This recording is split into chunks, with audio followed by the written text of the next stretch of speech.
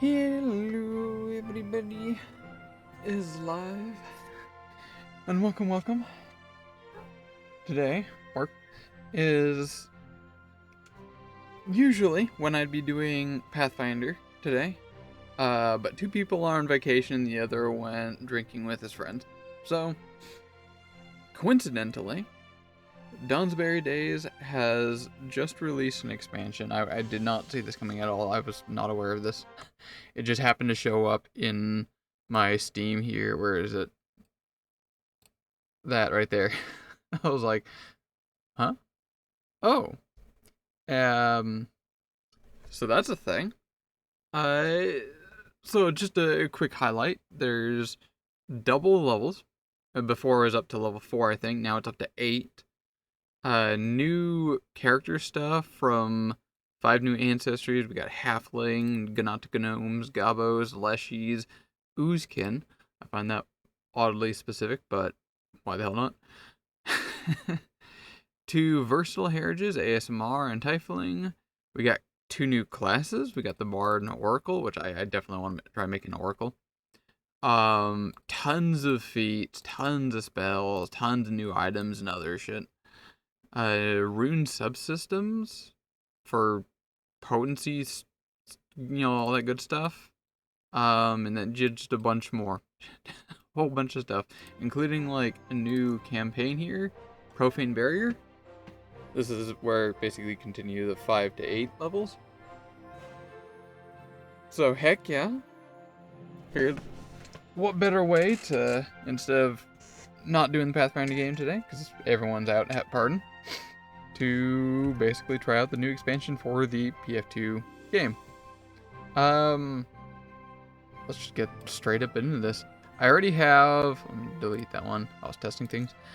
This is my previous one. I never actually completed the game, to be honest. I got to I think the very final stage, and I got whooped hardcore. But hopefully that doesn't happen again. Let's get right into it. Custom start, definitely. I like customizing the start. Wonder what kind of new stuff there might be available for me to attempt doing. We can name the party. Custom party name.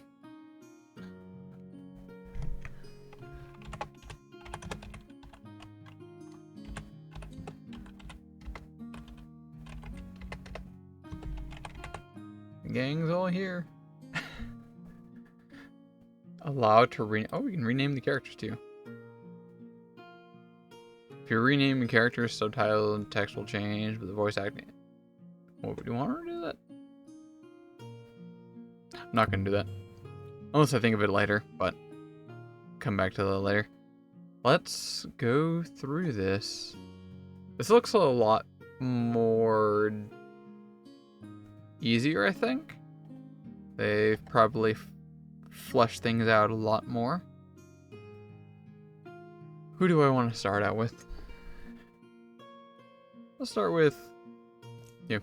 We still have alignment. Interesting.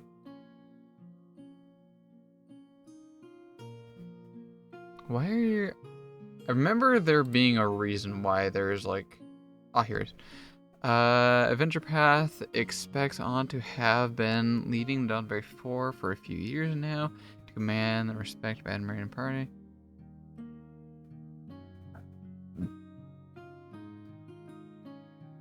Okay, so it's basically just giving us objectives if we care about the whole... What's it called?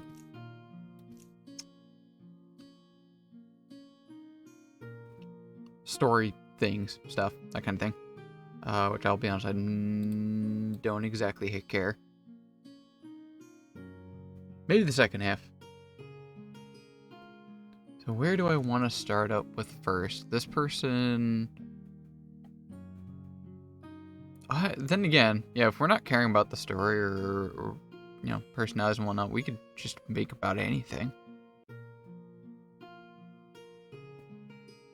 Perhaps this could be our Oracle. We could try testing that right away. Who's got Oracle energy?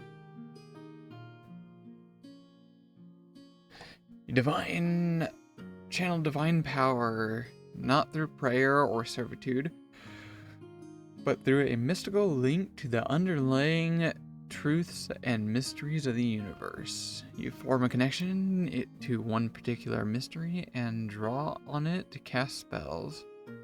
But that power comes at a price, a curse that grows stronger the more you draw upon it. A curse is double-edged. As it grows, it brings greater pain, but also greater rewards. I hope this is like the remastered version, because I've always pondered about Oracle.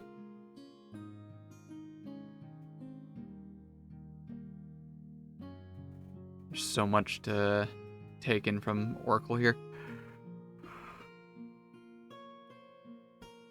One step at a time. Okay, it is a charisma class, as I remember. We can ignore all these. Simple. It has light armor. Divine spontaneous, like a sork. Mystery. You choose a divine mystery, which gives you a curse but grants you a passive. Extra cantrip, an extra skill, a focus pool of 2 focus points. Noted. A curse-bound focus spell and allows you to choose a domain. Curse-bound focus spell. I wonder if that's why. There's 2 points. Grants you an additional curse-bound focus spell. Each time you cast a curse-bound focus spell, the level of your curse increases by 1.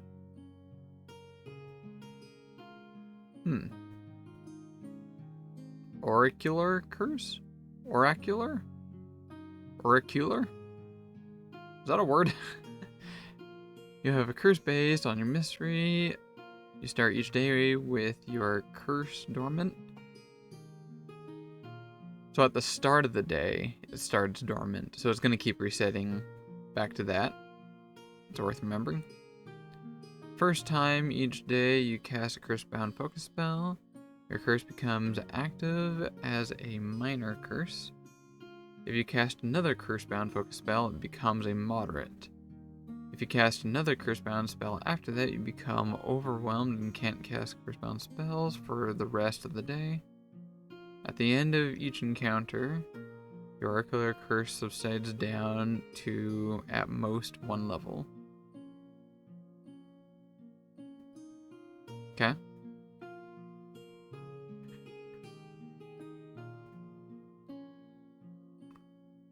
Alright, what kinds do we got?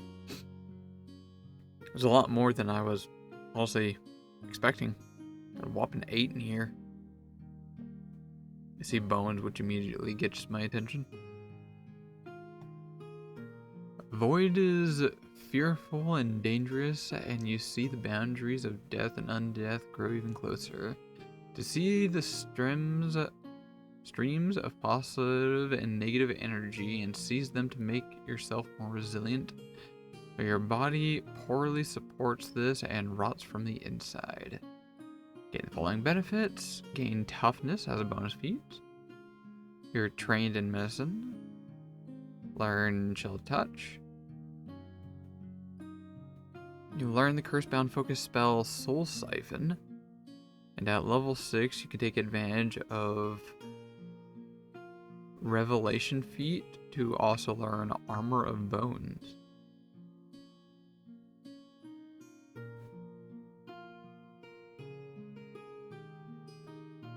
Okay. You can choose a focus spell from the domains of death and undeath. Your curse has the following effects.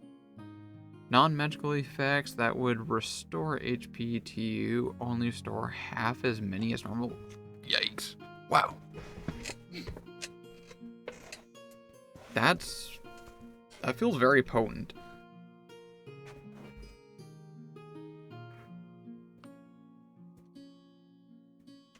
Oh, wait a second. Non-magical effects that would restore HP to you. Okay. Never mind. That's not as bad as I was thinking.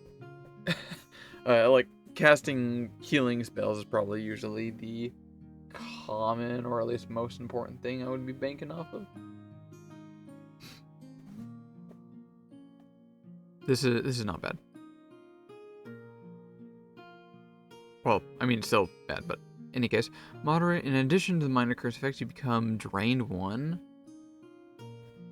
That reduces max life. However, you also gain resistance to poison equal to that, and a status bonus to saves against disease, poison, and death effects. And if you roll success with each save, okay. So much more resilient to disease, poisons, and death. That sounds fun. Why not? Maybe we can sit here and just go through, like, everything in here. Although immediately as I reach the Cosmos ones, it catches my curiosity. Enfeebled. Enfeebled is Enfeebled is strength, right?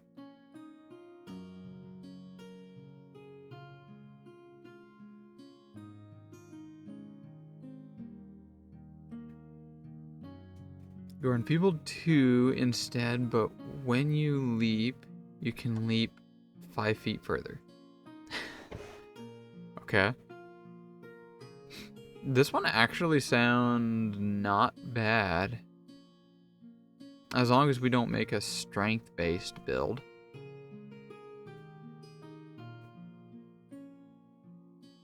Oh, hold up. What the hell? You gain resistance to physical damage equal to 2 plus half your level rend. That seems huge. Wait, what did the bone get? It does give toughness, so more health. Wow. What exactly is that? Physical damage equal to 2 plus half your level. Round it down. So for level, say 4.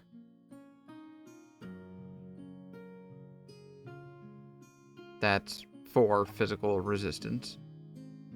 That's really good. This one sounds...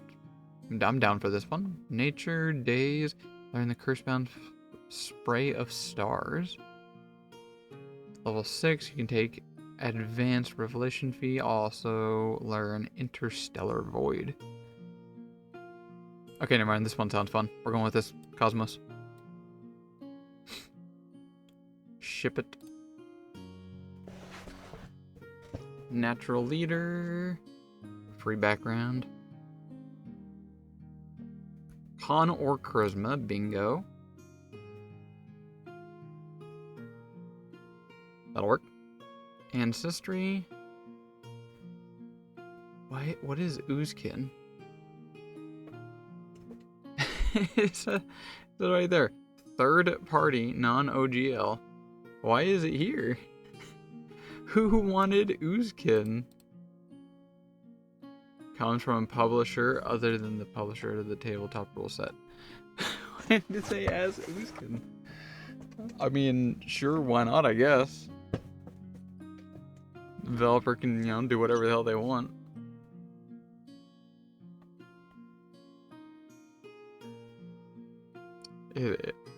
I'm just thrown away by that.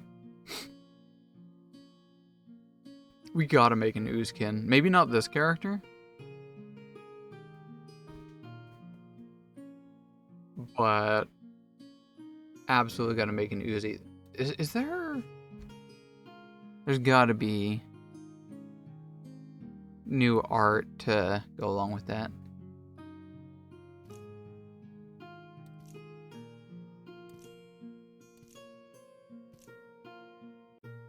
Yep, there it is.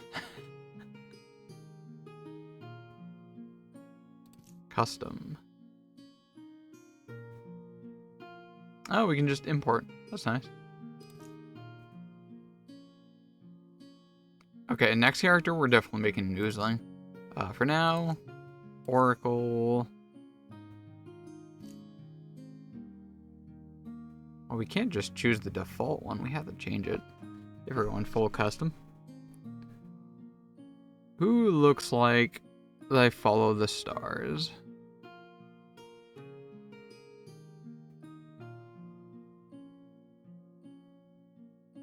I can see that one.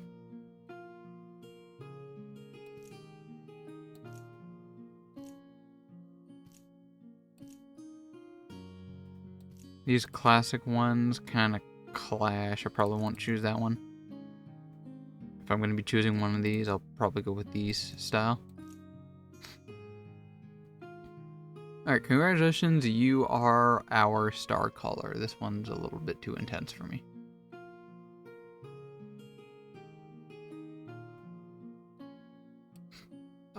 What should you be?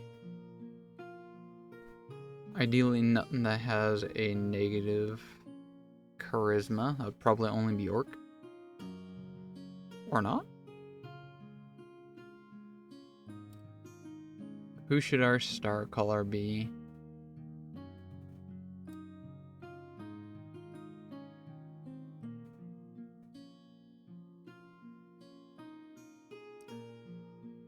Stealth feels pretty good. Arctic, desert, unusual. You have 2 free ability boosts instead of an else normal ability boost and flaw. Wait, what? You have 2 free ability boosts instead of an... Wait, what is... Oh, okay. Basically, you get caught on this. So instead of up, up, up... Okay. Noted. Can you use seek action? Mixed and versatile.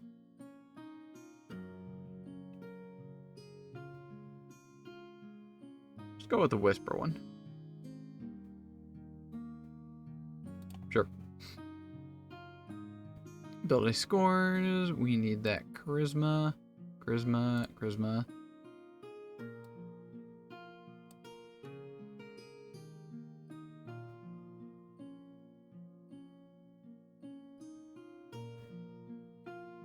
I'm thinking, what did Oracle exactly give us?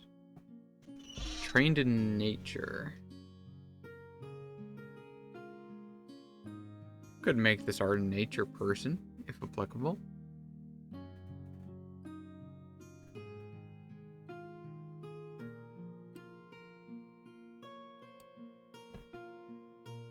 It is always so nice to have. Come on. Let's keep those flat numbers. That'll do. Although now that I'm thinking about it, having some high wisdom for some, like, really good... Oh, there we go. Having high wisdom for a very high initiative. I assume it's most often going to be doing perception. Having casters go more often first feels usually ideal to me. As they have, like, either debilitating attacks, buffing effects, maybe area of effects, and you don't want your melees up in there.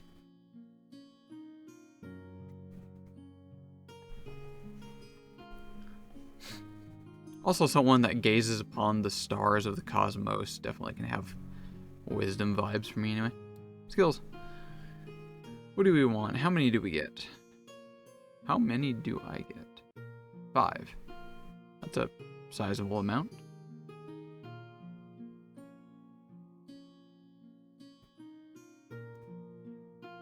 What feels good?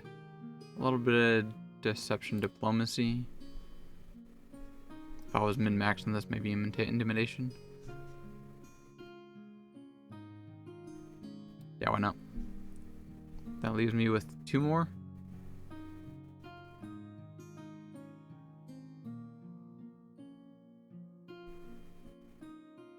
Already has a decent wisdom. Having another medicine person might not be a bad idea. Yeah, do it.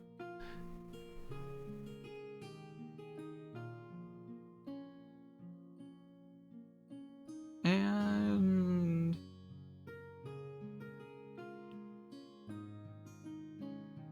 getting some athletics might not be a bad idea. Grapples, disarm. Disarm, shove, grapple. Actually, no, acrobatics. Yep. Ancestry feat, what do we get? More cantrips. Demon Bane Warrior. Gain a circumstance bonus to strike damage against demons equal. Bonus to strike damage. Will that count for spells? I don't think so. Because strike is a specific type of action that says for using, like, martial weapons or unarmed strikes. I'm pretty sure. Elven weapon familiarity. Probably not. Forlorn. circumstance bonus to saves emotions. Increase movement speed. Movement speed always pog. Especially for the caster. Oracle cantrips. Alright, what do we get? We have days. Mental. How many can we get? 5.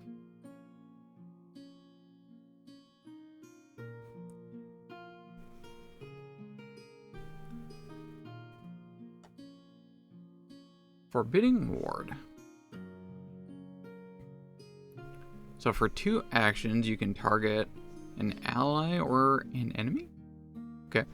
Target ally gains a status bonus to armor class and saving throws against that stuff. Duration sustained.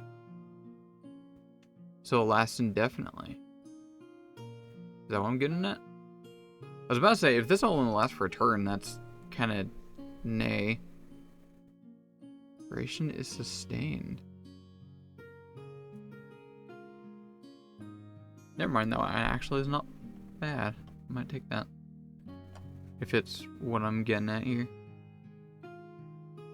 Guidance. Him. Needle dirt.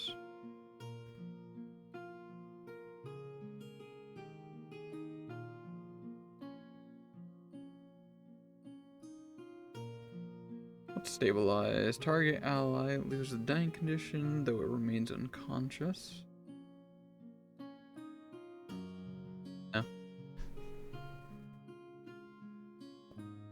Every living creature takes... Oh, that causes... Ancient Dust causes negative damage? Persistent negative damage? Sure, hell yeah. 3 more. Deals positive damage. Oh, I was about to say, can this be used on anything? No, it says specifically target 1 undead.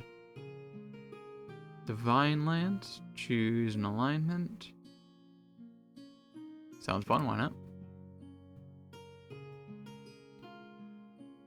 Actually, I kind of don't want, like, any divine stuff. Let's go haunting him. I'm going for a bit of a flavor here with the cosmos. Sure, we'll grab shield. Until the start of your next turn. Yeah, that'll do. Assuming it can be done with that as well. Okay, we have that does damage, that does damage, and that. So we have a decent number of attacks. Let's grab stabilize. Or guidance. Stabilize. Just in case that might be important. Level 1 spells. We 2 level 1 spells? Wonder why it's separated this way. Animate Dead. Bane. Wait, how many? 1? 2? Just 2? Okay, noted. Animate Dead. Bane, Bless, Command, Fear. Harm and Heal. Hide from Undead. Protection. Remove Fear. Sanctuary. Spell resistance. For the rest of the encounter, gain 1 status bonus to all saving throws. I think I know a fight that would be super good at. I'm pretty sure that's the last encounter having spell resist like this. It's been a while, but I'm pretty sure that would be super helpful.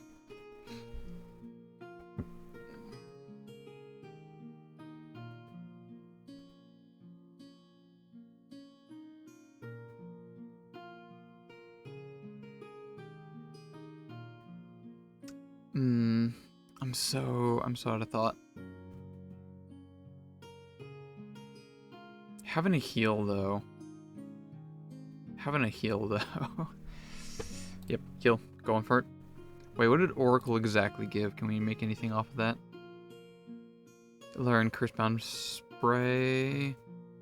Choose a focus spell from the domains Void and Cold and Moon. Enfeebled. Okay, so not necessarily anything that strongly synergizes unless. Focus spell, Cursebound. 15-foot cone, reflex, deals fire damage. Each creature in the area must attempt reflex. On a fail, takes full damage and is dazzled. Okay.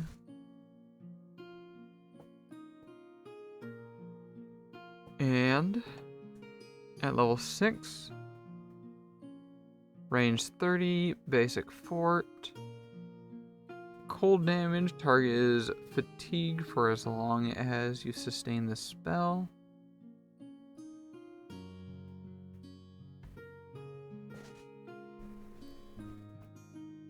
Fatigued? And what is this one? Dazzled. Yeah, I don't quite see any major synergies. Or at the whims.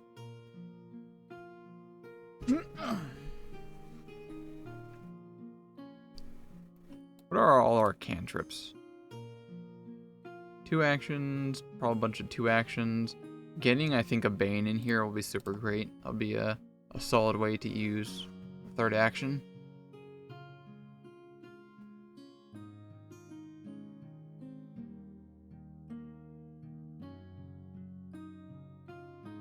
Do I want Bane or Bless? What does Bless do? +1 attack rolls. Only attack rolls, but that's still good. And Bane is penalty to attack rolls. I think Bless would be better, just because you're guaranteed to have your people have a +1 to attack, whereas Bane is a chance for the enemies to have a -1.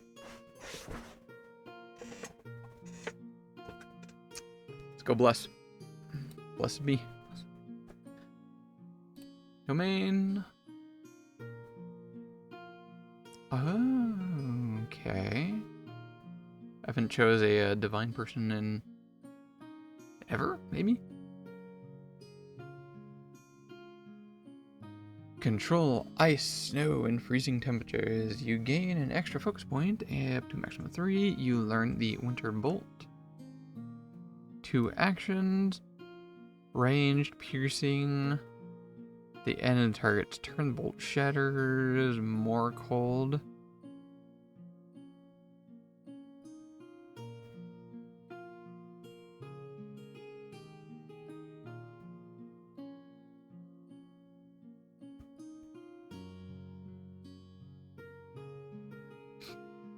Alright, Moon. Moonbeam. Range 34, make a spell attack, roll the beam of light deals fire damage.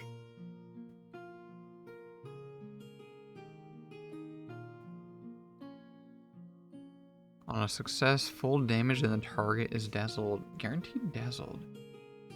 I don't remember what dazzled was. I do want to check that really quick.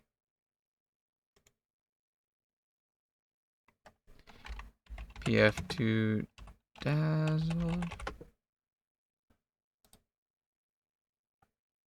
Overwhelmed. Your vision is only precise. Sentinel creatures and objects are concealed. Ooh.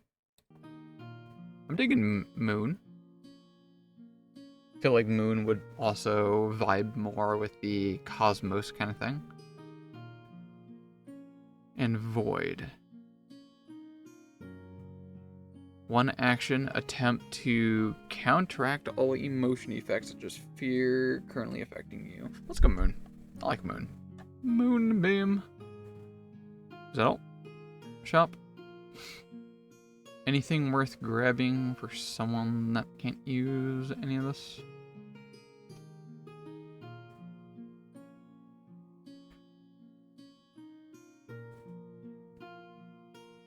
A sickle and a spear cost nothing?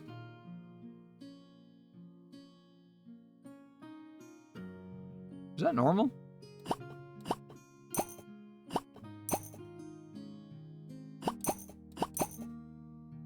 Okay.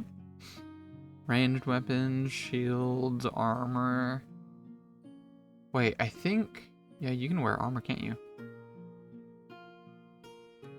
Light.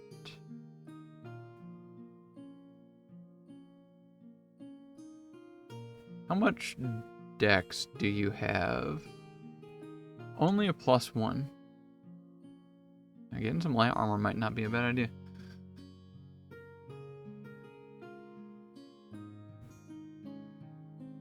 Do you have any strength? No.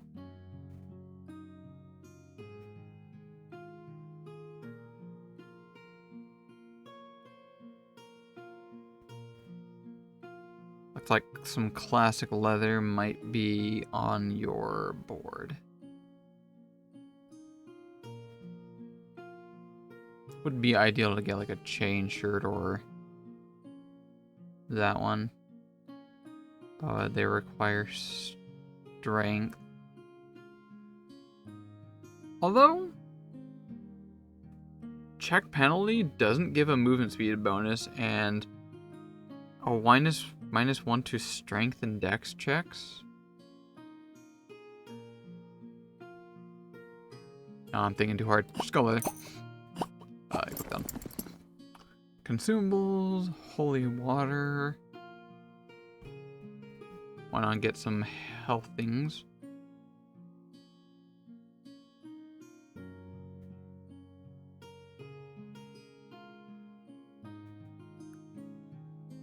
I've never put that much thought of the elixir of life and healing potions. Like, one heals more but costs more. This one heals a little less but costs less. I feel like having that higher heal is more important.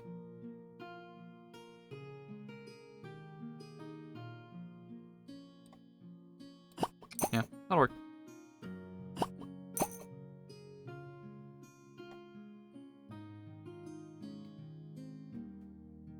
If we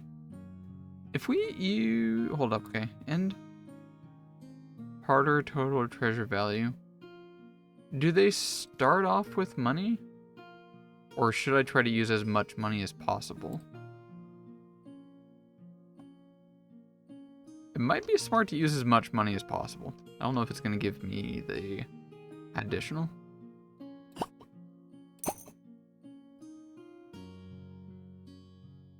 There we go. Alright, on to Scarlet. Congratulations, Scarlet. I think you are going to be our ooze.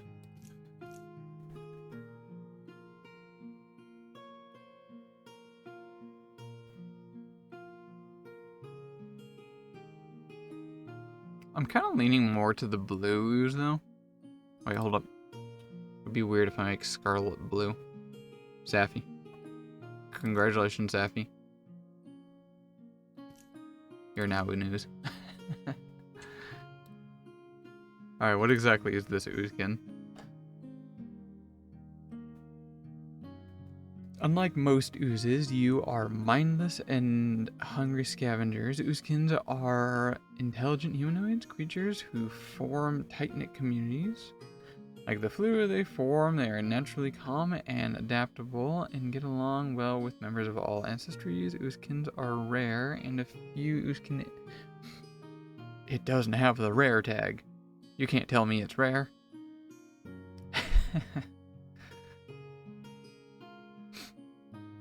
Alright. Low hit points. Standard speed. Flawed in dex.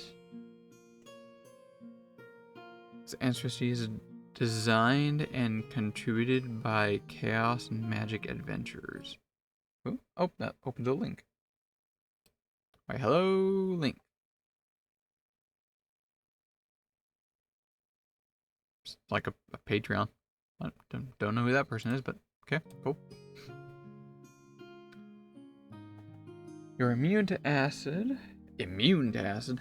That sounds super strong.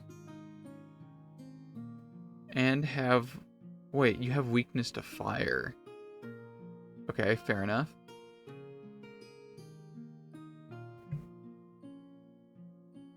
Okay. Once per day, you take energy damage as a reaction. You gain resistance to that. This lasts for the rest of the encounter. Oh, that one's cool. Adaptive ooze. That's pretty cool. I'd make a flavorful joke, but might be a pun. Speed increase. That's always nice. You lose the Constitution ability boost and the Dexterity ability flaw. So that's like the diverse one. Instead of selecting an Unskin heritage, you choose a versatile heritage that represents a second ancestry. You'll then be able to take ancestry feats from both ancestries. Let's lean into ooze stuff.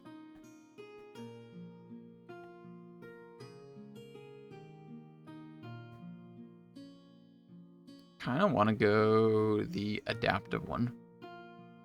That one feels pretty good.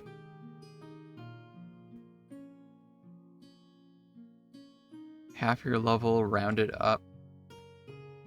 So at level 4, that would be like, what, 2 fire resistance? And in theory, that would be for the rest of the encounter. And yeah. Yeah, why not? Or, wait, no, hold up. I immediately second-guessed myself because I think I want to make this character here a martial character. I like the idea of like a martial ooze. And I feel like for martial characters, reactions are very juicy deets. Maybe not adaptive. Actually, no, hold up. Because this would only be used once. And it's not like martial characters are always using their reactions all the time. No, yeah, that'll be fine. Adaptive it is. Protege of Donsbury. Trained in athletics, sure. Don't know what that is, but sure. Class. Alright, I want this one to be a strength-based character. I like a slime that can smash. What do we want? Barb? Champion? Maybe. There's even a maybe for Druid. Fighter, naturally. Magus, technically, but a little too magic. I want to lean into the smash. Monk?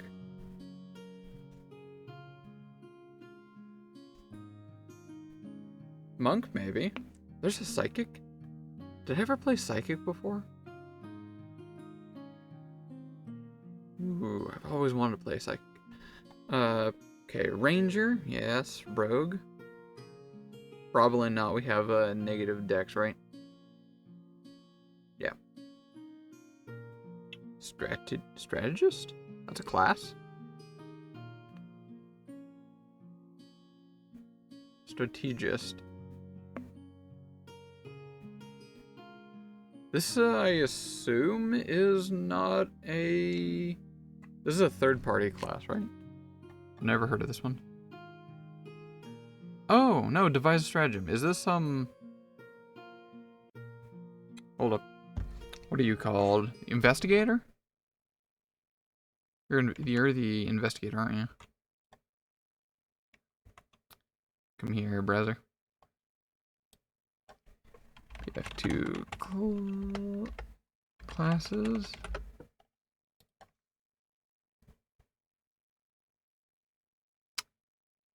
Not inventor. Exemplar. Where are you? Investigator. Why are you called the strategist?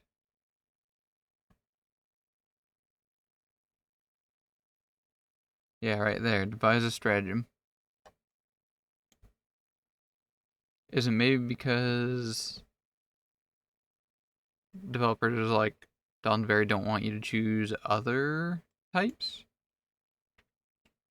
Methodologies? Chemical science? Something, something, something, something. Why is it called strategist? You had one job. Key attribute is int. It's int.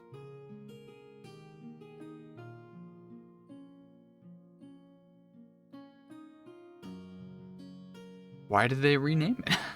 I don't understand. Whatever. Anyway, could really lean into smashing. I don't think I've actually played a barb before. Never really seen a barb in action too. In the games I've ran. Yeah, why not? Let's go barb.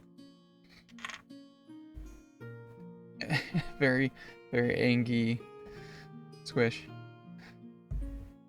Animal, dragon, or fury?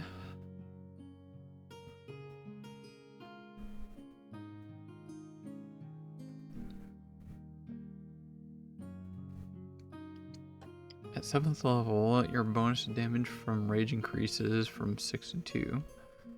And gain an extra 1st level barb feat. Dragon instinct. Dragon might be potentially flavorful. I imagine like we have to choose what type of dragon. Draconic instinct. Yeah. Maybe if we're leaning into the adaptive one, we don't choose a specific one, so maybe not that one. Animal, possibly. Depending on like what animal we choose, it could be quite flavorful. Gain a jaw. These do all kinds of stuff. Tongue. We get a tongue attack. Hold up, frog might be a game here.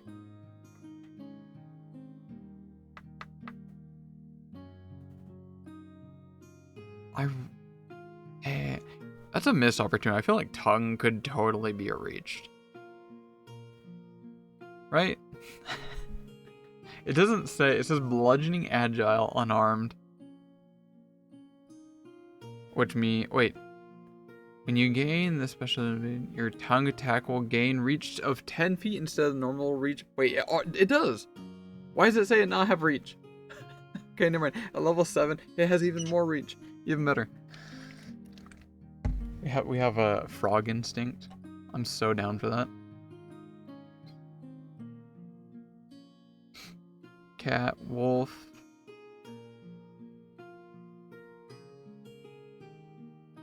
We're going frog instinct barbarian. Okay, I'm excited for this one. Some dicks. Strength. Dex probably important. Should probably actually read the barb. Might have important stuff on there.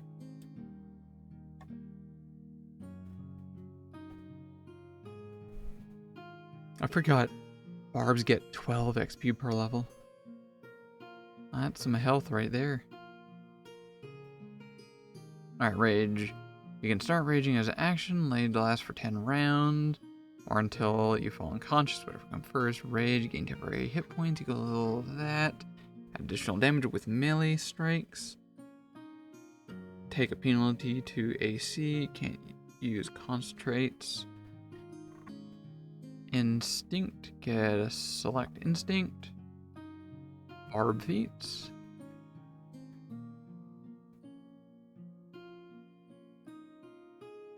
Okay. Got it. Okay. Okay. Where's frog? Okay, we got frog. Good. Agile. Which one's is it? Agile? I always mix agile and finesse. PF2 agile. Second. Okay, so it's the one that down to 5. Okay, got it.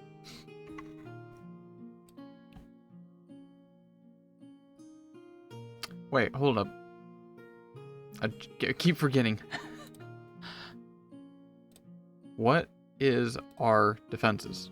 Armor proficiency. Trained in light and medium armor? Barbarians can wear medium armor?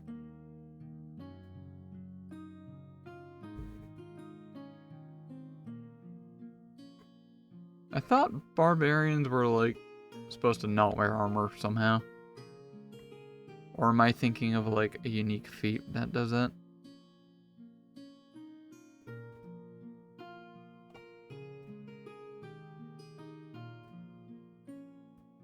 Barbarian feat.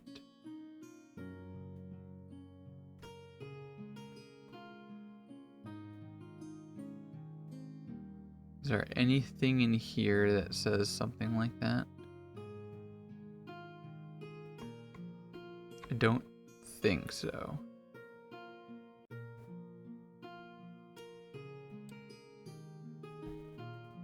Well, in that case, having some dex might not be a bad idea. Wait, no, we can wear medium armor. Barbarians are much more different than I recall. In a good way.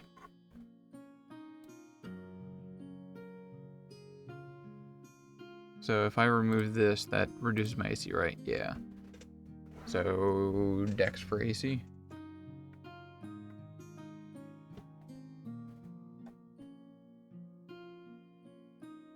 Or do I want int wisdom? Nah. We're just gonna make a powerhouse. Strength or dex and free. A pure powerhouse of absolute frog energy.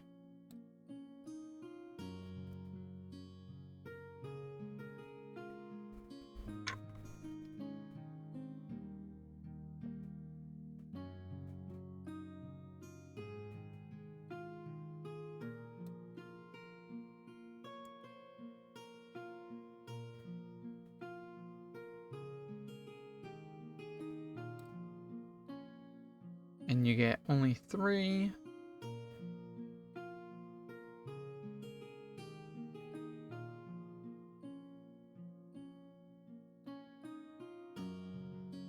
What works good for a barbarian? What do you want, Burb?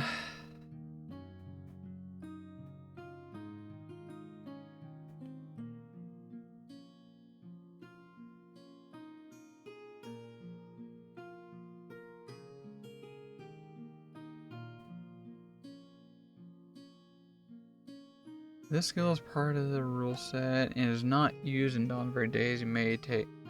Okay, that is worth noting. Survival is not useful at all.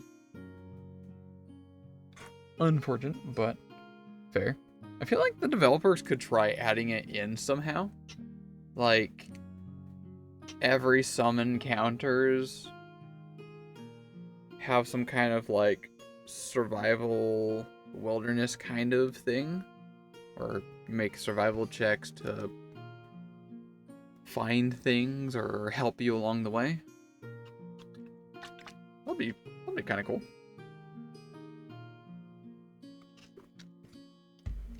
Could have like random loot attached to it.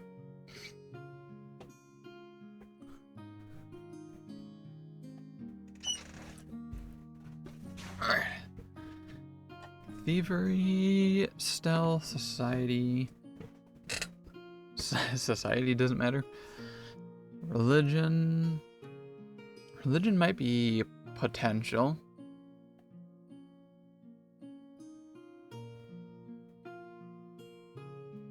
Go in nature though, since we are frog. But then again, we aren't exactly frog. We can flavor this as just for like, you know, using our ooze stuff. So we don't have to leave into that. Yeah, we could even say it's occultism. Yeah, what the hell? Let's go with that. Medicine checks, maybe. Diplomacy, deception.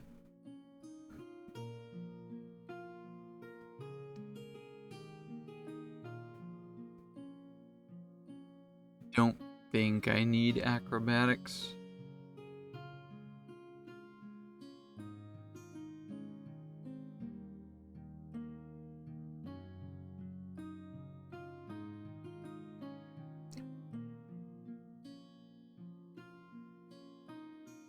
I'm at a loss. What would be nice? You make a crafter. But if we had a crafter, would it not be better to have it on someone that has a good int?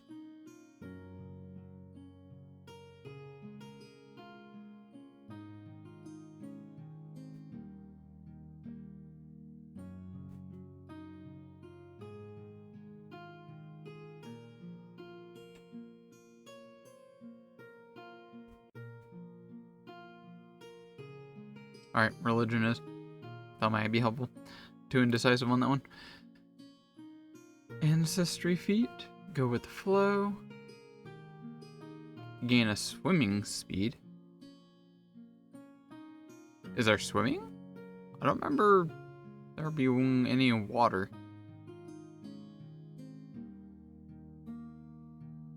Okay. Gooey anatomy. Circumstance bonus to saves against poisons and are immune to disease. It's not bad. Hide nucleus. When you're reduced to 0 HP by a critical hit, or by failing a save with a critical fail, as a reaction you can choose become dying 1 instead of dying 2.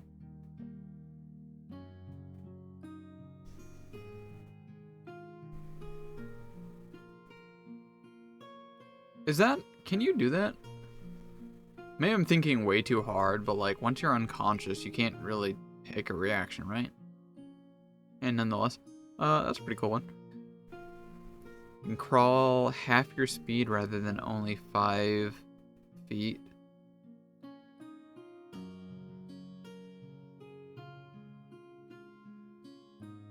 wonder how often that would be helpful.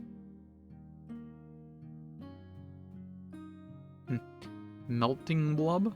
You gain unarmed ranged attack that deals acid damage. On a critical hit, target takes persistent damage equal to con mob. Attack has range. That's so much better. An unarmed ranged attack. Oh, it says ranged attack though. Never mind. Okay, so that's still really good for other builds. Or we're doing melee stuff. Reinforced pseudopod? Your unarmed attacks deal bludgeoning, slashing, or piercing, whichever is the worst. I wonder if that will work with the tongue. Unarmed attacks deal bludgeoning, slashing, or piercing. Because this is bludgeoning, if we can make that into like a piercing or slashing. I hope the game is capable of translating that.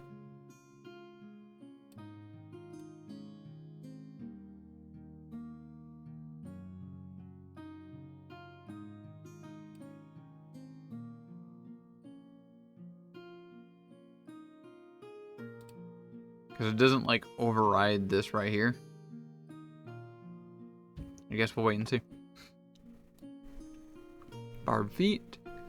When ranging, gain stats bonus to athletics. We get 1, right? Yeah, just 1.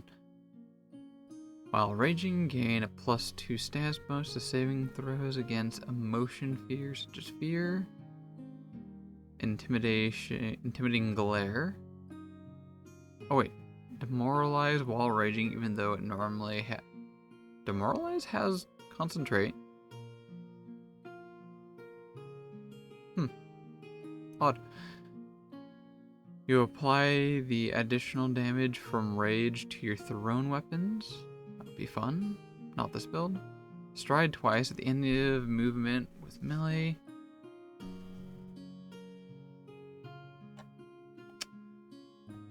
Maybe not that one. I kind of want some of these bonusy stuff. To all athletics checks.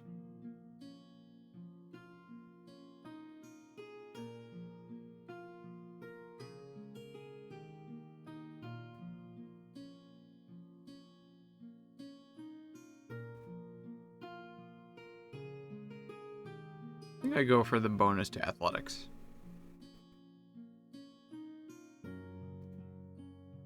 Yeah. Alright, what do you smash with? I mean, we plan on smashing with ranged weapons, no?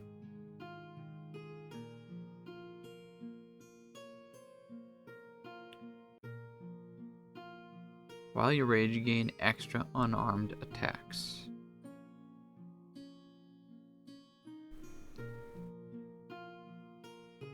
What were they? We got allegedly a ranged attack, which it doesn't exactly say anywhere. And then a Jaws, which is 110 bludgeoning Jaws.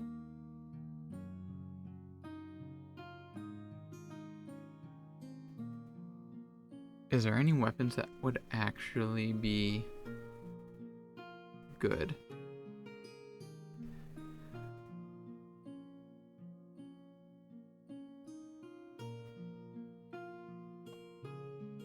Earthbreaker catches my attention. Deal extra damage equal to double the number of weapon damage die to objects, including animated. This weapon you can shove.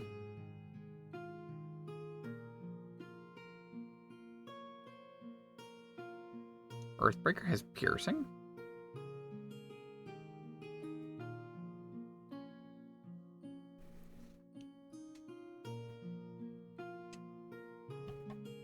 Wait, they wouldn't happen to have... what is it called? No, I don't see it.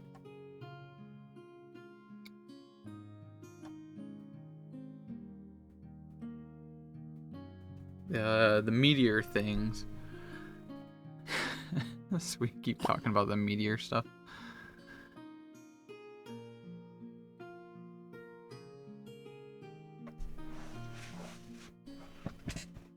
Partially down for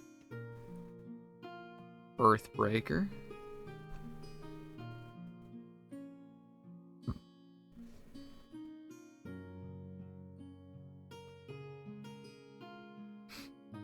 Or that one. Actually, maybe a halberd might be game. Because it's also got reach if I want to lean into that reach stuff. And it's got trip, which I think I want to make some solid use of with the adrenaline rush, giving +1 to athletics. Okay, possibly this one right here. Clave, reach, forceful.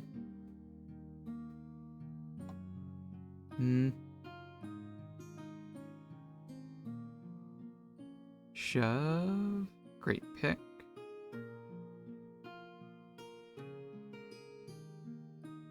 Great sword. Goosar. What is that? Goosarm? Goosarm? D10. Two-hander. Polearm. Reach with trip. Wait, what's the difference between this one and the shard?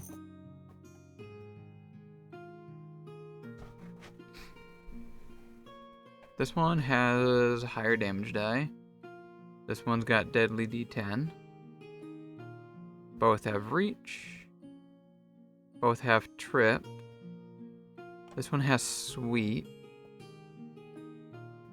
Your second and third attacks gain a +1 bonus to attack if you've already attacked a different one. I think I'm leaning more to this one. Just the raw damage die. And I'm not gonna try focusing with the sweep. I just want that trip and the reach. That feels good to me. What's halberd? First style slashing, don't need it.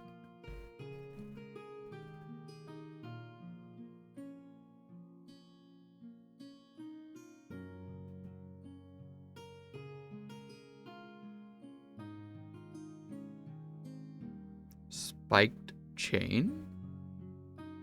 That sounds cool. It's a two-handed weapon? Flail, trip, finesse, disarm. That would be cool to get someone to use a spike chain just because it sounds cool.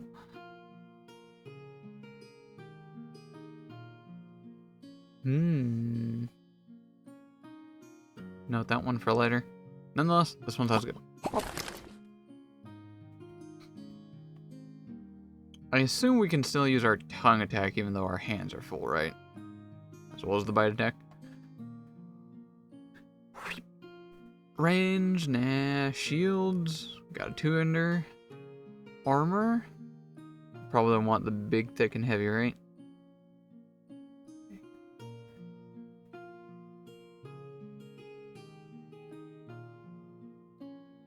What's my dex? It's actually +1.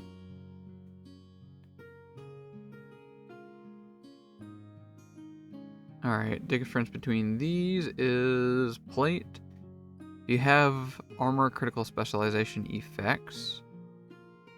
You have resistance. Okay, this is if we have armor specialization, which I don't know if barbs get. And this one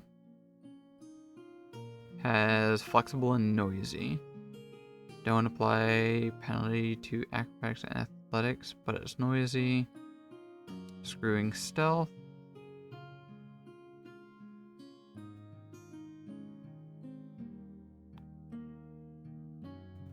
I mean, might as well just go with the plate, eh? Breastplate? Yeah, breastplate. Pop. Consumables? Are there more consumables here? I don't remember these ones being on the other person. Alchemist Fire. Yep. Dread Ampule. I don't recognize you, though. Splash damage. 1 mental. If you hit, target also becomes frightened 1. Oh, cool. Guaranteed frighten 1 hit. That's if you hit, so okay. It's basically the same amount of rolls. Sounds kind of fun.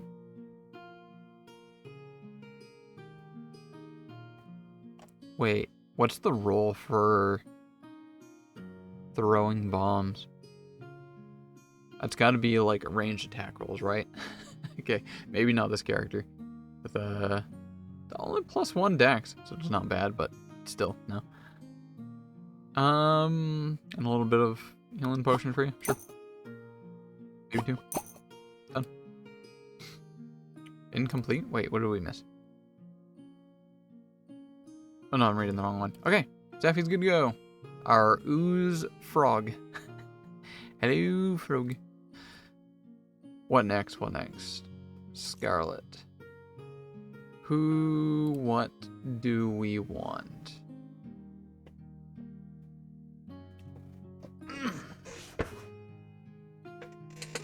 I'm leaning into getting a druid. That's pretty much what's on my mind. No proper reason onto that, to be honest. Just getting a druid sounds fun. Actually, I can see Toktar here being druid energy. So who do we want? if we add a druid, that would give us 2 casters and a barb. Perhaps a skill monkey would be then ideal. Maybe a ranger.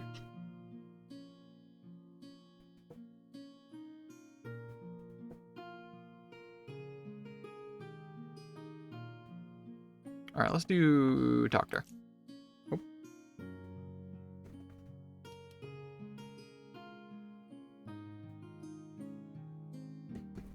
Someone just messaged me. Class, druid, animal order, storm, or wild.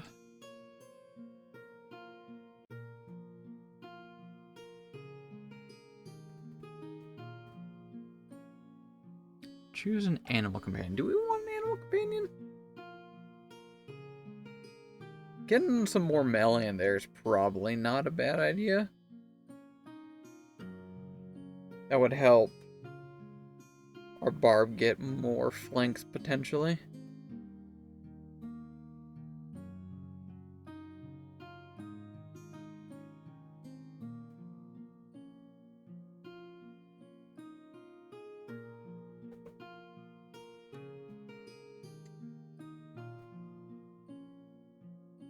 What do the other ones look like?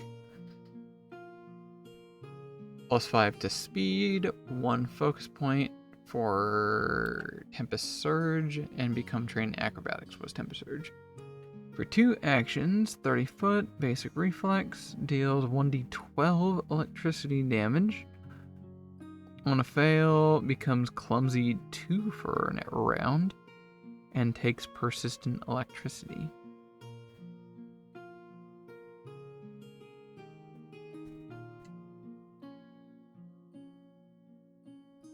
Okay.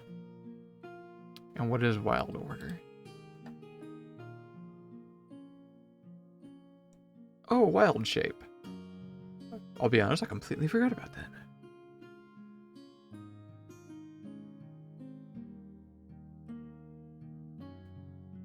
Wait, why does it say insect? You learn the focus spell wild shape, which causes you to shapeshift to gain an extra focus point.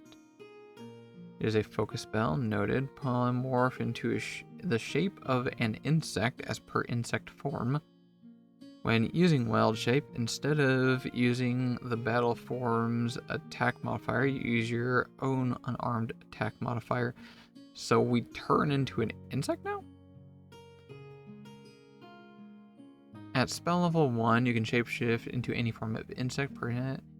At level 2, you can shape to any form of an animal as per animal form. Oh, okay. So at level 2, we can do animal forms. Why does that have to be later on? Why can it not be at level 1?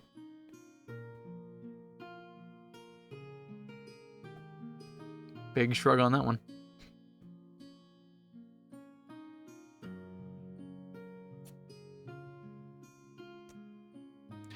I think I'm kind of vibing with like a full caster kind of druid. Get some boom doom.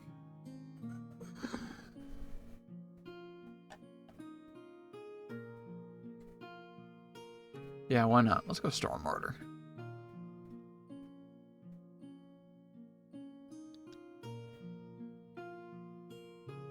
Ancestry. Do we keep you as an orc? I'm game for that, actually. Train Intimidation, Intimidating Glare, Resistance to Negative Damage, Circumstance bonus saving throws, gain more hit points, and Die Hard. Or Versatile Heritage.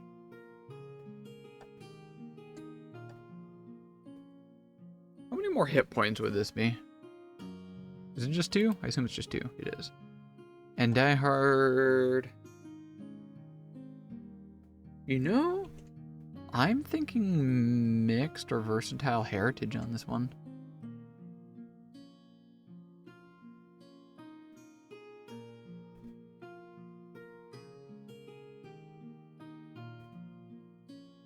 possibly gray, but I'm thinking do mix on this one.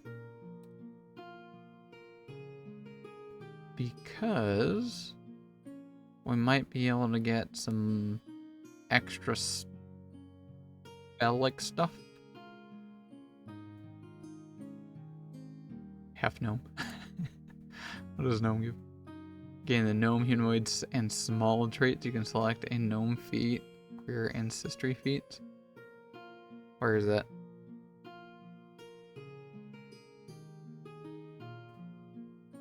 Oh, that doesn't really give us very much, does it? We just have access to gnome stuff now, right?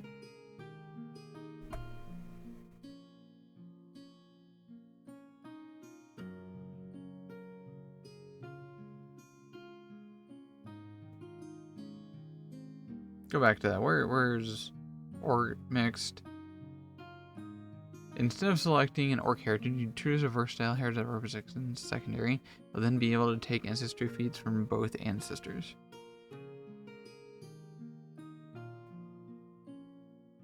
So basically, we lose out on anything from here, but we get more options. I feel like it would just be ideal to go, like, if we were going to do half gnome, might as well just go gnome, right?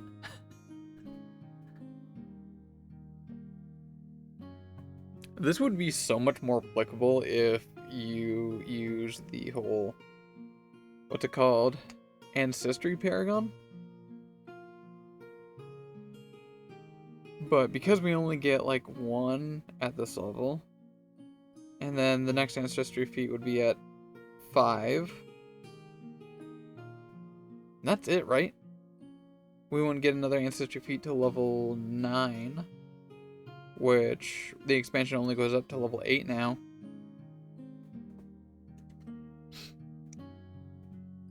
Yeah.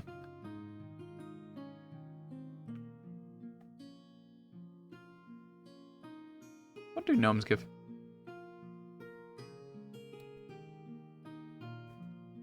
Bonus to stealth, perceptions to seek, ability scores, negative resist, choose anyone cantrip. Instead of selecting a gnome heritage, might as well go with that one. Get the cantrip. Ability flaw, that's fine. We go gnome. What about Gobbo? What's Goblin have? Fire, jaws, cold. Couple more hit points.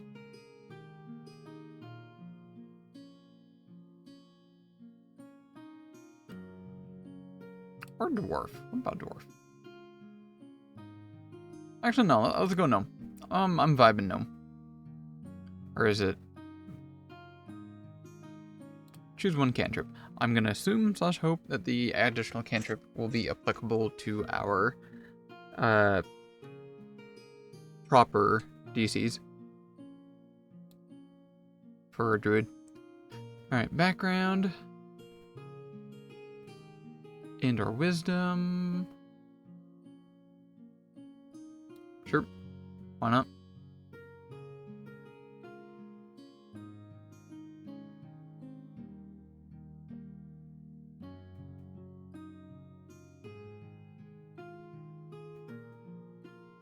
You gain adopted ancestry as a bonus feat.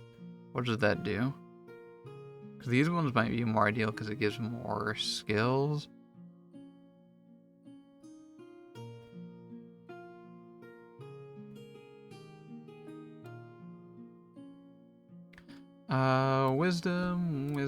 Wisdom.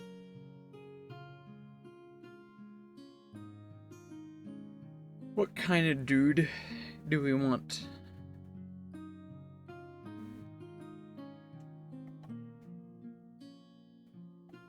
Getting a skill monkey in here might not be a bad idea. How many skills do we have?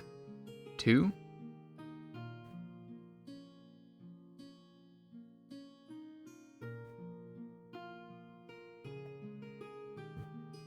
Let's go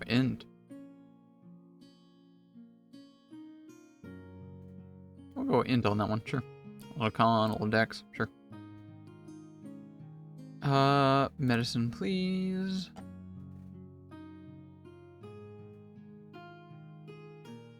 And maybe a little bit of Arcana. Performance, religion.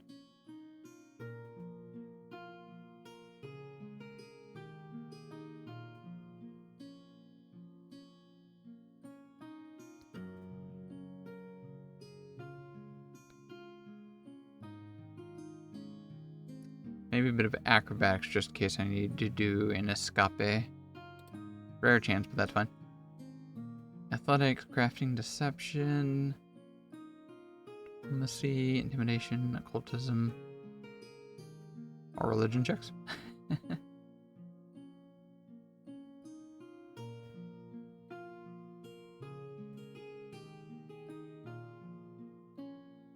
don't see my party doing in stealth anytime soon, I'll be honest.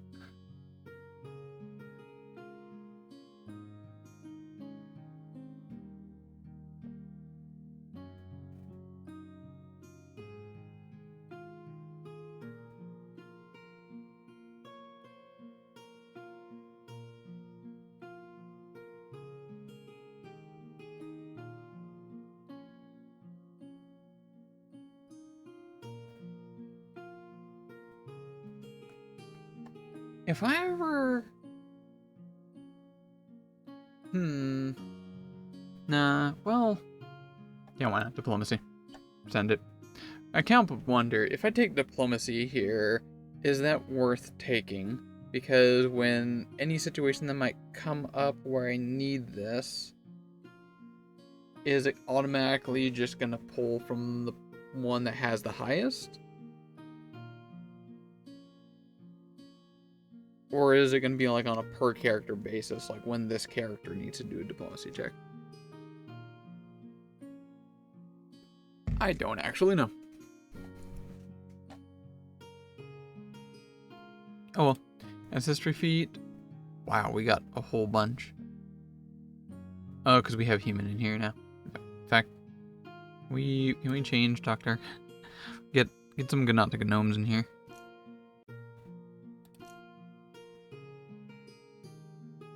Who's got gnome energy?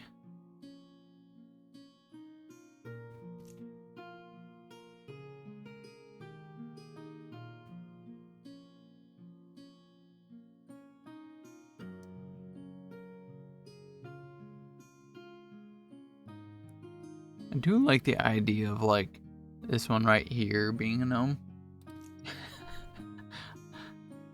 I like the feeling that kind of gives me.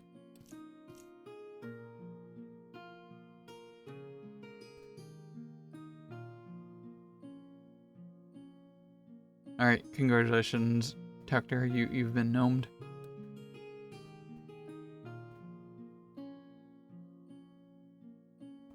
Dragon spit?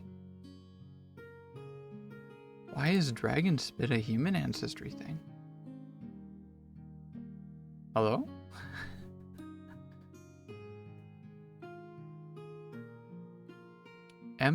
Empathic plea.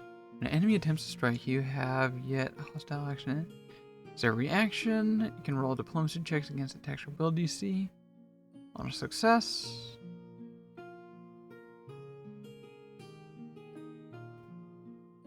Okay. That actually makes taking some of the other skills potentially worth it. General trading. Gain a general feat, which could potentially be very good. Gnome weapon familiarity. Gnome insight. Fear effects. Illusion sense. Perception to seek. Life-giving magic. When you cast a gnome innate spell, as a reaction, you can gain a number of... As a reaction, you can gain a number of temporary HP equal to half a level rounded up. Wait, so where do we get the innate spells then? That'd just be for later on?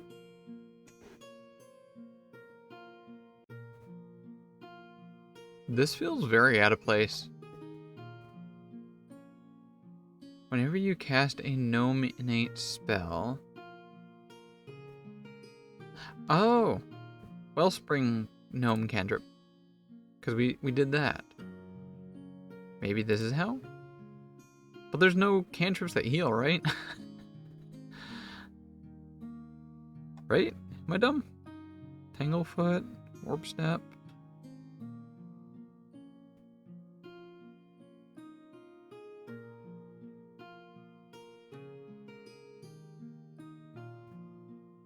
Yeah, no, there's no cantrips that would heal, so it's not from this.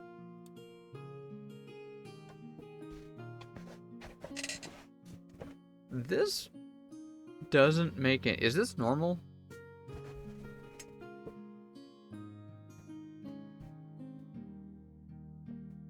Primal cantrip?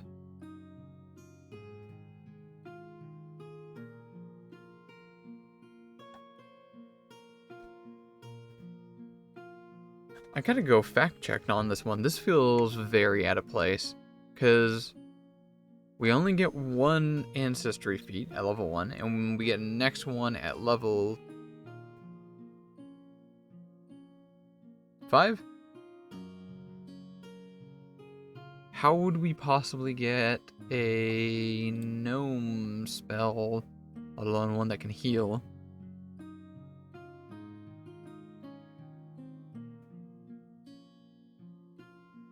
I gotta go fact check on that one. Just feels wildly out of place. Gnome. What did they naturally get? The light visions, languages, all the standard, got it. Heritages. Million Fey touched.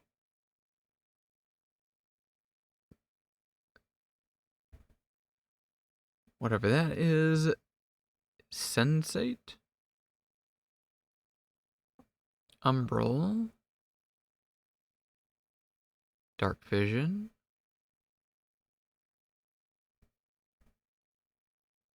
Wellspring.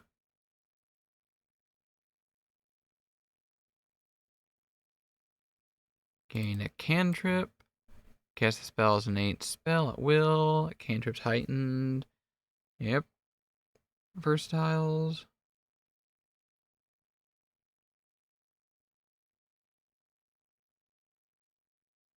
Okay. Now let me go look at feats. What's it called? Life-giving magic. Looking for... Wow, there's a lot of gnome feats. Life-giving magic right there. Cast an innate spell from a gnome heritage or ancestry feat. Once per minute. Well, innate magic refreshes your body. You gain a number of temporary hit points equal to half your... How do you use this? It's literally per the rules impossible to use this. I don't see a way. Am I dumb? PF2 life giving magic.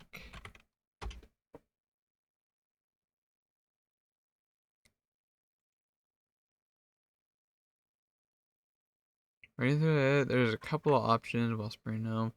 You cantrip as both, including cantrip as heighten. Okay. Does this mean first level? Okay, this is someone talking about something else.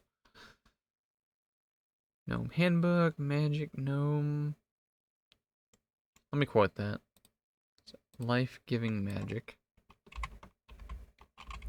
And just put that in quotations. There we go.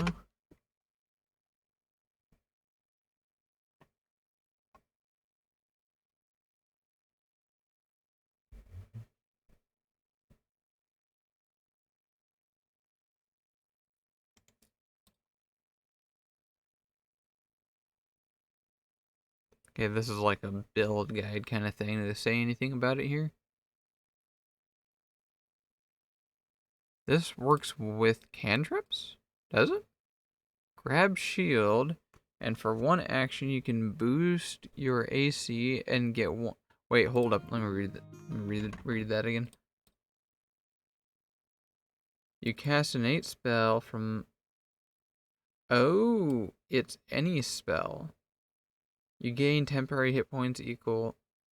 Oh, I didn't even think of that. Never mind. I was so focused on healing spells. Never mind. This is actually much better than I thought.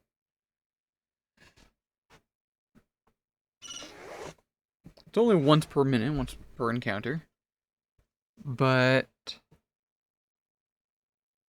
as a reaction, you can gain temporary hit points equal to half your level.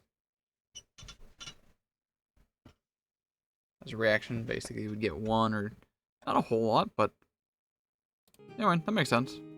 It's not bad. That did throw me for a loop, though. Okay. Moving on, natural ambition.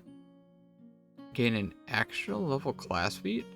What the fuck is wrong with humans? They get really good stuff. What?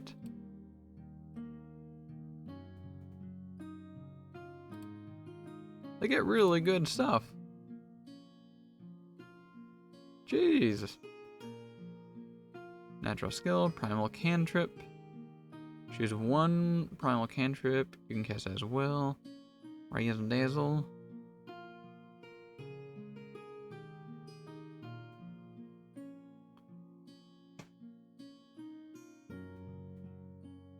When you dazzle or blind an enemy, do we have that? Maybe not from Storm Druid. Maybe. But like, natural ambition to get like one of these? Hell yeah. I mean, it's just inherently better. Look, you can prepare 2 additional cantrips, whereas like if we chose, what was it? This one, you get 1 primal cantrip. It's just straight up better. Or we can take some of these other ones. You can dismiss your battle form, such as wild shape, as a free action. I didn't know it takes an action to dismiss it. Fast dismiss battle form. Poison resist, reach and widen, abundant. That one's like super good. Prepare an additional spell each day.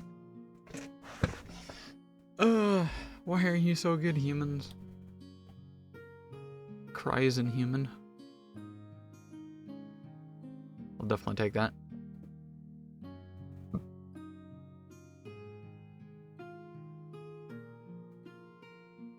Alright, what kind of spells can I nab before I grab this one?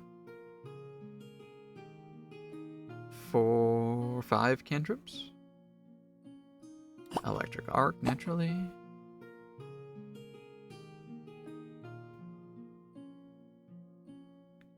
Gale Blast.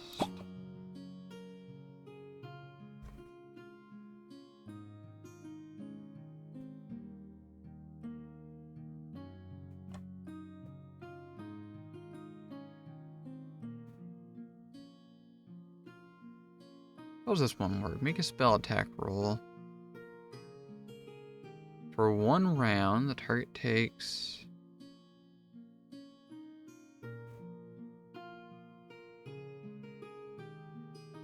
Oh, okay, so it is on a target. I thought Tanglefoot would be like in a location, you leave it there.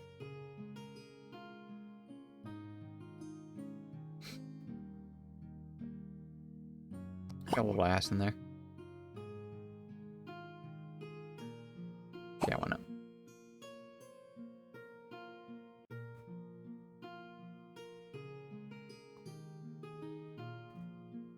Guidance.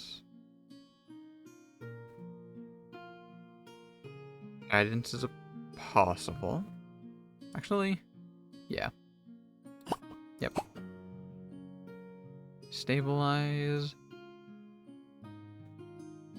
Do I want more types?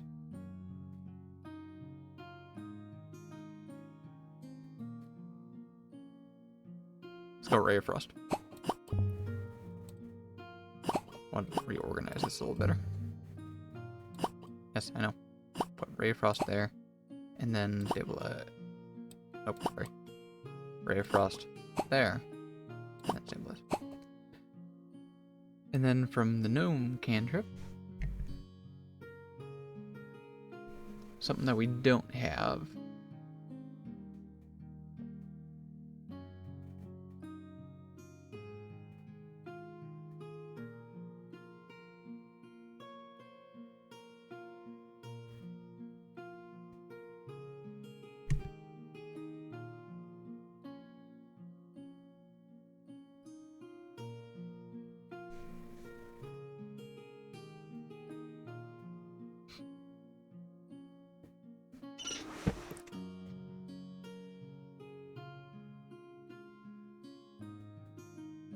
Open and unlock door within range.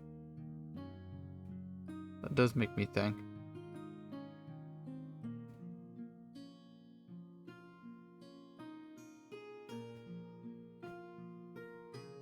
Oh, we get another possible forbidding word here. That might not be a bad idea. One ally or enemy. You do it on yourself? You ward an ally against...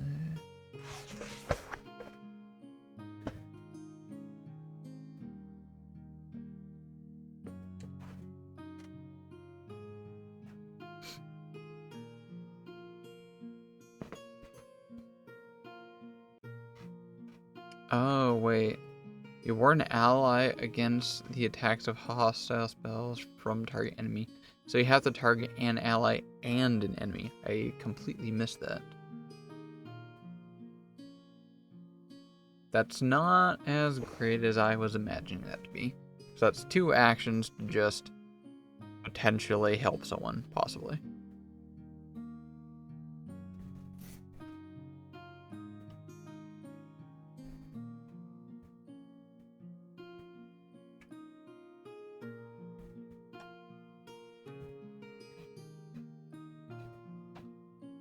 Shield is maybe? When unsure. Hello, Squish.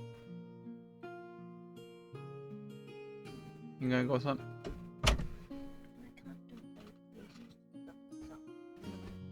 I'm gonna look on that. Would you like some rum with that unhappy? Fair.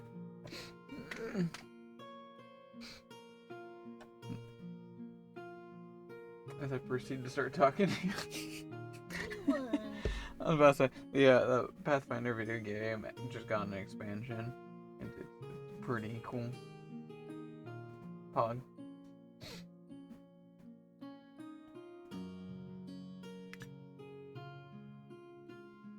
I think I'll go shield. Why not? Inventory. Although it might be better to get actually a proper shield in here. Yep. Changed my mind. We'll make that one into, we have stabilize, warp step. That actually might be pretty good. We're slow as a gnome, right? Or are we? Why is speed 30? Hold up.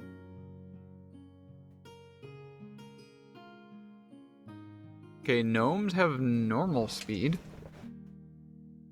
Oh, okay. Oh, right, from the balls, what is it called? Storm Order.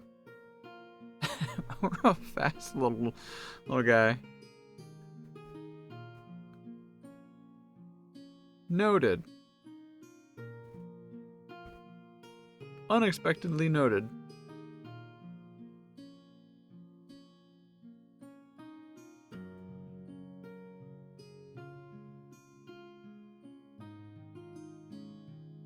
Right.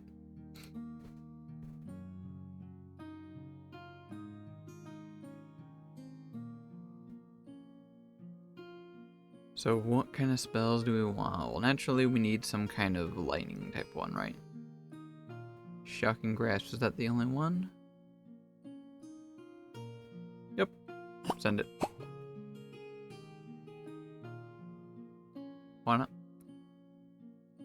summon animal. Possible on that one. Protector tree. Tree for protect. 2 actions. You create a protector tree in an unoccupied square within range. Tree has AC of 10 and 10 hit points. Whenever an ally adjacent to the tree is hit by a strike, the tree interposes its branches and takes the damage first. Any additional damage beyond what it takes is reduced by 0 hit points until... That just sounds fun. Tree protect. Yeah. Flourishing Flora. I have not heard of this one either. 30 foot, 5 burst, reflex. Choose a plant to grow. Then deal 1d4 damage to all creatures in the area. Reflex. Type of damage.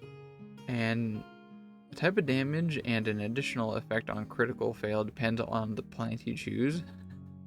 If it's a cacti, it's piercing, persistent bleeding. It's flowers, it's poison with dazzle. Fruits, it's bludgeoning and clumsy. Roots, it's bludgeoning and infect creatures fall for it. That is so much fun. God, I'm gonna play a druid now. On to hell with it. Let's go Flourishing Flora and then Protectory. Right as. Alright, give me shield. What kind of shield do we want? Do we want the good one or the less good one? I'll go with the good one.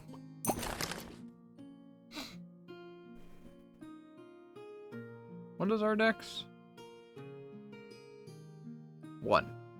And we're also weak as a wanker.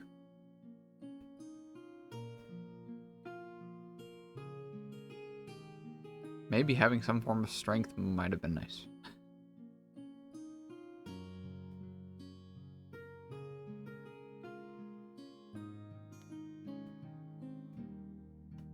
Uh-oh.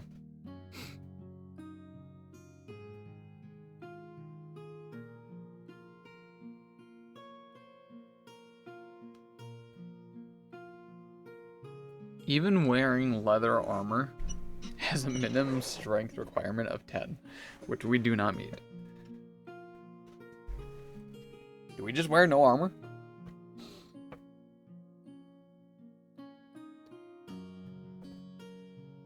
Oh, Tokdar's gonna get his balls kicked in.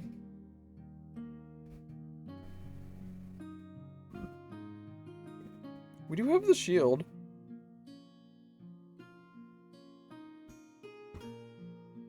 I am second guessing those int bonuses now. Actually, yeah, I'm taking that back. Where's the... We're gonna get rid of 1 int and put that in strength. There we go. We'll go back over skills. I'm gonna get rid of diplomacy. Yeah, there we go. 'Cause we don't need that. And now we can wear something. Leather, right? Just leather? Yeah, minimum 10.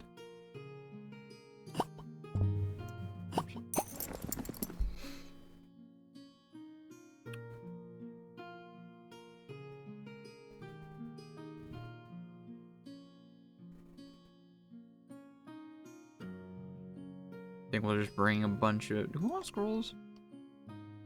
Do we want scrolls? We got plenty of magic stuff. Potions it is. Hog. Last but not least, it is Scarlet now. What do I want, Scarlet? Think I can ask the Squish? What do we want, Scarlet? Do you want me to ignore you, Squish? Okay. Squish doesn't want any info. What do I do for Scarlet here? We have an Oracle, Charisma. So caster, Charisma, decently damage capable. We have a Druid, who's also kind of a blaster with a little bit of healing. I think also the Oracle had some healing as well. And then we have our Oozling Frog Barbarian, which I can't wait to smash. I think we're missing a int base character for lore checks, or another melee. Can fighter be an int based character? I think that's applicable. Ancestry class fighter.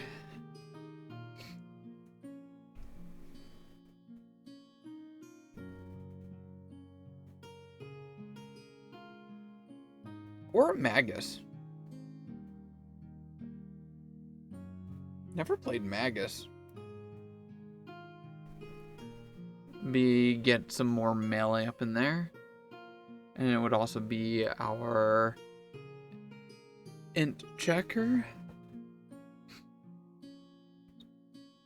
There is an int-based rogue, I think, though, right? Oh, they don't have it in here. Int-based rogue was called Mastermind. That's it. It's not in here. That is fine. Ranger?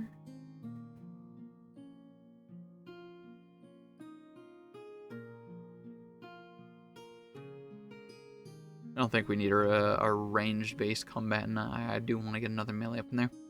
Get that delicious flanking. So possibly a rogue on that, but otherwise I'm thinking a fight. Where the hell is fighter? Don't they have like a fancy int-based thing in here?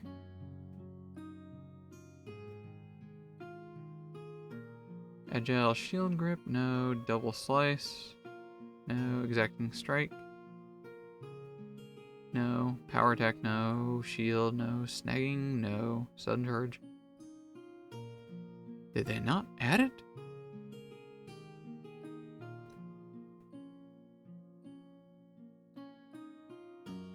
I don't think they added it.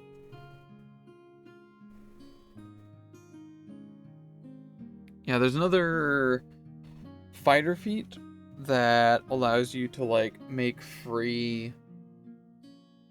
What are they called? Lore checks on the enemy you're fighting, which can be super helpful depending on your dungeon master. Yo, Amp, what's up? How's the stuff? How's the things? Hey, guess what? This Pathfinder game, I don't know if you remember me playing a while back. It's got an expansion, and it's got all the things. It's got all of the things, my dude. I'm currently in building up my party right now. I have made an Oracle. Oracle is basically a divine sorcerer. Uses charisma, but has the divine spell table. Next up, I made Safi here, who is an Oozling Barbarian. Specifically, Animal Instinct Frog. I think this is my favorite I've made so far. Animal Instinct Frog Barbarian with a tongue attack, which at level 7 will be a range of 50 or 15. Reach will increase by 10, which means 15 total. We can beat people up with our bludgeoning tongue, which combos potentially quite well with reinforced pseudopod.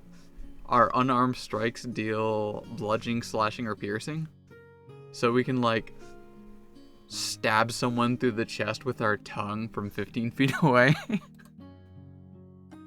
with brutality. Last but not least, we got Toktar here. This is your classic druid. Storm. We got plenty of magic stuff, lightning stuff. I made him a Gnome. This has got strong daddy gnome going on here. All here for. Then let's leave now, friends. Yep. Last but not least, Scarlet here. I'm thinking the last character here, I want another melee to get some flanking going on.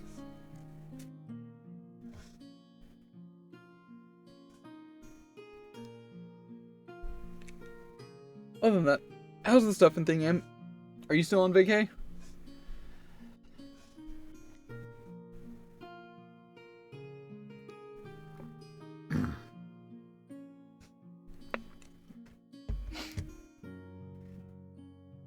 I've also got some of this, what was it called?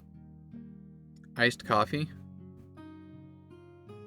That I put some rum extract in. I posted that on the Discord. It's different. It's quite different. I don't hate it. And I'd probably do it again. Uncommonly. But I'd do it again. Why is the rum gone, Squish?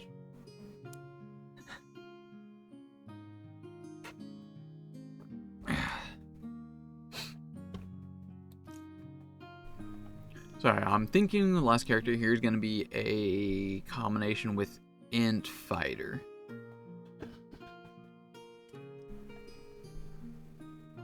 Which potentially could be really good if we make them a Magus instead. Where's Magus? Right there. Monk? I completely forgot about Monk, I'll be honest. But Monks definitely have the...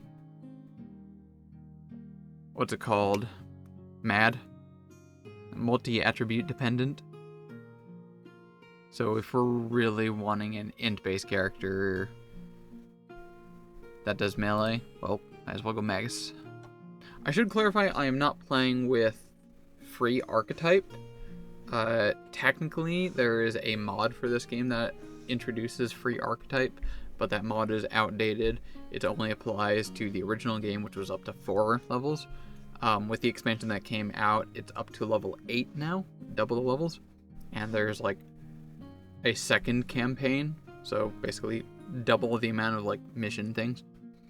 I would assume that mod would not add free archetype to the later levels, or possibly even work entirely all that correctly, because it just added like 200 some feats to the game, new classes, all that kind of shit. So that mod probably isn't up to date. So we're working with classic rule set of PF2, no free archetype, no ancestral paragon, just raw.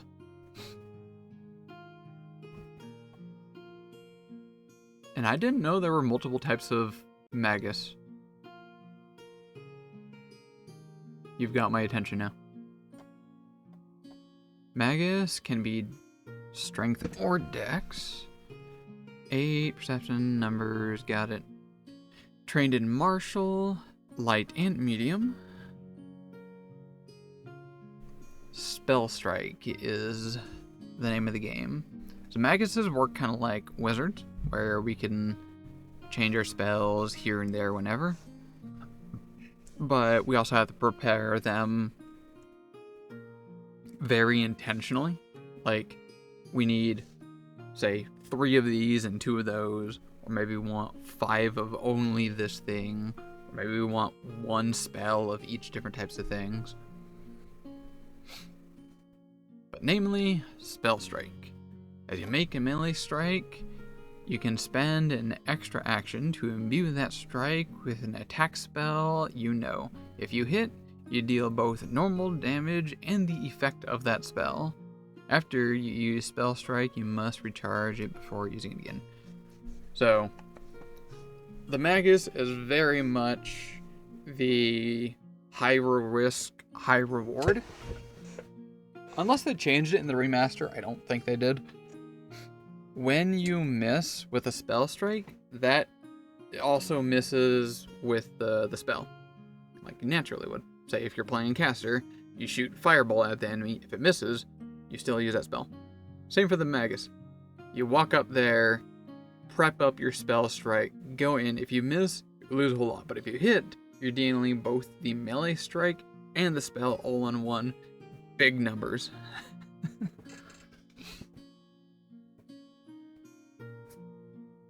Oh, speaking of big numbers, I just remembered. I added a new soundbite. Where is it? A, B, C, D, E, F, G, H, I, J, K, L, right here. Lurk. I added a soundbite to the lurk command. If you type bang lurk, there's a sound effect for it now.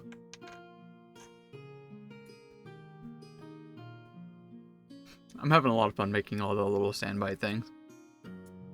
If anyone has any suggestions, ideas, or interest in whatnot, you can either just post a suggestion in that tab, or you can just drop straight up like an MP3 in there, say, hey, I want this added, and then I'll like clip it down and throw it in.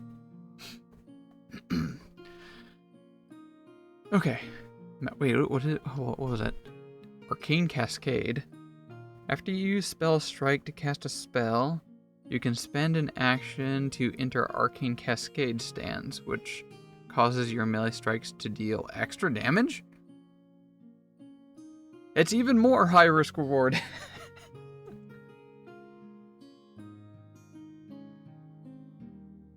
So basically, like, say you're already there at the end of your turn. Your first action is going to be to make a melee strike. Your next action is going to be casting a spell strike to imbue it. And then your third action is going to be Arcane Cascade. And you just get like big dick number damage. Or you just straight up miss. and your whole turn was gone for none. Jeez. Yeah, let's go Magus. This sounds fun. So we have hybrid studies of inexorable iron. Once you begin along a path, nothing can stop you from reaching its end. Transform the mass of a great axe, great sword, or polearm into an unstoppable force to augment your own striking power or keep your standing on the battlefield. When you enter Arcane Cascade stance at the start of your... Okay, so I guess you can do that whenever. I guess that makes sense. So you do Cascade at the start of each of your turns while you're in the stance.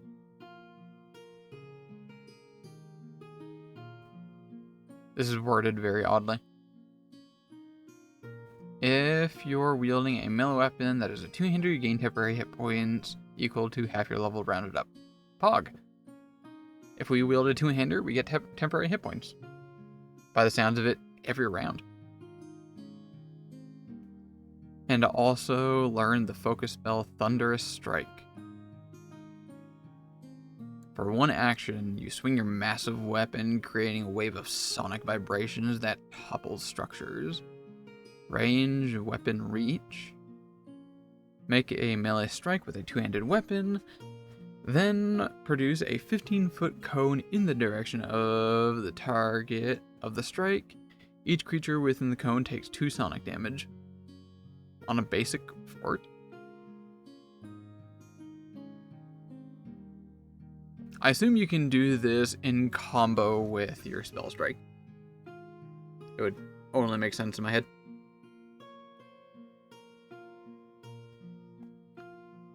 Or Laughing Shadow. Magic is freeing, a means to your ends, and you can use it to go where you want, to do as you please, and avoid the consequences. You are a laughing shadow of spell and blade, always one step ahead of your foes, always with a trick up your sleeve. While in Arcane Cascade stance, you gain a +5 status bonus to speed, or a +10 foot bonus if you're unarmored. If you have a free hand while in the stance and are attacking a flat-footed creature, you deal 3 extra damage instead of 1 extra damage. So ideally you're unarmored, so wearing no armor. You're super fast that way. If you have a free hand, so basically you're just wielding a one-hander and nothing in the other, you get an additional 2 damage. You'll also learn the focus spell Dimensional Assault. You tumble through space, making a short dimensional hop to better position yourself for an attack. For one action, range equals half your speed. Teleport to any square you can see within range with half speed. What's within reach of it? Wait, that's within reach of an enemy. Then make a melee strike against. Oh, cool. So not only as an action you can just straight up teleport, but also immediately make a strike thereafter. That's fun. Digging it. Sparkling Targ. You've studied the application of magic, training yourself to perform not just offensive maneuvers, but defensive tactics as well. When magic flows through you, your shield can block impossible things, even a dragon's breath or a magic missile. You gain the shield block general feat. In addition, when you're in arcade cascade stance with your shield raised, whether it's physical shield or a shield spell, your circumstance bonus to AC from the shield also applies to saves, and your shield block can reduce also damage from spells, not just strikes. And when you use shield block this way, it reduces 1 more damage than normal. So you can like block spells with solid efficiency. And also learn spell shielding strike. One action, as you attack a foe, warding magic transforms your momentum into action and lifts your shield. Make a melee strike, then raise your shield if you're wielding one, or cast shield if you have that spell. That's efficient. Action economy. Once per encounter, for one action you can strike and raise a shield. It's not as like flashy as the other ones, but definitely good. What kind of magus do we want? Do we want the two-hander? Do we want a soldier? Or do we want a roguish type?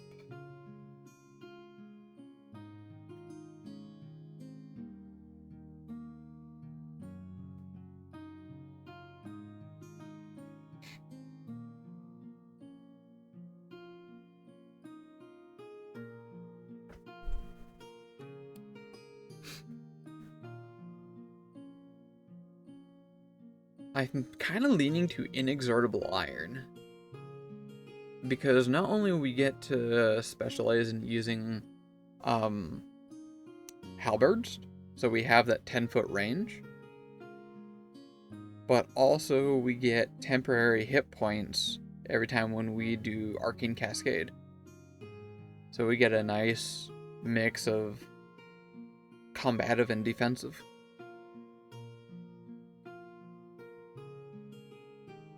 Yeah, let's go with that.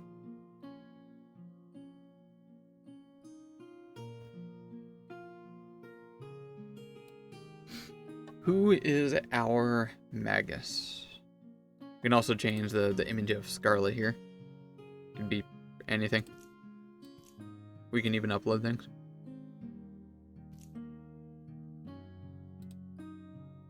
I'm not really too focused on the story, although we can focus on the story, but like once encounter ends, then we can just forget about all of the story bullshit and then actually get into the encounter.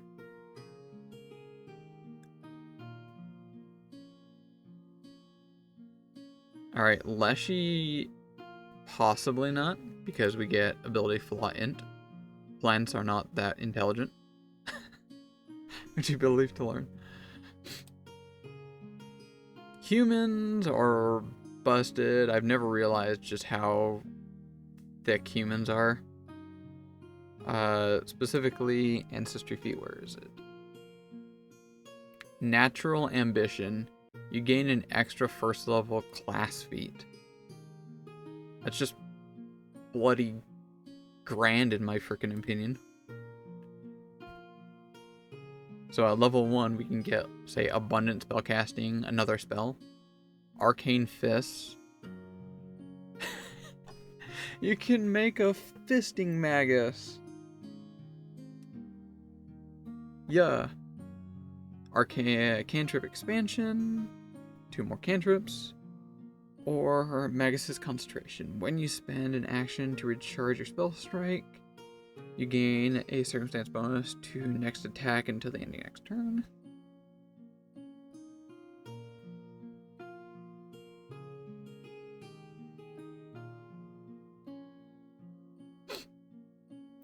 This one seems quite nice. That right there, additional spell each day, is just, that's so hard to pass up. I don't want to be basic. Humans are humany.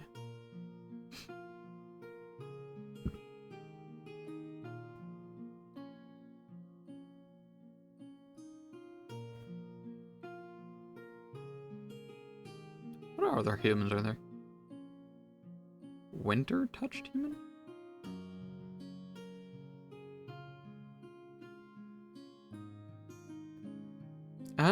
You know what? There's a lot going on for this Magus here.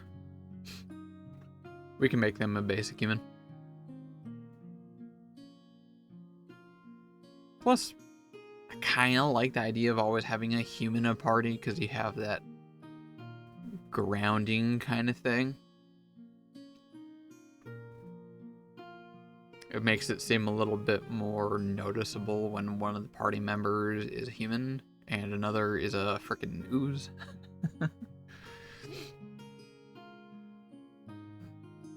Alright, where is it?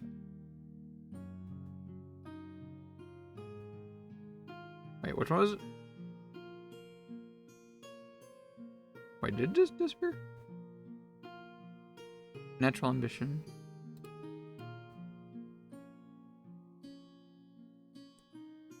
Okay, it has natural ambition selected.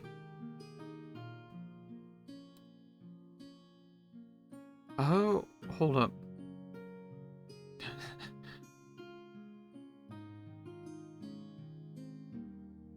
Wow, okay. It just occurred to me, humans are even better than I thought. We can also take versatile heritages and gain a general feat, in addition to the class feat. And this is why you have to play with free archetype and maybe even ancestral paragon, because without those two things, humans just seem way too good by the base rules. Oy vey.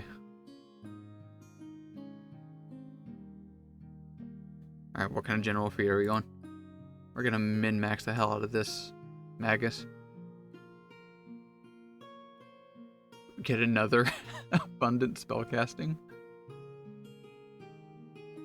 Oh wait, no, I was misreading that. Never mind. Wait, can I? Hold up. Okay, I think this might be...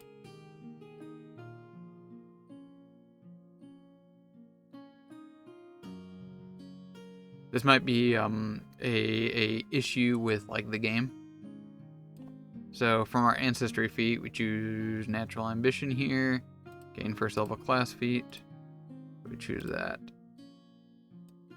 That's fine. Everything's fine. General feat. So what additional pimped out cool stuff can we have? Weapon proficiency.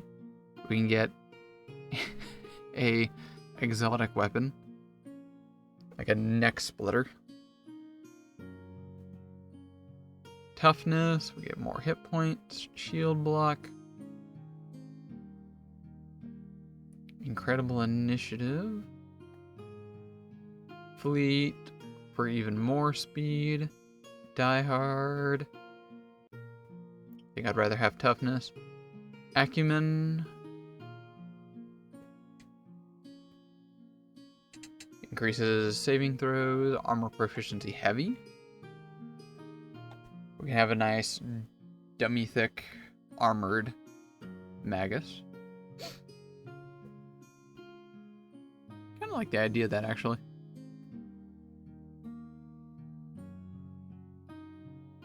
Yeah, let's get a heavy armor magus up in here. That sounds fun. We can't buy plate this early on, can we? No. But we can get half plate. We need 16 strength on that.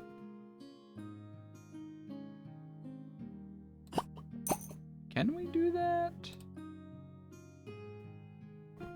Strength, strength, strength.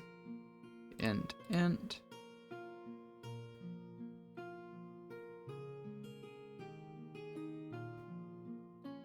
So we definitely need to find a background that gives us int so we can properly min-max this.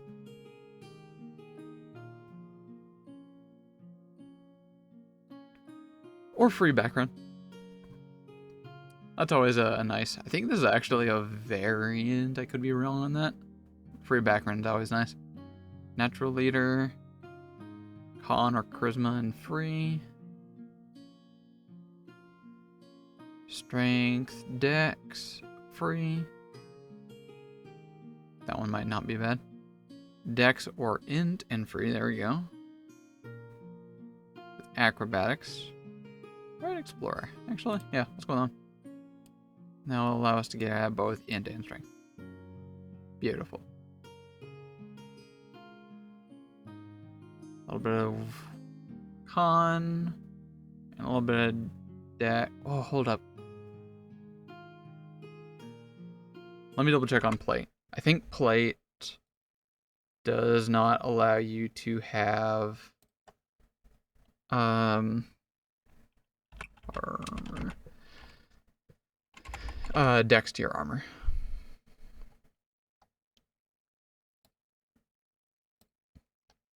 Scroll in. Assuming it's in the game. I highly assume it does. Yep. Full plate will not allow you to have dex to armor, so let's not have any dex. Plan ahead for that one. A little bit of wisdom. A little bit of initiative score there. We get a decent amount of skills. Athletics, why not? Grab religion and occultism. Maybe even nature. Is nature int? I don't think it is, actually. I think nature is actually... Yeah, it's wisdom. That's really cool that wisdom is an int-based skill. I like that. And religion's wisdom? Hold up. I forgot. I thought that was int. Whoa.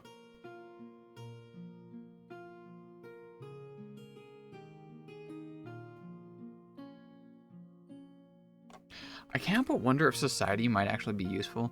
It says in here, this skill is part of PF2 rule set, but is not used in Dawn's Buried Days.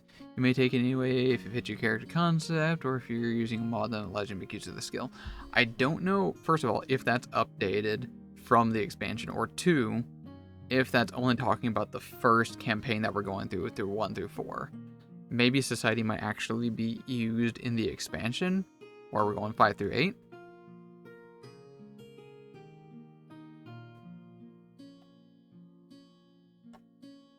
Big unknown on that one. I'm taking it. The possibility. Potential. And maybe crafting. I might attempt crafting later on. That's something else they also added in the expansion. Alright, we got our half plate. Woo. Look at that thick 18 AC. We want a two-handed weapon. What kind of weapon do we want?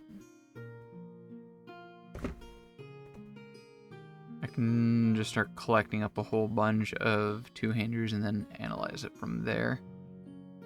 We got the Earthbreaker. Elven Curve Blade?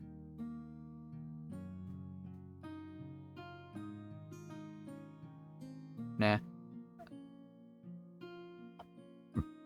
Fall Shard? If I went with Fall Shard, I'd rather overwrite and grab Garasume. There's the Great Axe, Great Club, Great Sword, Helmerd.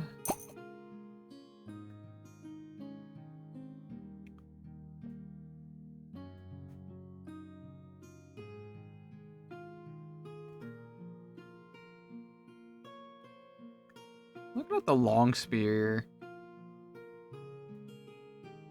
That's gotta be a simple weapon, right? Yeah, it is. I was gonna say its stats suck. That's because it is a simple weapon. The Maul is a two-hander.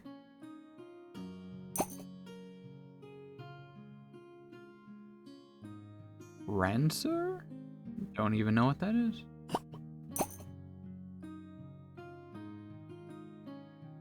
Or a spike chain. Oh, wait, no, that's finesse. That would be so dope to have a Magus with a spike chain. It's metal AF.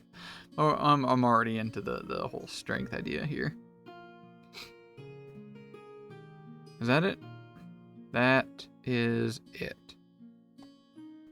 Okay. Time to start nailing these down. I'll compare Glaive, Garrison, and Halberd, since they kind of fall under the same thing. Any of them simple? Marshall, okay. 10, 8, 10, 10. Okay, so the Glaive goes last. It has the lowest damage die. In addition, though, it has Deadly D8, Forceful.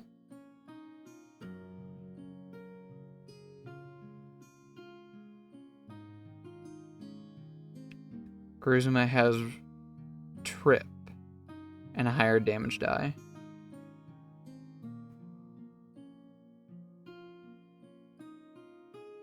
We do have decent athletics, right?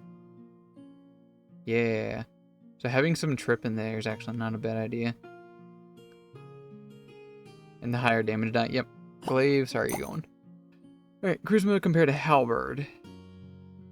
Halberd gets versatile slashing, Charisma gets Trip. I don't think our damage type is going to be all that important, especially as a Magus. We can blow things up with spells. So I'd rather have tripping rather than slashing. Goodbye, Halberd. Now the Rancer. It has disarm as opposed to trip. I think I'm going to go with Rancer instead, because I think our Barb has this one. So we'll just get a little extra variety here. So there you go. Next, we have a bunch of Lemmy Smash. Earthbreaker, Maul, Great Axe, and Great Club. Marshall.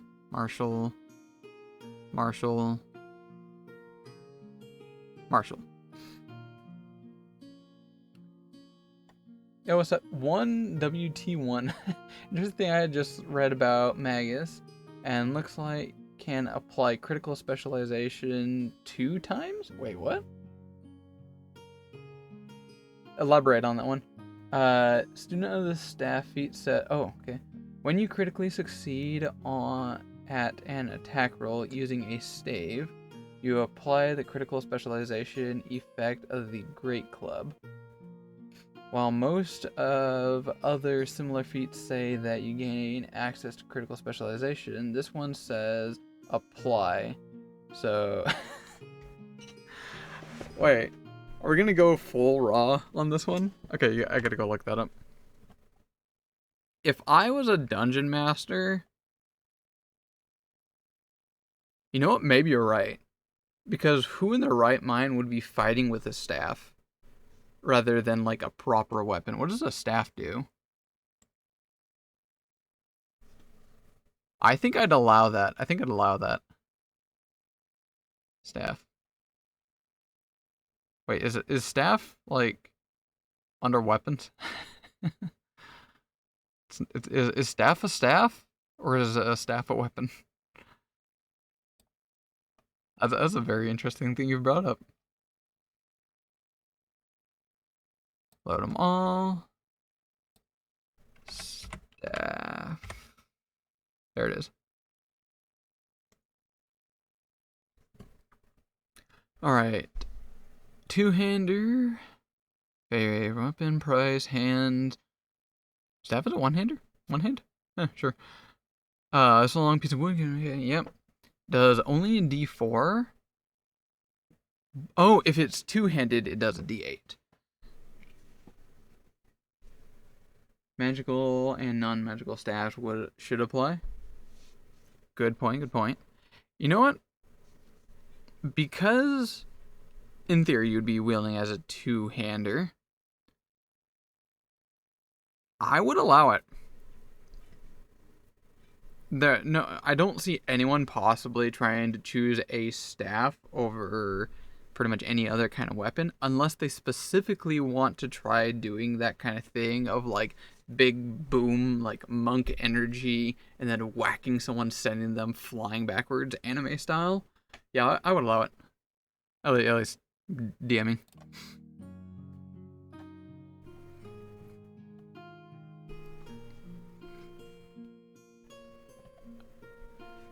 Also, hello, how's the stuff? How's the things? I've played this game before, Dawn's Berry Days, but it's been a very long time. It's been like maybe a year, maybe half a year. It's been a while. But I'm quite excited to get back in here and check out the like expansion part where it adds like another 4 levels. I have gone through the campaign, the first part one, so up to level 4. I don't know what the second part is gonna be. I'm also like over min-maxing this, I'll be honest. I normally don't do this if I'm a player. But because it's video game, I gotta have my fun. Now, I'm over-analyzing this, I'll be perfectly honest. I don't really have to like think about too hard about this kind of stuff. Yeah, found it after developer video about speedrun competition.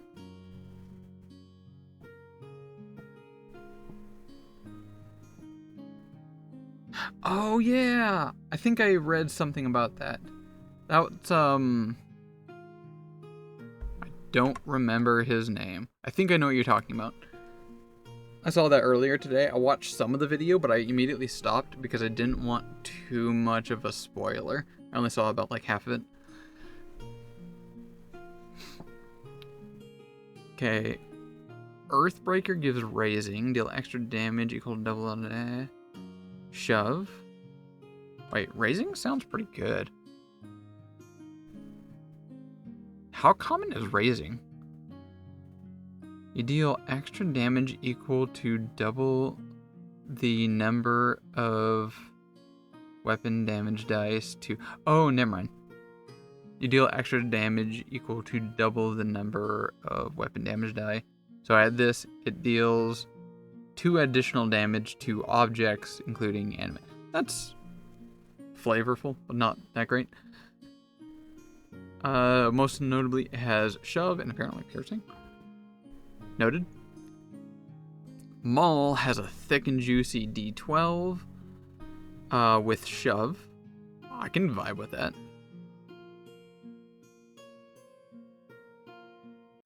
Shove it is. Great Axe is also juicy D12. It's got sweep, which I'm yay nor nay about. I'd rather have some shove in action, so Maul it is. Great Club has backswing, but less damage. Let's all be honest. Who cares about backswing? Maul it is. Now onto the greatsword. Big, thick D12. Versatile P. Or do we want shove? Slashing and piercing, or pure bludgeoning?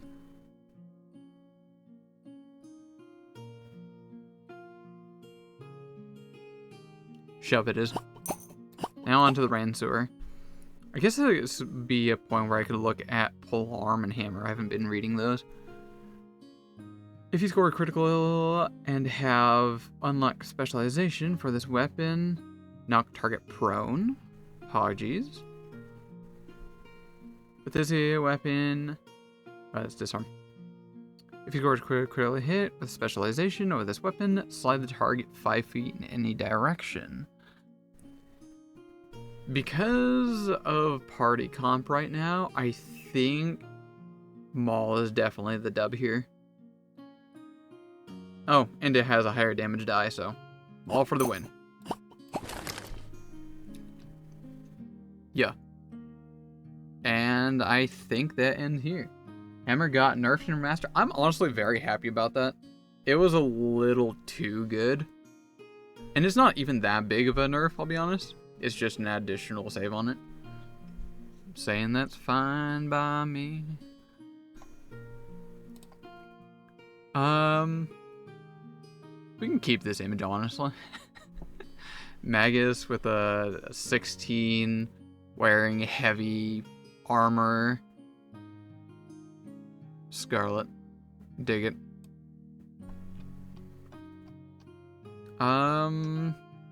Is that it? Aside from spells? Oh my god, we have way too much money. Why is your equipment so expensive, milady?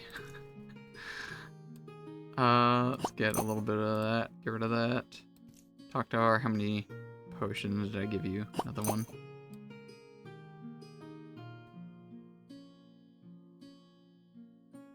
Is it letting me? Oh, I thought it was about to get me away from that. Nope, I still gotta get rid of one additional penny somewhere. You don't need potions. You got like 1,000,000 health. What's good for a Magus? What would you recommend? I've never played a Magus or had a player be a Magus. I'm definitely noticing right away it's highlighting all the ones that have attack. And if I remember correctly, that does make sense. The spell strike does say something about attacks.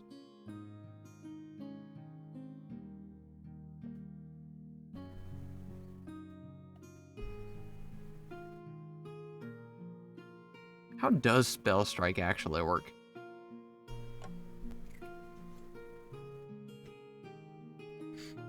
Magus needs attacks, but damn electric arc is nice to have on other classes. I think I got electric arc on my Ganata Gnome druid. Tanglefoot's an attack? Alright, let me cook on this one. So, to clarify, how does spell strike work? Is it one action to strike, one action spell strike? Or are you still using the same amount of actions as the spell? So it'd be one action to strike and then 2 actions Tanglefoot. Does it say somewhere on that one? I mean, I guess I can answer that to myself. Once I get in, I'll probably find out. There it is. As you make a melee strike, you can spend an extra action to imbue that strike with an attack spell you know. Okay, so you make a melee strike and then add one action to it to imbue it with a spell that you know. So, yeah. That leaves an additional action open to F around and find out, if I'm gathering that correctly.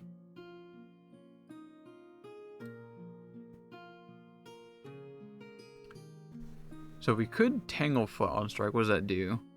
Unlock success for 1 round, the target takes a movement speed penalty. Probably don't need this one. This would probably be pretty good in like an actual game where you have context from the GM what the enemy might be doing. But in this game, I imagine they're just going to focus on whatever might be the nearest enemy, and they're not going to try running away. Tangle Fit? Probably not. Projectile. I heard you like bludgeoning, so we're going to bludgeon with your bludgeon.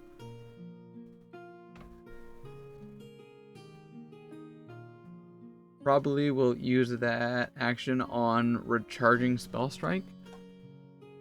I don't know what that is.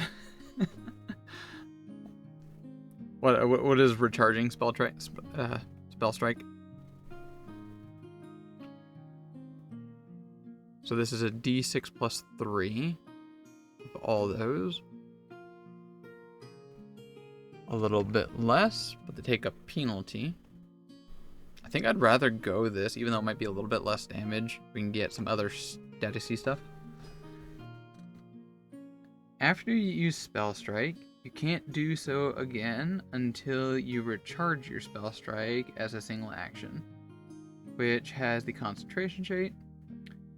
You also recharge your Spell Strike when you cast a Conflux spell that takes at least 1 action to cast. I don't know what Conflux is. Note that one for later.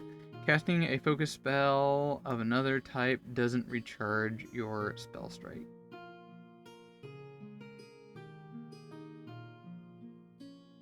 Okay.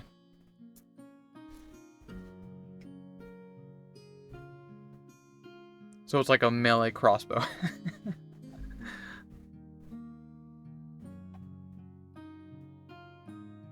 Let's get some elemental stuff going on there. A little bit of Ray of Frost, a little bit of fire. Why not? Phase Bolt. I mean, as far as I'm aware, might as well go telekinetic projectile, right? Phase Bolt just does piercing. This does a D6 and can be bludgeoning, piercing, or slashing.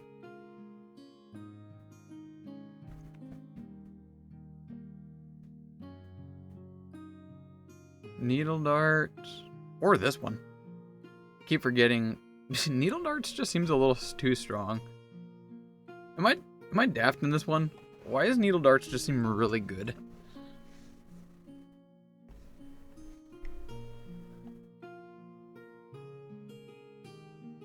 It's even twice the distance. 60 feet?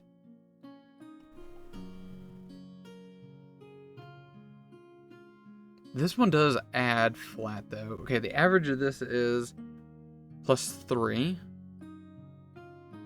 Ideally, it'll probably be +1 later on when our int is higher, so that's... Let's assume we have a 4 on that as a caster. So that's 1d4 plus 4. By default, that would be about 2.5. We'll keep that simple, make it a 2. So that's 2 plus 4 is 6. Average of 6. And that heightens per 1. This also does. On a success, that is 3 die 4, so that would be 2.5, 2.5, 2.5. That's 5, 7.5, round that down to 7. Like, that's definitely better. Even if we had, like, 4 int. And then it's like twice the distance. I've always been confused by this.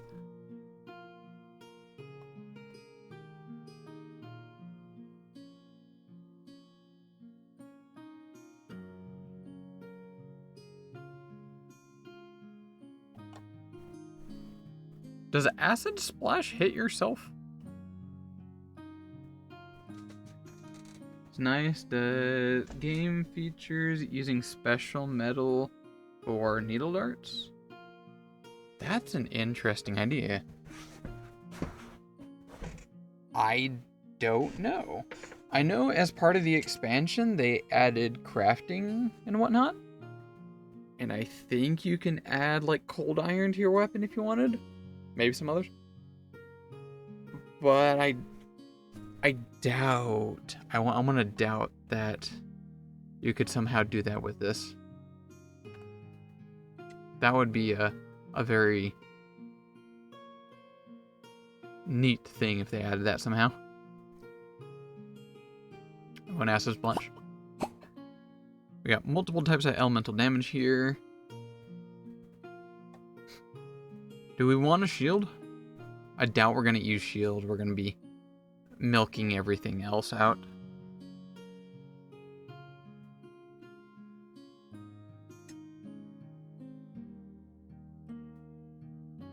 Let's go all in. Let's go all in. We're gonna do needle darts and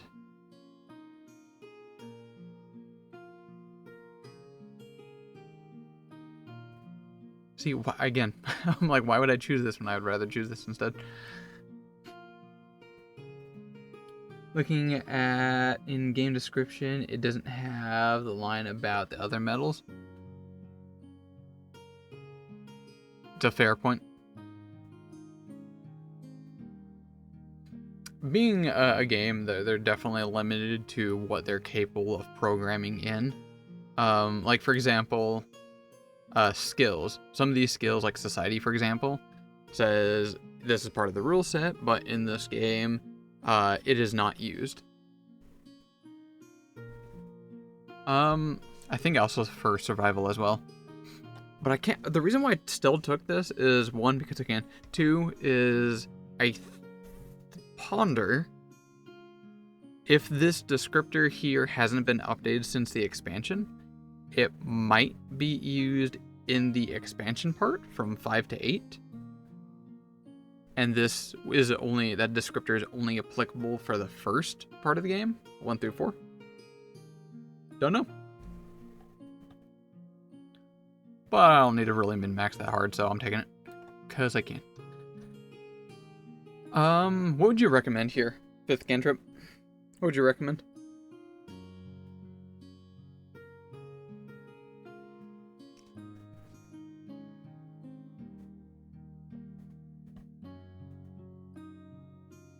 Open door for the mems?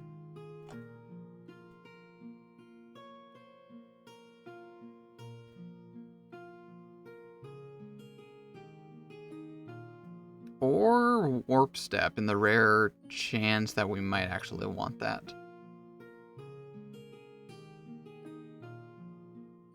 Wait, why is my speed 20?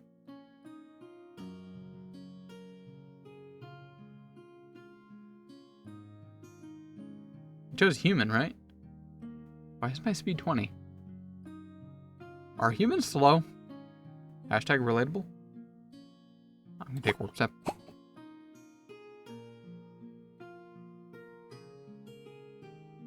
It's not because of my armor, is it? No, if speed check penalty was applying, it would be 15 instead. But, you know, I do have the strength requirement for that. Do you know why my speed is 20?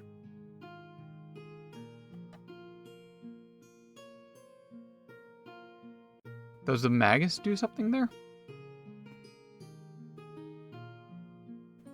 Surely we're not, like, over-encumbered. Strength requirement is to ignore... I didn't know that. I actually didn't know that. Huh.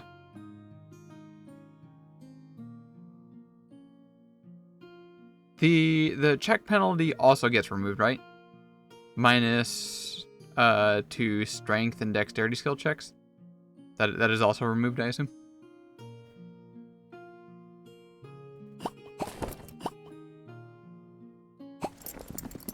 Yeah. I didn't actually know that. I will remember that for the future. So having warp step actually could be quite important on rare occasion. All right, now for spells. Big old shrug emoji here. We got a whole ton of stuff, as per case of being a arcane caster, I imagine. What do you suggest? I'll take your suggestions. You tell me. I'm assuming I'm probably going to want the attack-based ones, but I don't know if there could be some fun combos with the others.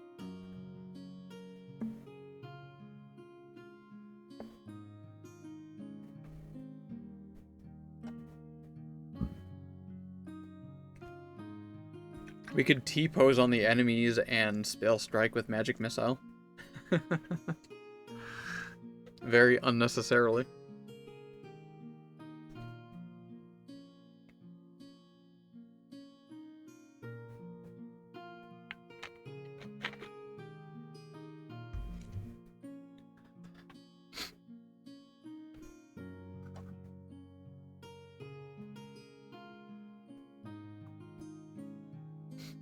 I don't think I want to take a magic weapon. We're gonna definitely find that stuff. Force brought right, yeah. You mean the same as like a flat-footed? What is it called? Off guard. There we go. Yeah, a lot of those terminologies. I don't know if they'll ever go. I don't hate the changes. I'm like, why would they do? I'm not that kind of person. It's just brain not remembered that thing. Once you have a lot of experience with one thing, it kind of sticks that way.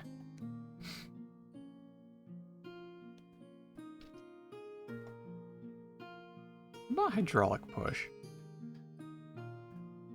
A lot of bludgeoning damage and knockback 5 feet. That could be fun. Big old bludgeoning and boom, knock him back.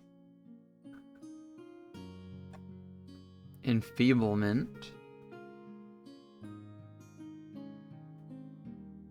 Enfeeblement could potentially be really good for boss encounters. Shocking Grasp. Actually, Shocking Grasp would be stupid good, because it's a touch spell. 2d12 electricity damage. In addition to the target wearing metal. Yo, we're taking Electric Grasp, I think. Saw Magus in previous campaign using Shocking Grasp. Fitting because you are already at melee range and Shocking Grasp deals more damage. Yeah. If something's melee, it's usually got to make up for that. That's like what with them all 3d12 at level 1 or nothing. Okay. Here's an argument. Having buffing spells might actually be a play. Gambling. Gamba! I mean, it's a dice game, right? Oh, speaking of Gamba, I've been adding some more sound effects to the stream. I've been trying to make my own soundboard. Having a lot of fun making that. Eventually, I plan to have like 100+ soundboard things. If you type bang something in chat, I have multiples different ones. I think I've got 15 at the moment. They'll do different little like 2-second audio clips that I've made. I had original one. If you type bang lurk, it'll make a stealth check for you and see if you're allowed to lurk. But just today, I decided to add a sound effect to the old lurk stealth check. Let me give it a try. Also, exclamation point. Damn it. I mean, exclamation point. I apologize. I keep forgetting people don't commonly know that as that. It worked. Oh, I'm so proud of myself. It's the small things in life. Also, you got a 6, so you're so not lurking. You have my full undivided attention.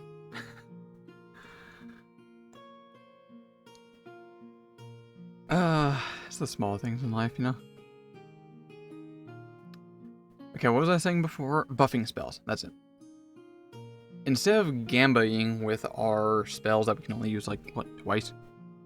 Perhaps something that we toggle? Maybe even grease? We slap that on the ground somewhere. How long does that last?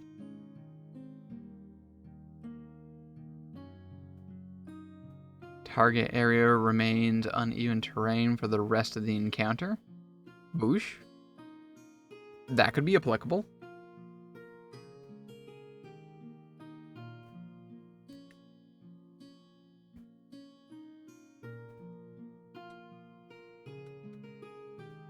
My distraction works great. I cast darkness. Wait, do we have darkness? What level is that spell? Okay, that must be a higher level one.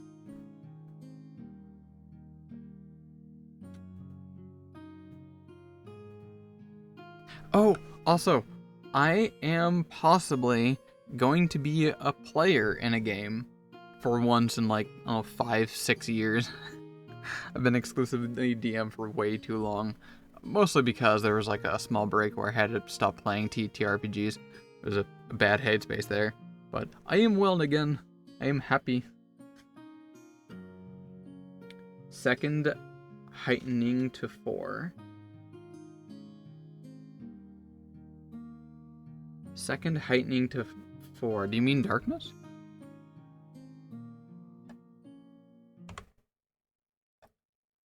I check on this for curiosity. Gonna to gnome. PF2 darkness. Second level spell, heightened at level 4. Oh wow, you can cast that decently far away, can't you? Noted. 20-foot burst, 1 minute, create a shroud of darkness that prevents light entering the eminent area.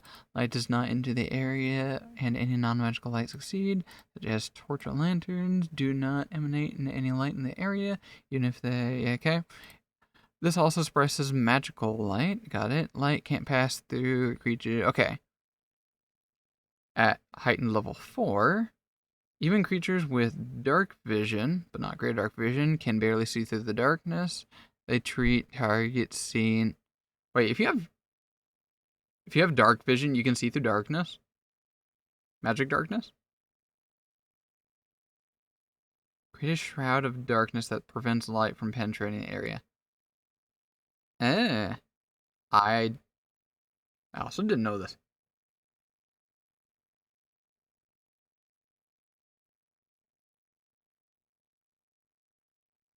I feel like heightening to level 4 would be a rare exception. You'd rather do like a some kind of skill check to know your enemy first, whether or not they have dark vision. Otherwise, that feels like a bit of a waste of a 4th level spell, so I'll be perfectly honest.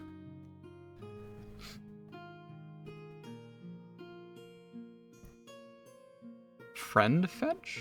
What is that? Pull up to 2 allies within 30 feet toward yourself as much as possible. Stop. That's a weird spell. I've not seen that before. Caster got it when we got greater dark vision. Wait, you peeps got greater dark vision? How did y'all get greater dark vision? Is that from like an item? Spill the bins.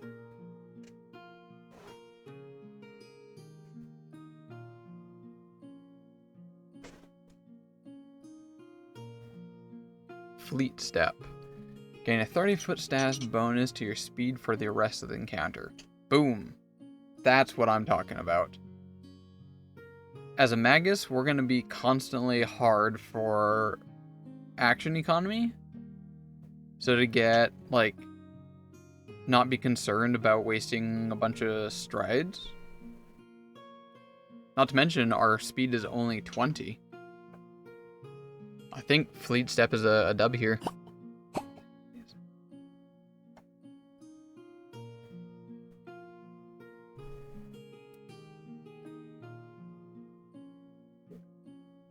What else do we have in... Animate Dead is actually a potential.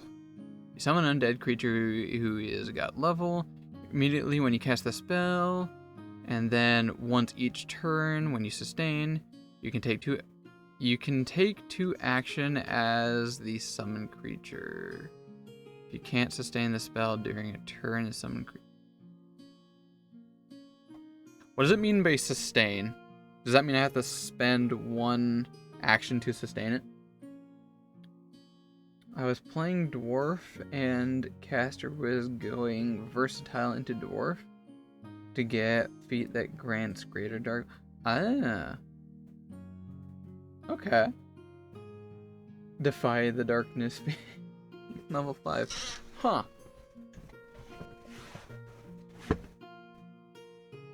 Yeah. One action to keep spell going. Right.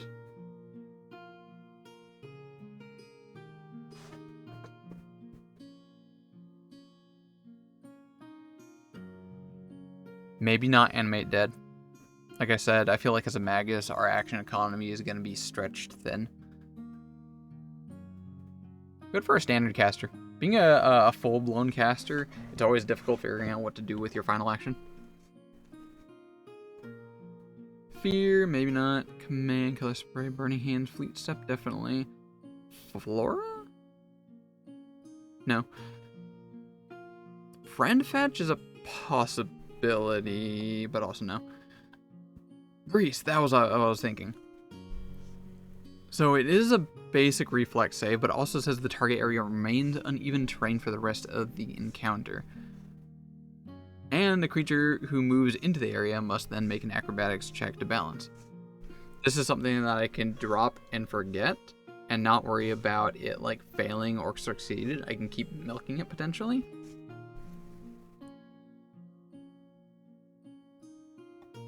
Five-foot area burst, that's 5 tiles, right?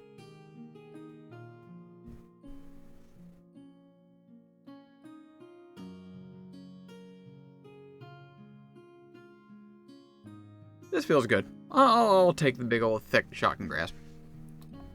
Done. We are done! And it's been only 3 hours.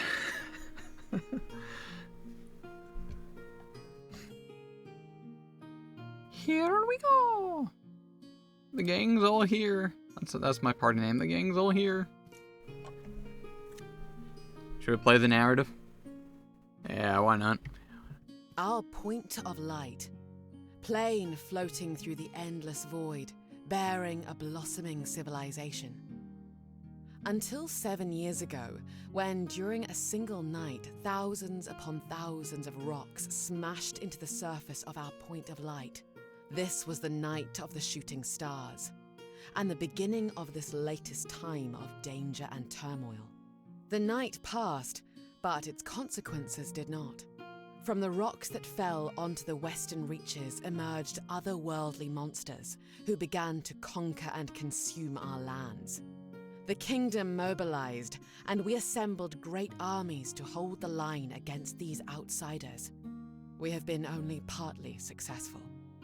A front line emerged between the demons and our lands, and the war came to a stalemate.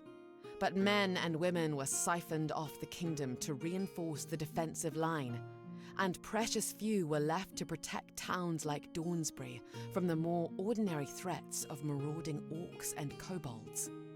Perhaps worse still, the volcano in that corner of the world has started erupting with a terrifying regularity.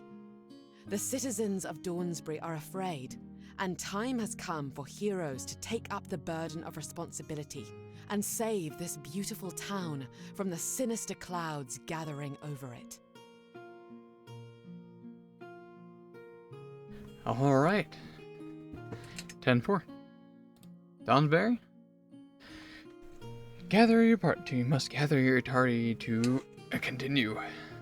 We can retrain, we can hit the shop. I assume it's pretty much the same thing as we had before. Basically, yep. Retrain. I don't remember if retraining was on here before. Okay. Let's go. Our first quest. At the edge of Dawnsbury, your mentor Roderick gives you final instructions for your first quest. But scarcely is he done, and you are already set upon by danger. Beforehand, I should clarify, I was playing on hard rules. That was the previous one. Should I switch it back to hard? It says there's more enemies, and they're also stronger. It's recommended for PF2 players seeking a tactical challenge. I don't mind doing hard. I kind of like the need to think a little bit more. But I think that's also why I failed the last encounter, and I tried back to back to back. I could not beat the final boss, no matter how hard I tried.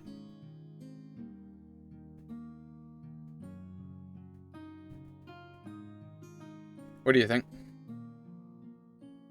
Do it nice, raw, and simple? Or do we have the DM be a hard ass and want the DM to watch us suffer?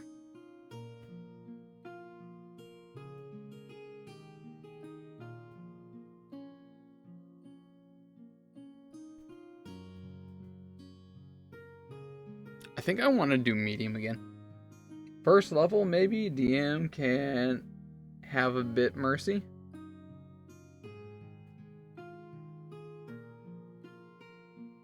So we'll change it. That's true, actually. I think I can change the difficulty per stage.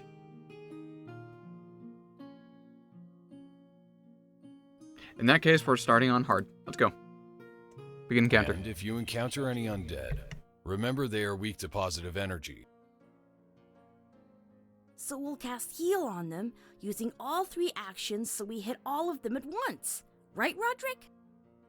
Yes.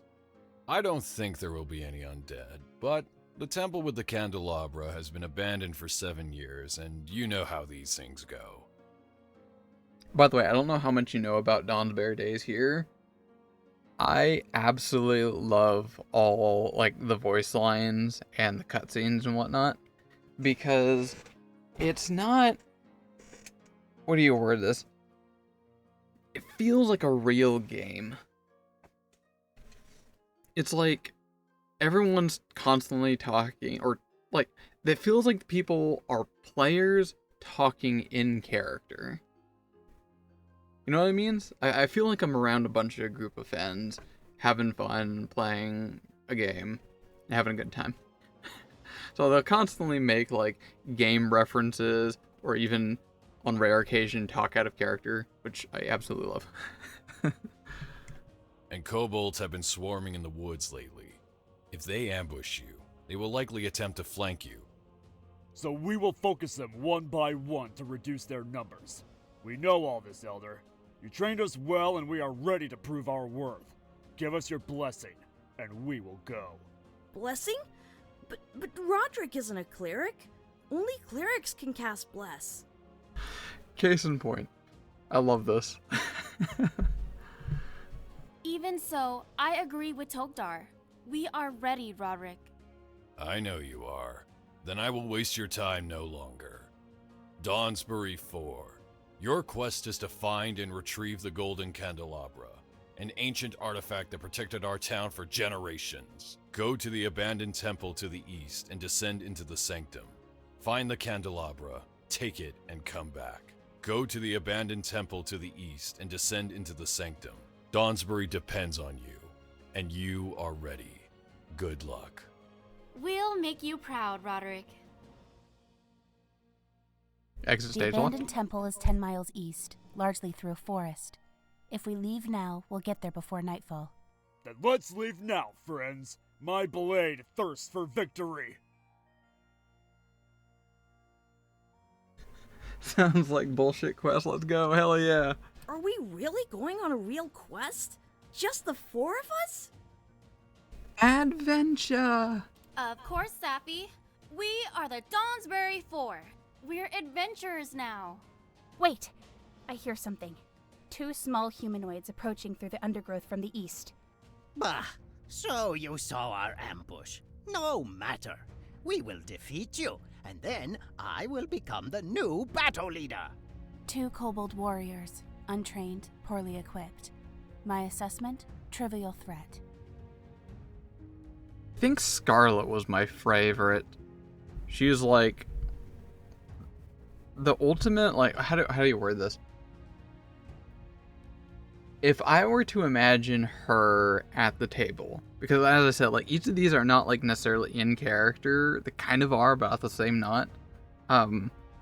Scarlet's the one that's like constantly sorta on edge and is trying to at least always impress the other players. She wants to make sure she's very efficient. Like, she's trying way too hard constantly. And that shows up later on, like halfway through the campaign. Look at yourself, pitiful creature. You are frail and outnumbered. Flee now, or you will die here. And Togdar is like everyone's favorite. Everyone loves Togdar. Gah! We not listen to stupid orc. We fight. Also, I changed some of their icons, so he'll be referred to as an orc during the cutscenes. Very well then, we fight. Places, everyone, just like we rehearsed. Let's show these brigands what the Dawnsbury 4 can do. Alright, time to go lick some kobolds. But first, get on to Gnome. How do we Gnome first? Can we zap him from over here? Gale Blast. 5-foot emanation can hit both of them. Oh, it's melee. Right. Okay, in that case, Ray of Frost. Cool. Good shot. Ray Shield. And...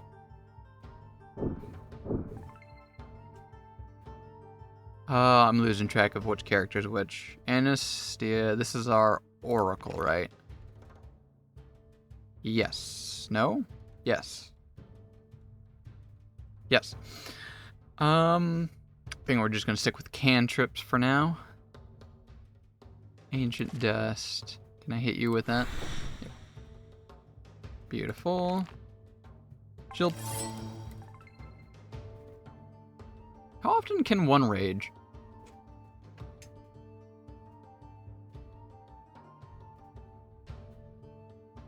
Is there a limited times that you can rage?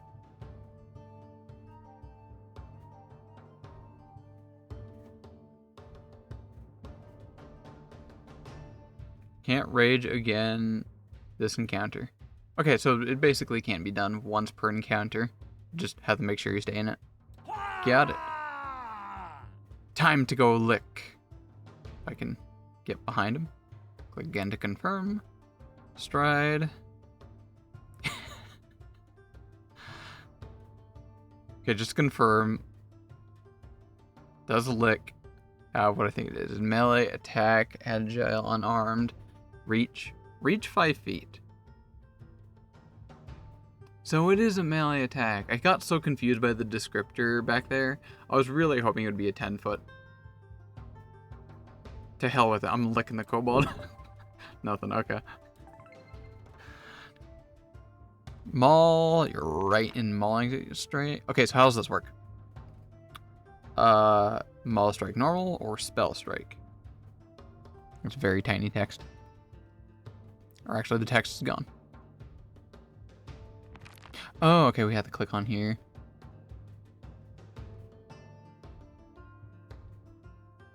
Got it. Let's just get some needle darts pummeling action going on there. Full miss. I got an achievement for making a spell strike. Okay. How bizarre.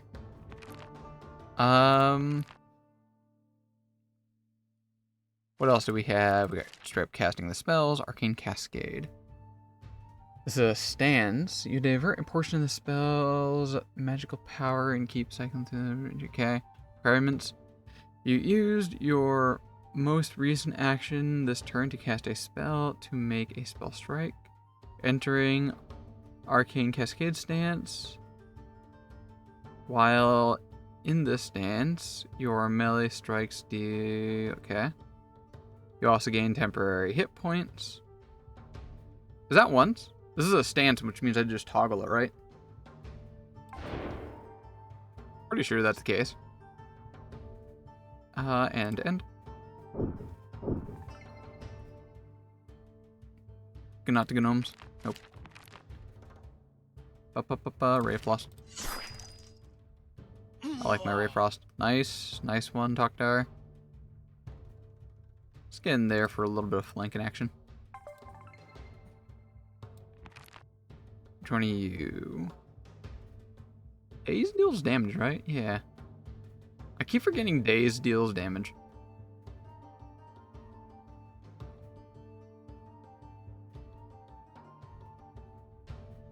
That's a cone, that's a cone, that's a cone. Daze. Let's go. Beautiful. These are new.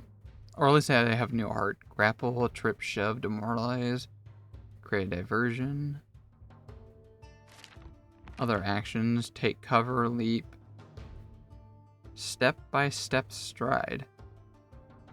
That's new. Let's get in there. Why not? Time to smack. Well, we gotta kill the kobold while licking it. All threats Yeah. eliminated. I detect no more enemies in the area. We won, Scarlet! We won! Excellent work, team. Now, let's rest a little, and then we set off for the abandoned temple. Bug. That was hard. Forest ambush. Halfway through the forest, as your journey toward the abandoned temple, you're ambushed by party kobolds. Keeping on hard difficulty. Wait. Kobolds! Hiding behind those rocks over there. A second kobold raiding party in one day? The kobolds indeed are swarming. Show yourselves, bandit weaklings! Who are you? Ha ha ha, yes! I will tell you my name. I am Nightbringer, the legendary dragon mage of the Fiend from Stars. I will be the one who takes your lives today. That is quite the title there, sir. A legendary mage? But I haven't even learned to spell magic yet. What can we do? I don't feel that much power from him. I think he knows maybe level 1 spells at best. Still, we should probably down him first. I will not be going down, neither first nor last. You can see the descriptor here, Nightbringer, and in small text, legendary, ? Dragon mage. We will see about that. Let's roll initiative. Alright. Can I take him down in like one hit? AC 17, 25 health. And these all have 8 health. This is actually a proper juicy encounter. What's a good way to start this? Can I hit one of the kobolds in the back? I think I start with the kobolds in the back first.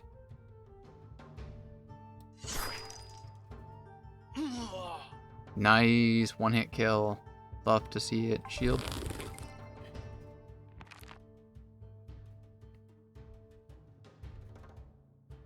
Do we use some of the foci? Spray of Stars, 15-foot cone, reflex save, 120 foot, make a spell attack roll, single target,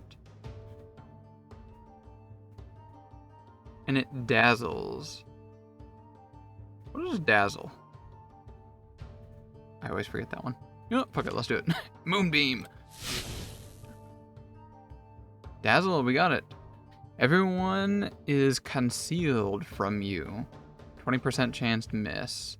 Expires at the beginning of my turn. That's great. That's really good. Yes, please. Shield and...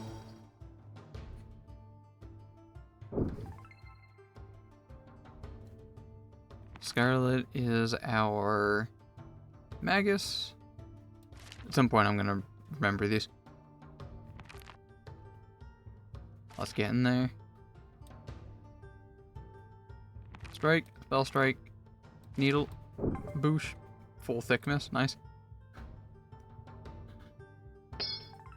Ow. Rage. Get on in there. It's so tempting to lick people. I know it's not the smartest decision. But I just really like licking people. It's so funny to me.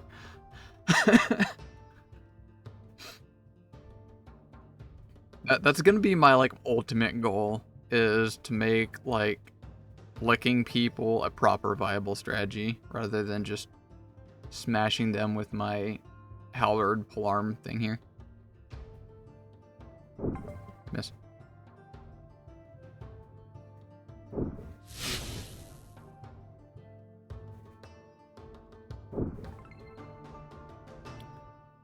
Alright, Taktar. Should we start... Oh wait, Flourishing Flora. That will hit our peeps. No. Protector Tree, though? Protects anything nearby. I can drop that sucker, like, right here. Yeah. And that'll protect all three of us. That's a good shot, I think.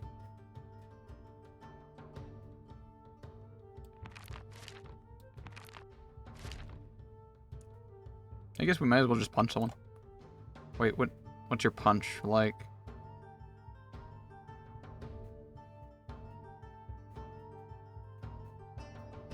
Nah, shield. Cast spell. Might be able to get some coning. If I do, I can. Nice, good hit. Shield. Look at that. Shield's already getting some proper use. Recharge spell strike. Spell strike. Shield darts. On... I feel like if I hit, I'm definitely going to kill, so might as well go for the full health one, right? Yeah, look at that. 11 and 8 damage. 19 damage. I love it. Strike. Pop, pop, pop, pop, pop, pop, pop. Wait, hold up. Lick. Lick is viable. It's agile. I get a slightly higher chance of hitting with my tongue. I will lick the one right here. Critical lick! You have been critically licked, sir. And you know what? Like a very intelligent player, I'm going to use all 3 actions to attack. But it is an agile weapon. It's -8 instead of -10. Missed. Oh my god. Would be dealt magic missile. Use your magic shield to resist. Wait, who has this? Take reaction. Shield block. Oh, is that from your Oracle Curse? I may and or may not have forgotten that you have something like that.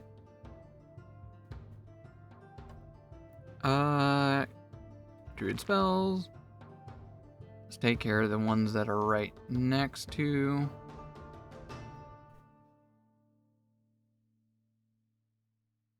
Let's get the reflex save here. Wait, that can hit. Oh, I keep forgetting. I don't often use that spell. Yeah, I can definitely see why Electric Arc is a fan favorite. Shield.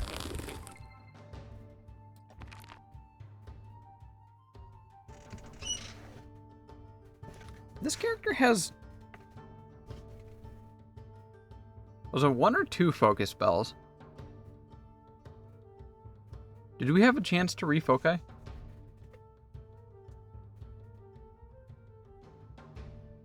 No, because I used the focus spell at the start of this encounter. So yeah, this one does have 2. I'm going to do this for science. I'm going to use both my focus spells all in this encounter and see if it will allow me to get both of them back at the end. Get that paladin smite. Miss. Increase the level of your oracle curse to... Okay. Sure. It's weird achievements I'm getting. Maneuvers. Get some demoralizing action. 5-1. I'll take it. Recharge strike.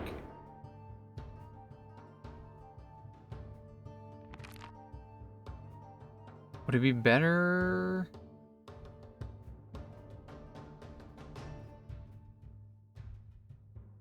Needle darts could take out this homie right here. I'll take the chance. Yeah. Excellent. Alright, leg it on. Stride. Smack. Critical hit. 16 damage.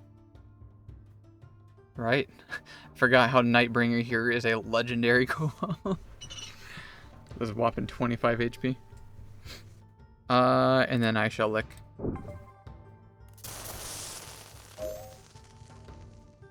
You were dealt lightning resist. Yeah, we'll take reaction. Oh no! Skull! Druid spells. Do we want the Gay Blast or the Ray of Frost? Roll a Ray of Frost. That additional +4. Miss. Sedge. Move or... Actually gonna move in.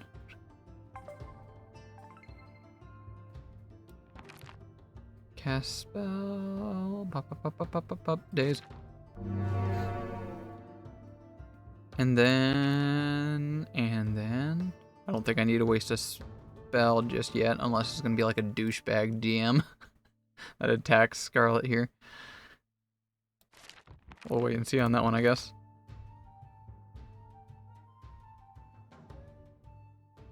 Oh, valid. Demoralize can only be used in 30 feet. Well, hey ho.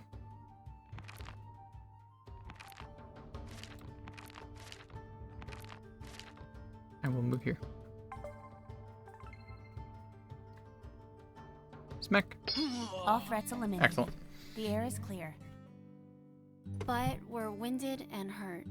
We need some time to recover. It's 4 miles still to the temple, and we only have 3 hours of daylight left. Then let's only take a short break to treat our wounds, and then we'll carry on. We're refocusing to get all 2, right? Short retrieve, you can stay here for long, but you have time enough to refoci. All parties have been fully healed to full HP and have regained all focus points if they have full. Excellent. That means we get to spam all focus points per encounter. I will gladly take this. To the ruins. Oh wait, hold up. And receive loot. That's a lot of loot. Take potion.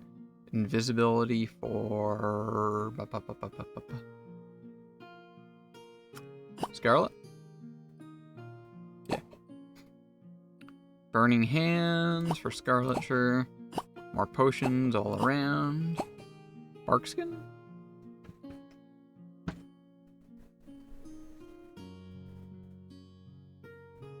think Anastasia could probably use that. To the ruins. You find the abandoned temple ruins occupied by a powerful orc warrior and his small squad of kobolds. Quiet. Multiple hostiles in the ruins. Why we listen to him? He not even kobold. He has the big neck splitter in hand. But he just idles here in old ruins like coward. He not worthy of being battle leader. Shut your mouth, insolent creature. Or next time, I'll strike you with the pointy end. Yow!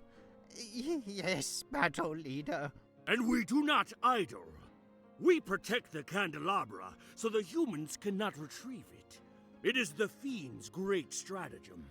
But isn't Dark Skeleton in temple protecting it? Bah! A skeleton! Puh. The undead cannot be trusted. Battle leader, I see a party. They approach from the west. Damn, we've been spotted. Diplomacy, Anna? No, I don't think there's any point. This looks to be very important to them. We'll need to fight. I will happily sink my sword into more kobolds. These little pests have terrorized Dawnsbury for long enough. To battle! To battle! It's Tokdar. You're a traitor to your ancestry.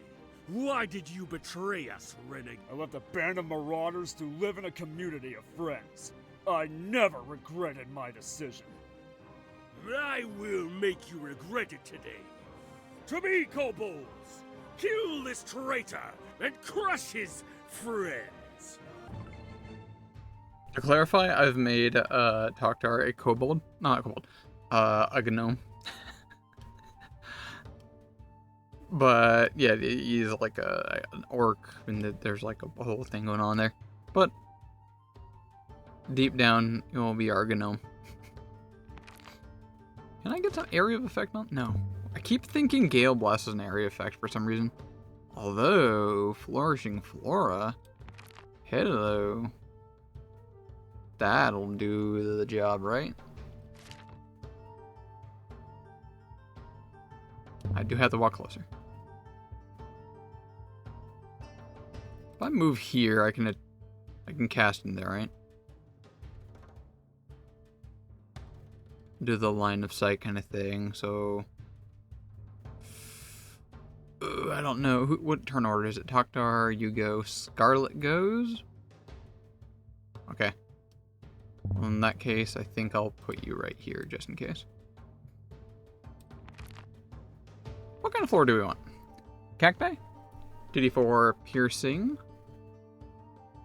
And if they critically fail, take persistent bleed. 2d4 poison. If they critically fail, are dazzled for 2. 2d4 bludgeoning. And if they critically fail, they're clumsy.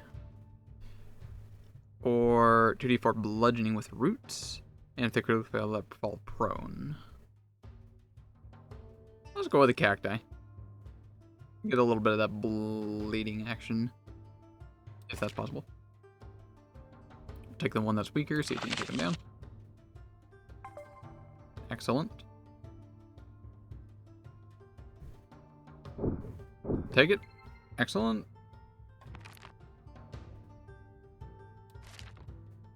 Straight up in there. Spell strike. Can we one-shot you?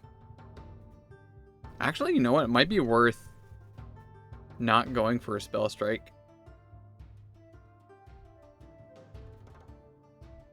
I'm gonna go for a standard one.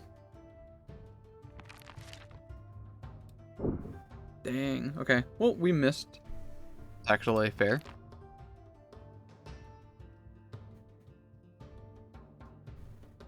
Do we go for another strike? Strike kick? When was this a thing?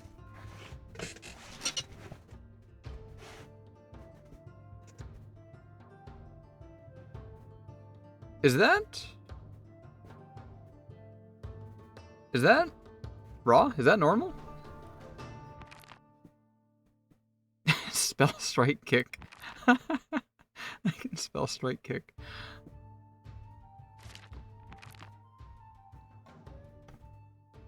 Make an attack roll. 1d4 plus 4 bludgeoning. Looks like just fist attack now. I mean, fist attack would be... it probably is. Melee weapon. It says weapon. Attack, agile, finesse, non-lethal, brawling. It basically is.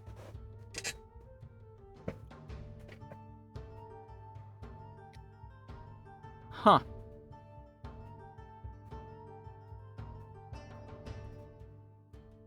Learned a thing today. Let's milk it. I'm gonna take my chances with a -5 on that.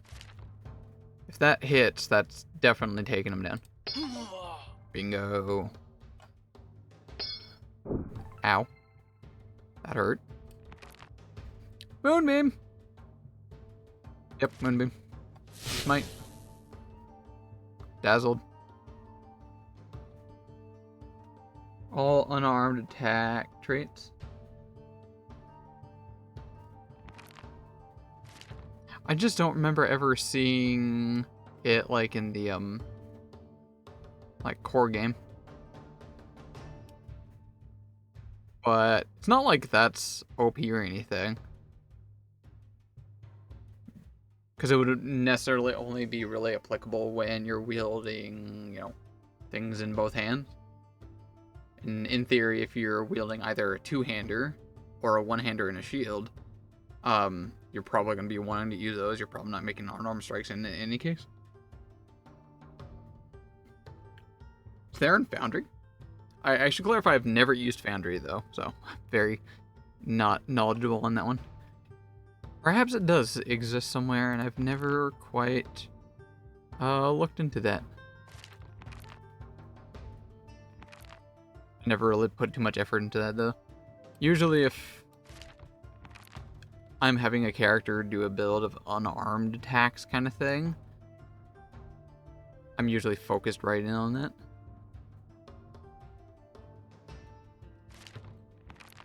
My brain has really, like, suddenly just like, kicking is a thing? Why am I so thrown back by this? I have no freaking clue. Demoralized.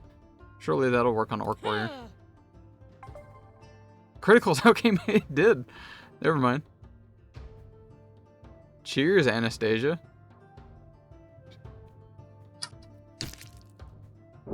Oof. Mokhtar! Ogar! Wait. Can you attack through allies? With reach? Kawaii Oni-chan. Kawaii? Why are we Hello, Hollow. You really threw me off by that one. I'm gonna see if I can make a melee attack through. I can. Yeah, there we go. What's going on, Hollow? How's the stuff? How's the things? That really threw me.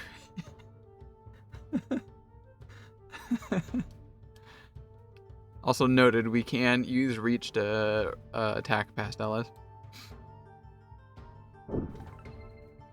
Just recently finished Rem. I saw you play in Repo. Were you doing solo or did you have some homes?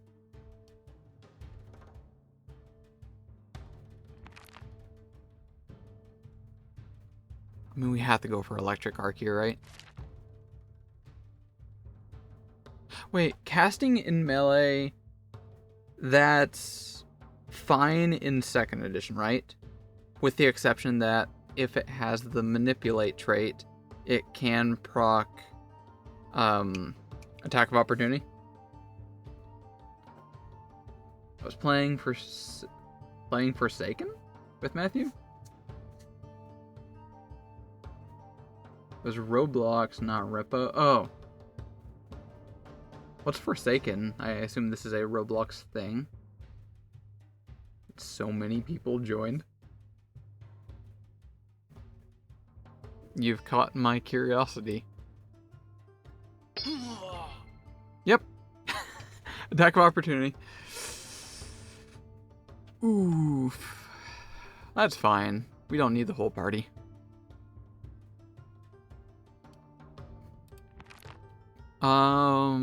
It's time for Smash. Can we hit 2 people somehow?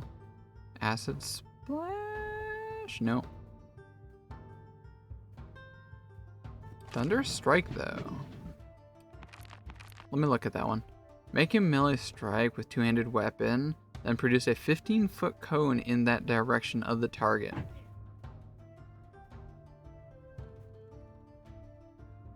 These are all attack rolls. I think I go for this one. If I miss, I'm still going to have it at least take some damage, which I think might be enough to take it down. Oh, it is. That's guaranteed to kill, I think. Each creature with the code takes 2 sonic damage, but with a save. God forbid if I do only 1 damage against this guy. I'm going for it. Just do it. Or we overkill. Usually casting has manipulate. Yeah. I took my chances. I'll be honest, I also slightly forgot. Similar to Dead by Daylight. 7 falls today, Jesus Christ. Can you puff pass?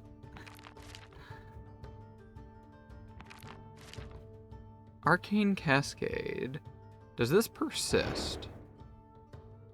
I assume because it just stands, it persists through the encounter. We got another regular strike. Nope, that's fine.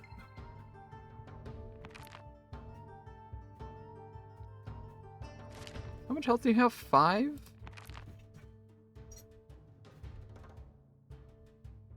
Oh, Moonbeam again? I do love my Moonbeam. Oh, wait, it's only 1d6 though. Spray of Stars is a cone, 1d4. Also dazzles. A lot longer.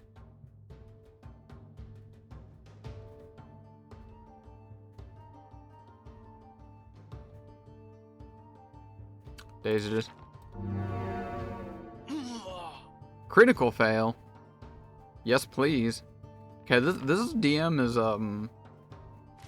I appreciate this DM. He's got some good rolls.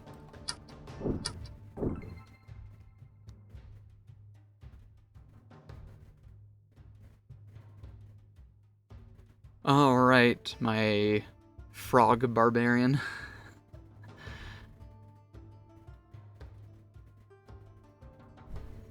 Should we bother stabilizing?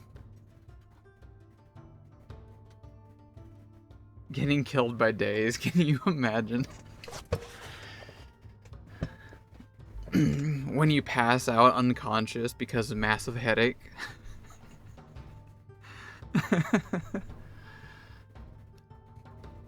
Quietly sips my coffee that has rum in it.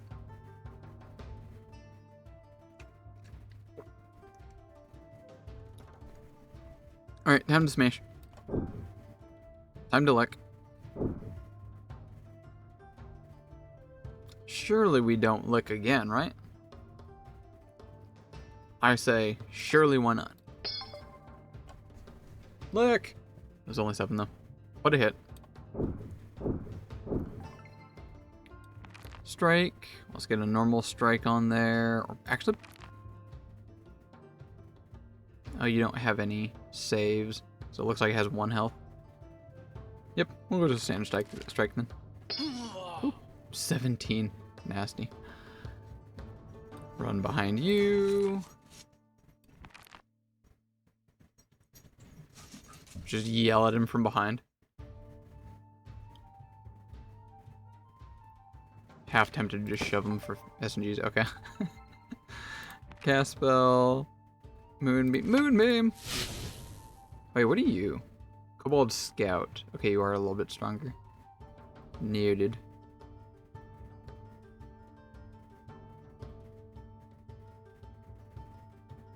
Uh-oh. I just realized we're overloading the Oracle. We've been casting too many things. Enfeebled 2. -2 stats penalty to all strength-based checks and DCs. That's okay, as long as she stays in the back.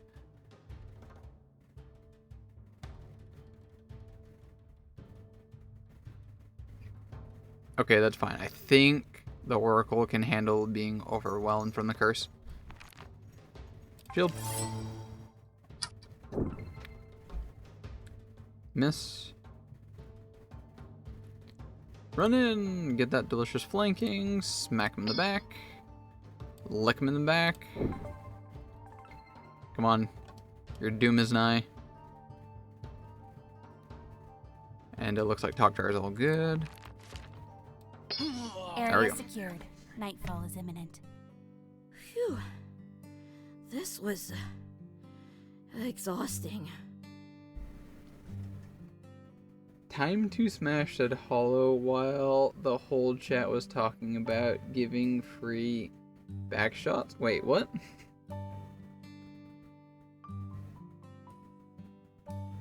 While the whole chat was talking about giving free backshots. What are you talking about, sir? Please expand. You're required to give additional information. I do not have to say please. I concur with the child. Even I cannot continue further today. Then it's unanimous. We'll set up camp here. Scarlet, set up perimeter. Safi, cooking. Tokdar, loot the bodies. Yes, Anna. Yes, battle I'm leader. on it. We'll rest overnight to recover our energy and our spell slots. And then in the morning, we'll enter the temple. Pog! 30 minutes talking about backshots. Can you clarify what backshots is? Should I know what that is?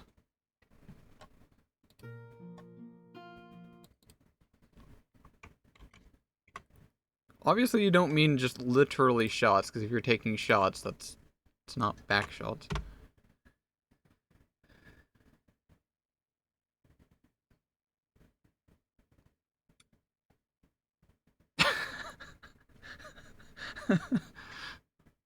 Thank you, Safe Search.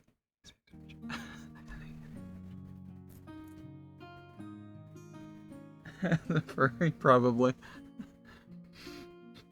I did not. Wait, hold up. What does that say?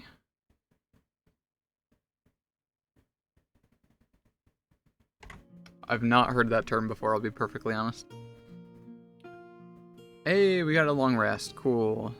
So, Anastasia's no longer overdone. Daily prep, we could do that if we want to. I'm not gonna bother. We got a little bit of loot. We got a neck splitter. That's pretty much just money. How do we sell things? Downtime, probably. When we hit downtime, that's probably where we can go sell stuff. So I'll just drop this in here somewhere. Scroll of heal. I imagine only you can heal. Ah, if they can't use it, it will also say they can't. So you take heal, you take heal. Tokdar, you keep dying, take the potion, and another invisibility potion for you. Why not? How have you not heard of backshots before? Because there's too many words that exist. And I'm also not like a social butterfly like you. I am a very modestly secluded individual. Not as much as I used to be. Most people are not furries except for me. They were just playing along. Skeletal Champion. Bone Zone! Welcome to the bone. I have a bad feeling about this place. Let's move carefully. Safi, what are these rooms to the left? Chambers for sanctified fonts. They used to radiate positive energy. But now that the temple is crumbling, all the fonts are broken down. There's a corpse by one of the fonts. Seems to have died to a slashing weapon. Let's be careful.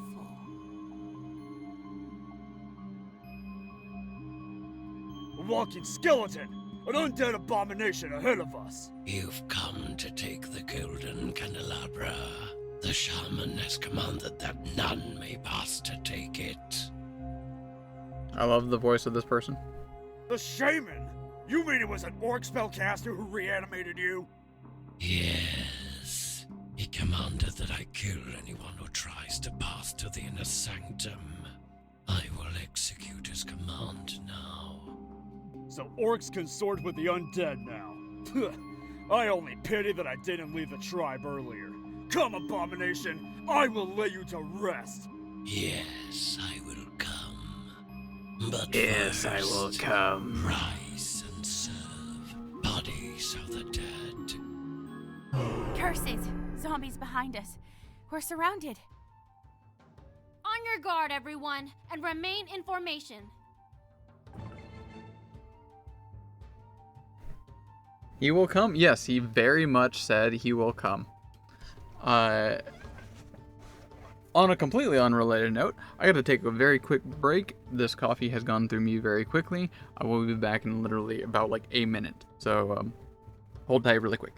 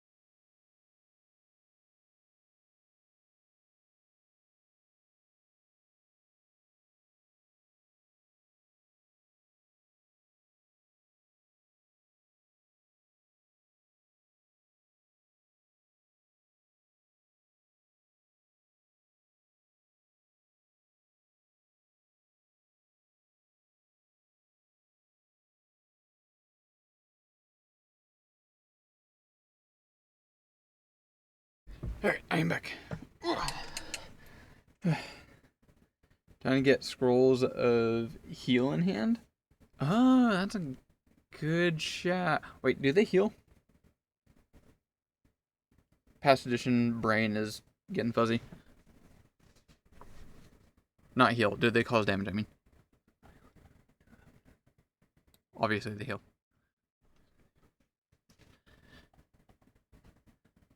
Let me read what those say.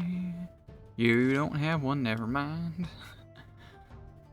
Okay, so where do we start? Can we... Okay, definite good note. All 4 of us get to go first. That's actually kind of big. Maybe we leg it back. Also, what is with the zombie icons? Sorry, really distracted. We could leg it back into one of these rooms and try to squeeze things in there. I think that's actually probably a pretty good idea. It's same spell, just as consumable. Oh no, I meant like, does heal spell cause damage? I don't quite remember.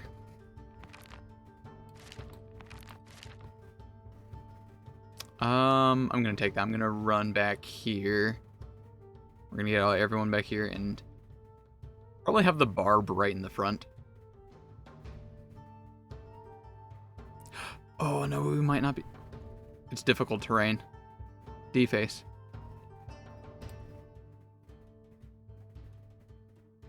Oh, never mind. It's showing me one thing at a time.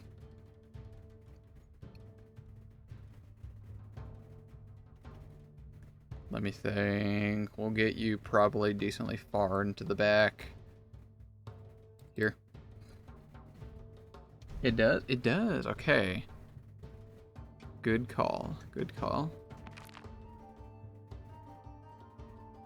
Shield. Alright. Probably don't want to rage just yet. This is going to be our... Hold up. If I delay... Postpone your turn until a later point in the initiative order. You can't delay if you've already taken it. Any negative turn-based effects you...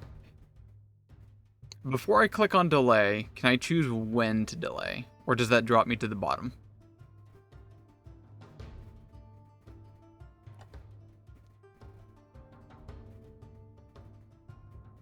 Actually, it's probably fine, because if I move here, allies can still move past me, no? Okay, I think that's fine. I'll do that. And... Maneuvers...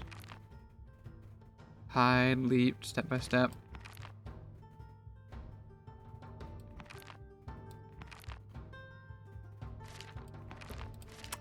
think I'm gonna have to waste a couple actions. But in the end, I'm pretty sure this will definitely be worth it. Take cover. Why not? End turn.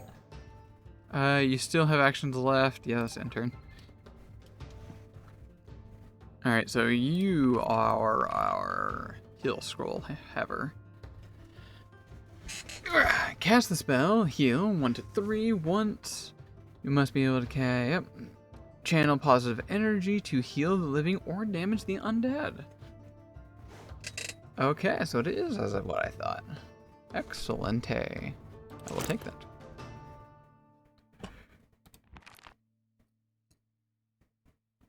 And get you behind.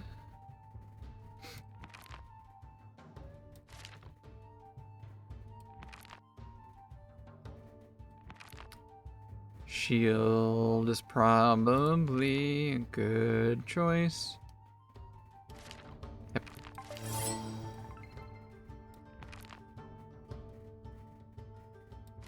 Who's this one? This is... Damn!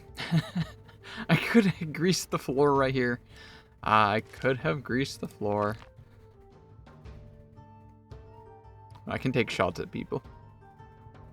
Which I might just do. How much health do you have? 20. So they're punching bags basically. Low AC, so we can fish for a crit.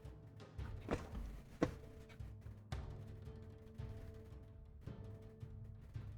get Ray of Frost on this asshole.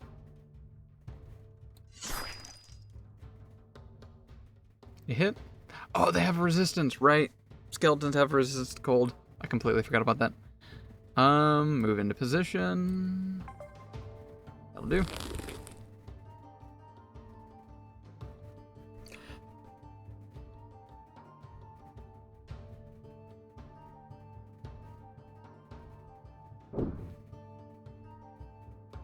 Just occurred to me that's not the best positioning I could have done. I probably should have had everyone back here and then had one enemy in the doorway. I should have done that. Oh well. Not the gnome. Flourishing floor. Can you hit from there?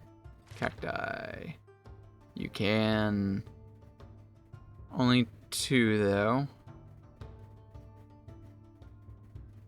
Although I might want to handle the person that's currently in the room. Druid spells. It's Tempest Surge. Basic reflex, 30 foot. Deal 1d4 on a fail. Target also is perfect on you. Boosh. Save. That's fine. And then punch him with the shield. It hits. I did not expect that to hit. Alright, now it's time to rage. And it's time to lick later. Critical. That's why they have so much. You can hit from here? Okay. See, when I last did this encounter, you know, half a year ago or whatever, I for some reason had a little bit of difficulty on this encounter. I'm wrecking shop today. That's fine if that missed. Already got a kill. Do I even waste a scroll on this? Yes, yes I do. I will. 3 actions, skadoosh. Beautiful. 3 action heal. Yeah. Cat jam. Who do we want to smash? Should probably get rid of the Zombo ASAP.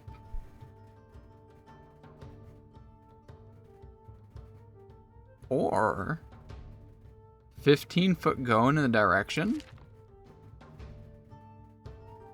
I feel like this is a rare chance to make a great use out of that 15 foot cone melee. So I'm taking that. I'll take it. Arcane Cascade. Strike. Do we go for another strike or do we do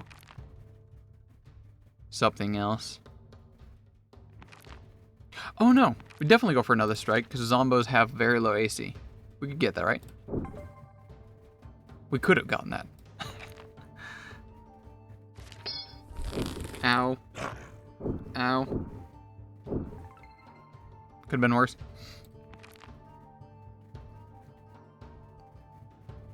Alright. Do we protect or do we hurt? You like how I keep saying we? Like everyone in chat is somehow all a part of it. I'm a streamer, we are all part of this. God, I always have such a bad habit of using the royal we constantly. I think we electric arc this. Yeah. What is it? That's a reflex, right? Yeah, basic reflex. I assume they have shite reflex. Yeah, +0. Let's go up. You and you. Critical fail. Love to see it. Can we demoralize the boner? No, that's fine. Strike. Unless we could trip the bone zone. I think we just go for the kills at the moment. Strike.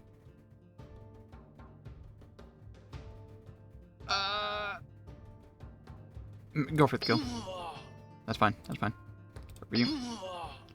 Double kill. Maneuver.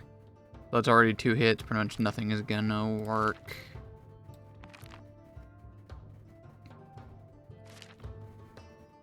I guess we go for the hit. Trip, probably not. Diversion, I don't think is going to do much for me. Other action, take cover, leap. Yep, I think I go for...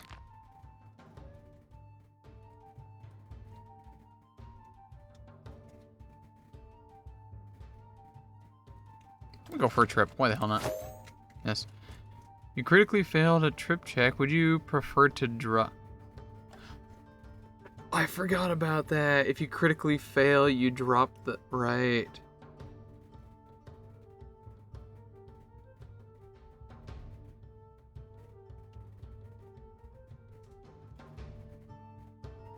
We're dropping the weapon. That's why we have a tongue attack.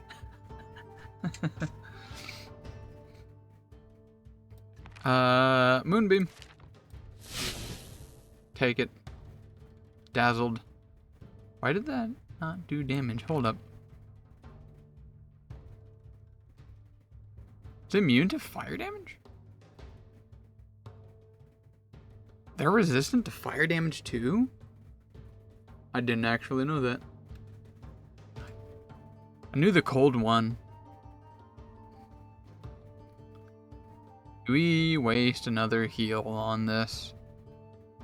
Probably should. And it would also do damage. So. Actually, we should use the spells.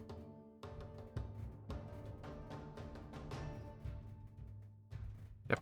Do that. Pulling that out. Waste not, want not.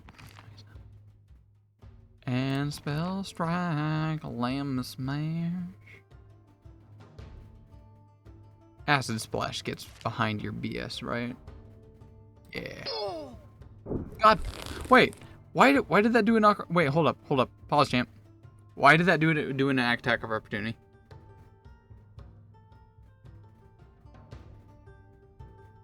Can someone explain that one to me?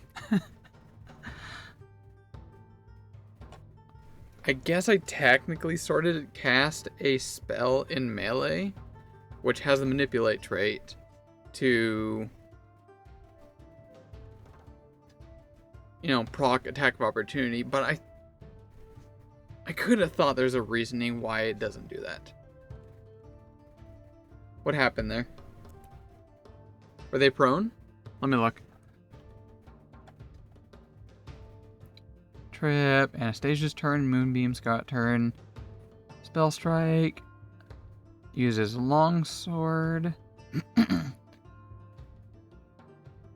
attack of opportunity, scored a critical hit against Scarlet.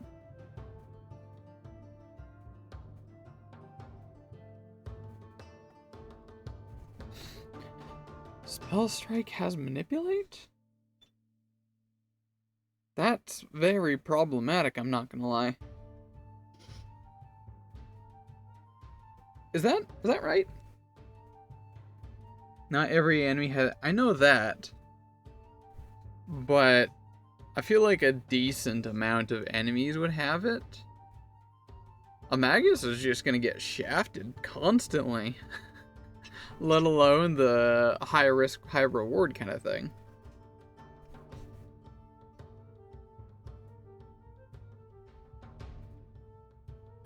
Frack. Okay. That is something I was not prepared for. I was not prepared for that at all. Target ally lose any dying conditions. Remains unconscious. You're dying too because of that. Do we want Protectory on that? Dazzled, shield raised.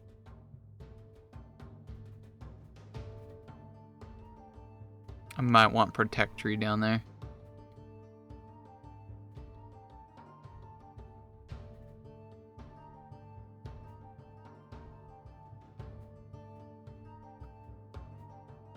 Surely the DM's not going to attack the, like, down player, right?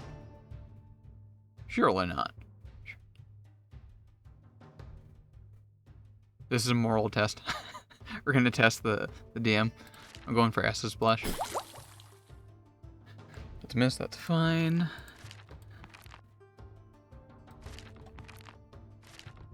Did you have anything in your hand? Ray shield. Okay.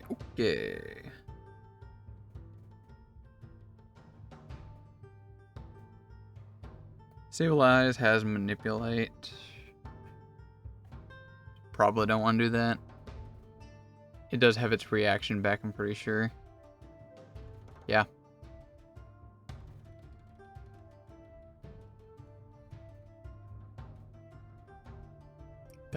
Hold up, the Jaws attack has actually some decent damage. Nom? Miss. Sag.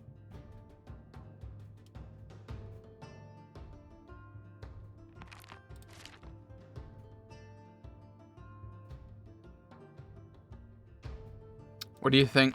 What's the thought process here? Oh, yeah, you cast the spell with Spell Strike, and that's why Magnus is shit. Sir, watch your tongue around here. We don't talk shit about any of the classes. All classes are made equal, you know?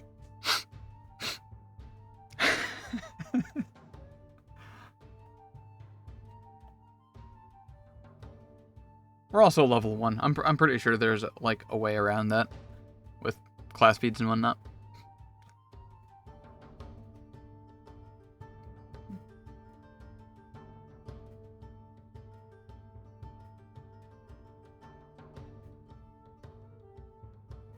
Do I go for proper attacks? Jaws is bludgeoning. I think I just keep going for Jaws. Trip. I'm going for trip. Should. That's definitely not gonna miss.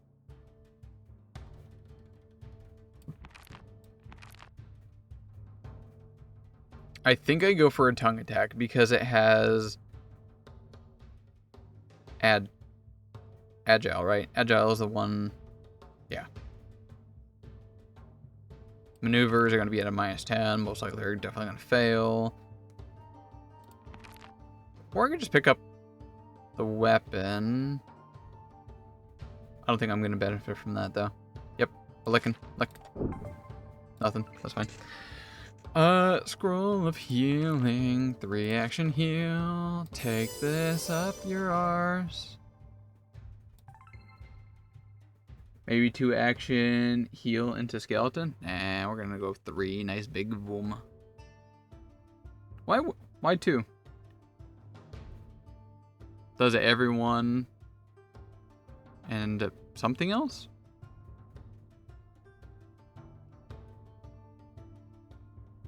Disperse energy in 3 foot. Targets all living and undead creatures. More damage? But like, if you do 3, it also has that increase, right?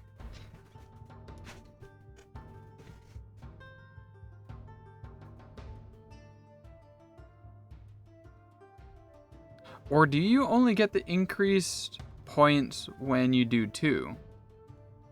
I thought it gets all of those. No, it's not Really? I've always done it the other way.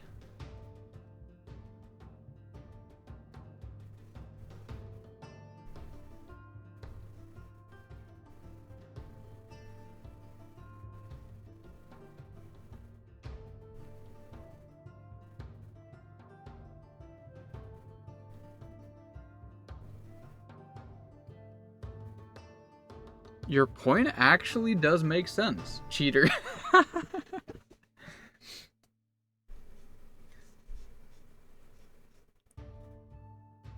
You're definitely right. Based on if I were to do things in a like logic, like a code step, by default, concentrate, manipulate, positive, necromancy, divine, primal. If the target is a living creature, you restore 1d8 hit points. If the target is an undead creature, you deal that amount of positive damage to it. With basic fortitude save. You can spend 1 to 3 actions to this spell. 1 action to cast the spell. The spell has a range of touch. 2. The spell has a range of 30 feet. If you're healing a living creature, increase the... Okay, so it only increases the amount of healing if it is a living creature, by the sounds of it. So it sounds like I wouldn't have been able to do that. So you're the cheater. Ha, have at it. But then it says, 3, you disperse positive energy in a 30-foot emanation. This targets all living and undead creatures in the area. You are also right on that one. It does not get the increased hit points by the other one because that is only stated in the when you use it for 2 actions. Interesting. Never realized that. Definitely not standing up. That would be hurt.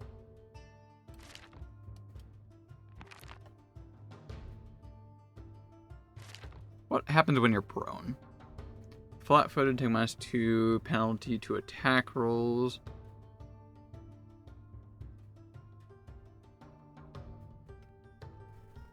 Can we step? Other actions, take cover, maneuvers. Can we not step action when we're prone? That kind of makes sense, actually. Yeah, I guess so.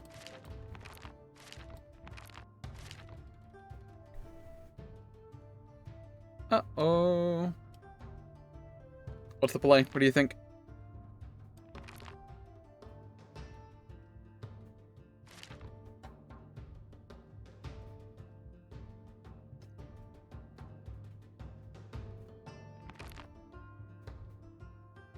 Do any of these not have manipulate? No, they all are.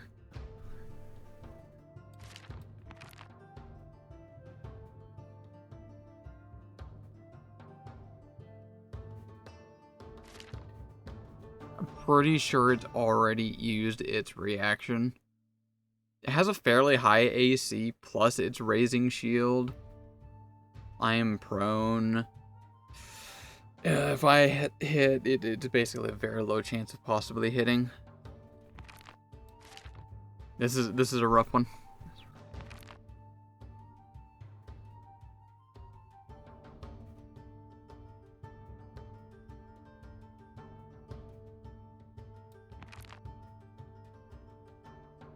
Wait, stand is a move action? I thought...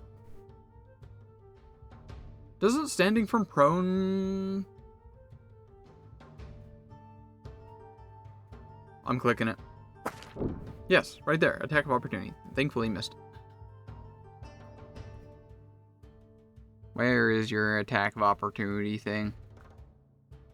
I want them deets. It's not going to say from in here. I thought that was the case. Maybe it specifically states in attack of opportunity if that. Alright, now Beculema Smash. Your reaction is used. I'm spell striking your stupid ass. Sag. Stop killing me, you hobnobber. I guess 2 action heal against undead doesn't add 8 more, just more range. 8, there is some cleric feat to it. Probably. I could see that being definitely a thing.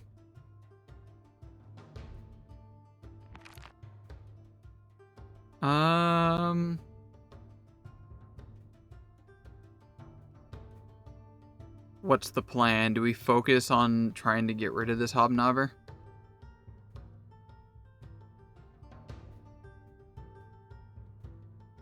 I am concerned about Scarlet, I won't lie.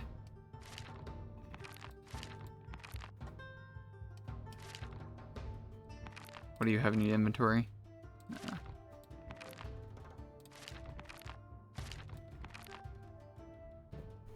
Protector tree? This might be definitely a good time to use the tree. Hopefully Scarlet stops dropping. Because it redirects the damage. Okay, yes, definitely.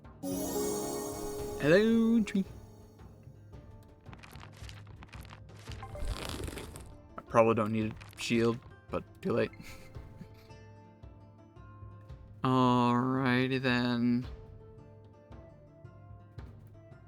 In fact, this thing has resistance to slashing, doesn't it? Yes. Okay, so picking up the... I'm gonna call this thing a halberd. I cannot pronounce its name. Actually is a pretty good idea to use our draws or our lick. I do want to get like a tripping going on here. Yeah, there we go. We got a prone in there. We'll eat his ass. It's missed, so that's fine.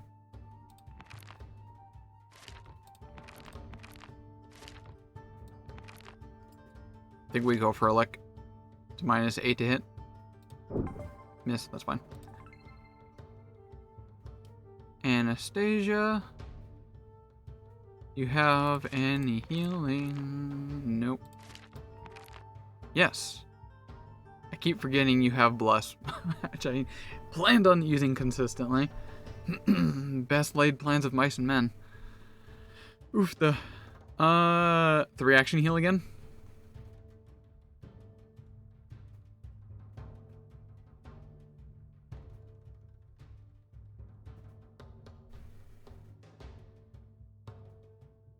Hear me out, though. Oh, wait, no, I have... okay, never mind. I was gonna say it was prone, so it might have low AC, but it also has shield up. I think 3 action heal.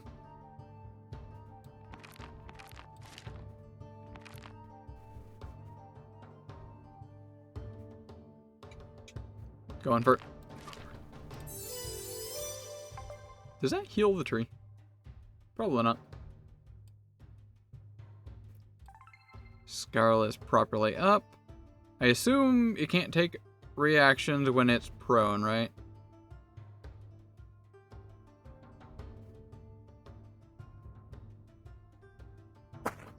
Fucking cockle. Hey, the tree took it.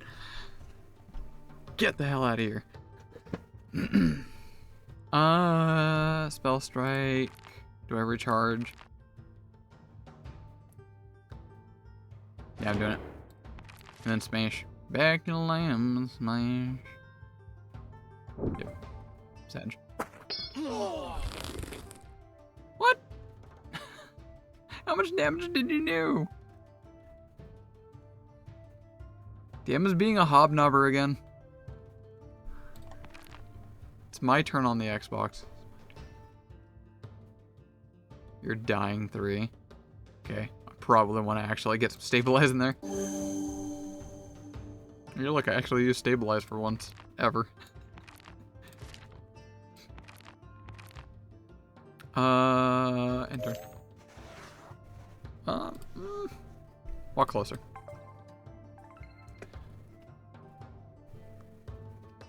Maybe... There would be no reason to do that.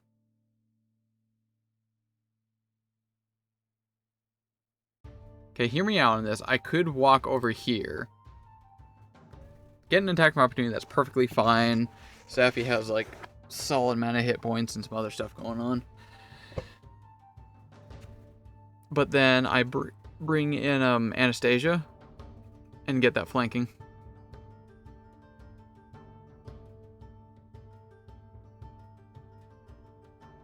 This thing's got an annoying armor class.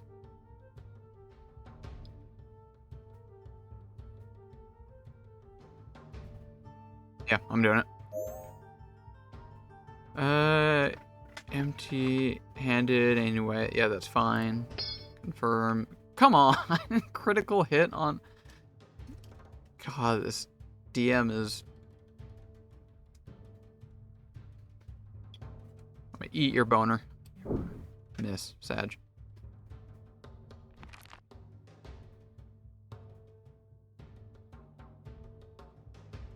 Do I go for an attack or...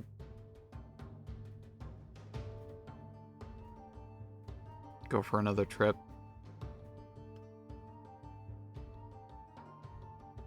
Don't understand play here. What do you mean by that? Do you not understand how bad I suck, or a certain kind of mechanic? Why move to it when you can attack and step back? Why move to it when you can attack and step back?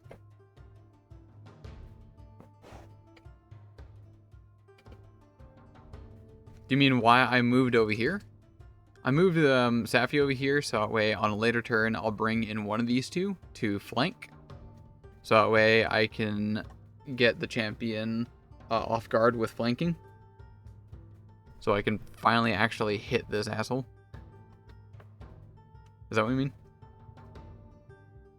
I won't get the flanking this turn, but next turn, probably. Look. -8? Nope. You have an AC of 15, 15. Okay, they're both the same.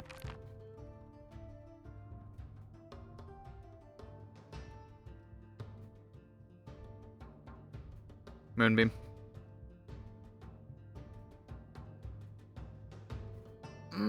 Do I want Moonbeam? It is.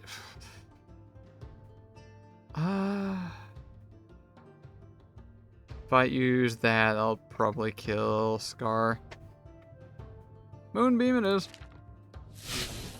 Come on. You're killing me, Smalls. Alright, starting. 5 resistant fire. Oh yeah, that too. That too. See, I always forget that.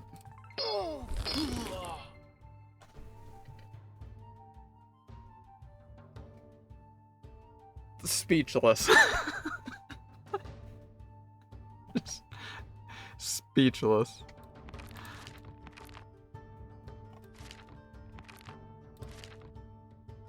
Actually rigged.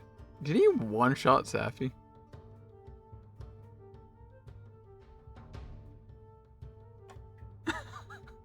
I think it's a loss. I think we definitely have a loss here.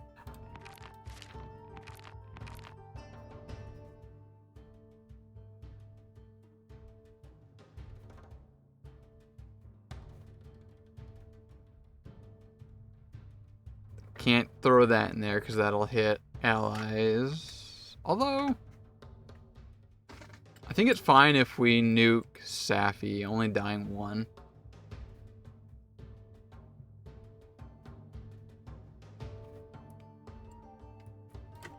and we do fruits. What are your saves? Reflex 10. Okay, maybe not.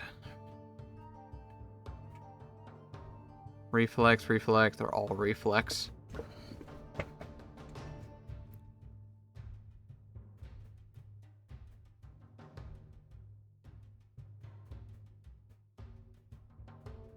Do we acid splash and pray?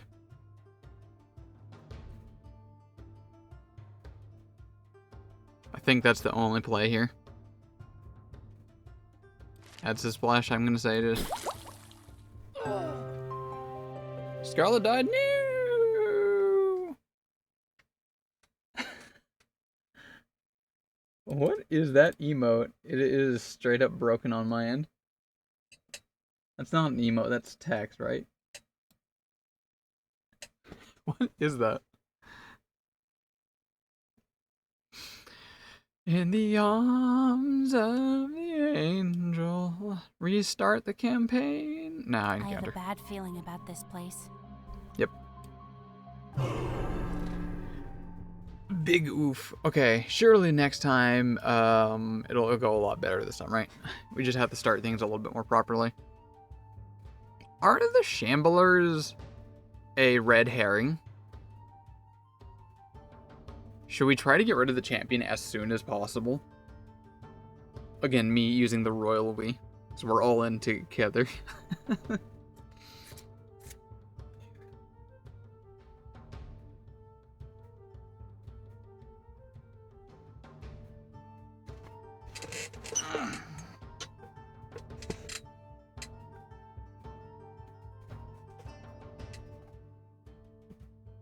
What spells can I bust out real quick?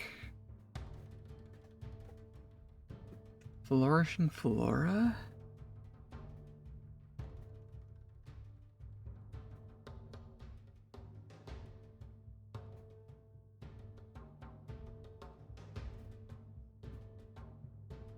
How far can you move?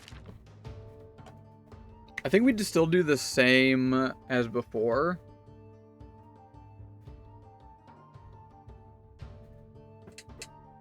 Supposed to be loss?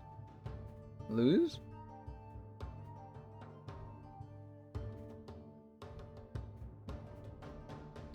Oh, is that the old meme? I don't quite see it in the text. Lost comic. First of all, I almost know nothing about that comic at all. But I have heard the meme. But your text looks kind of odd on my screen. I don't quite see, I'll be honest. So that's what it looks like on my end.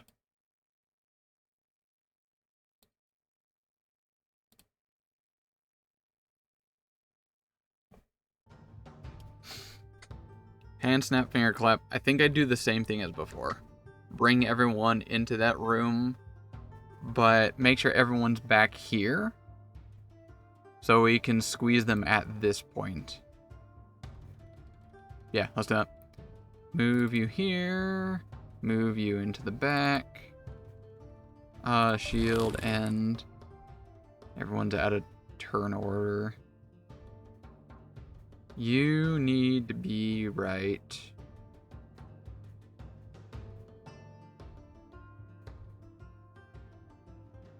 here, inside.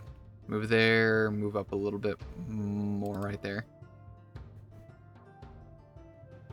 We will need a third okay, that right, true. Okay, wait, rules question. If something is right here in the hallway,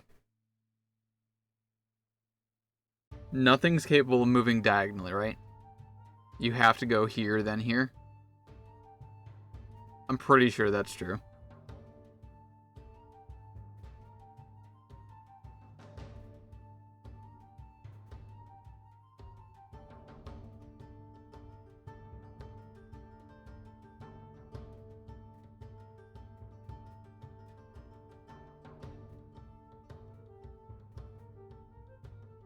How long does the rage last?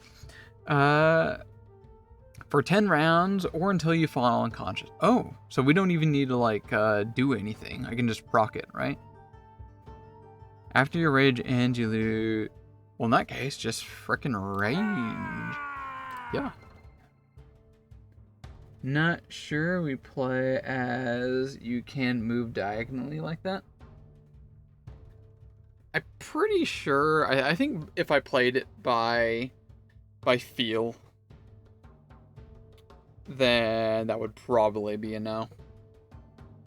I would require that to be like a tumble through or something. I'm pretty sure it's somewhere in the rule books that will state exactly why and how it's the reason, but I'm not going to bother looking that up. I'm the DM, I make the rules.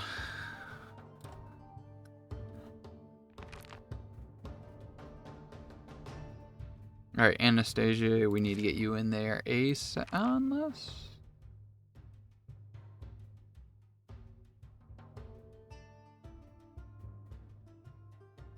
That's not going to get here in time, I think. Bless. We're getting that bless. Move here.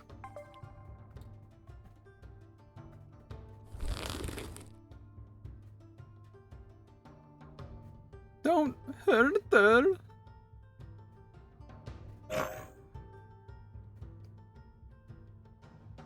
Hey, shield block. Fuck. Nice. Didn't expect to actually need that.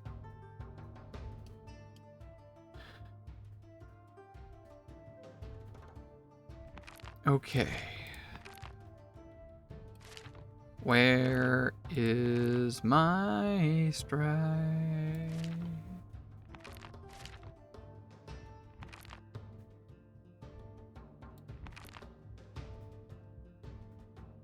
Step-by-step stride, is that it? Move up to your speed, selecting the squares you move in a square, choosing the exact path. Can I not step?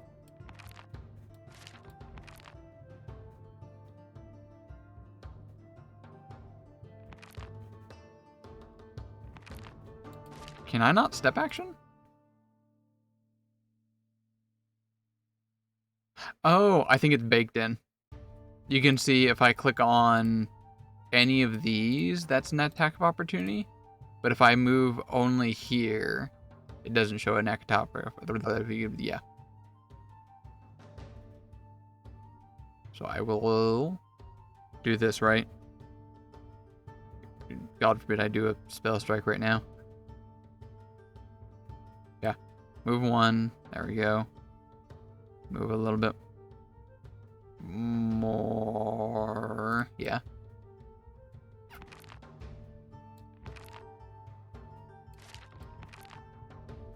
And then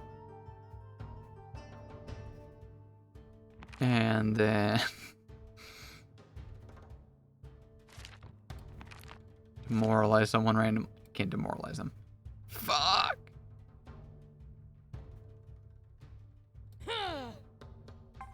Fine. All right. It's so rough at first level because you don't have all the random toys that you get at later on. Which is why I can't wait for like the second campaign. The gate. I forget what it's called.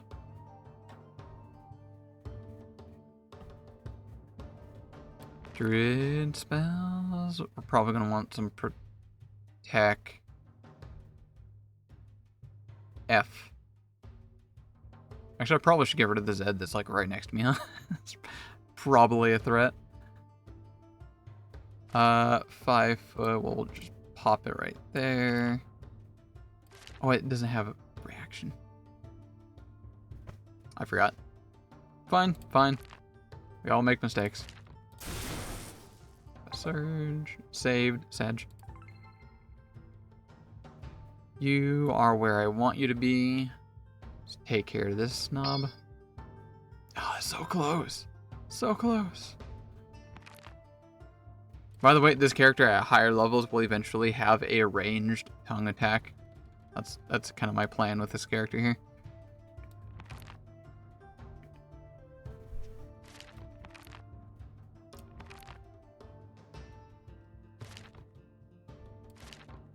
I think I keep beating on it. It's got a low AC. Yep. Yeah, there we go. And then enter. Yep. Anastasia, you need to move back 1. Is that what I want to do before I move?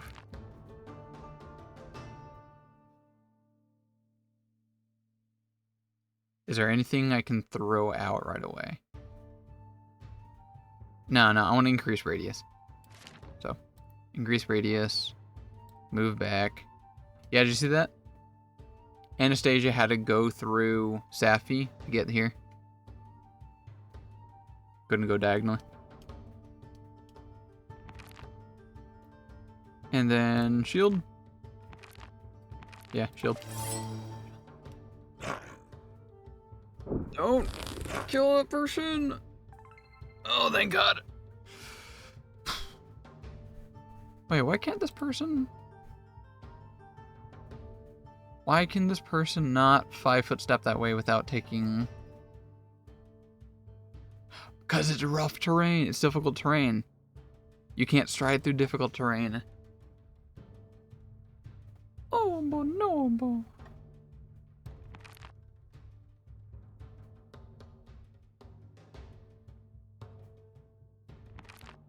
Uh-oh. Uh-oh. Wait, can I create a diversion? It'll, like, look away and I'll definitely... Nah.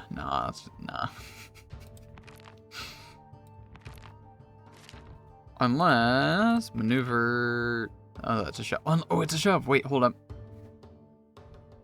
That actually could work.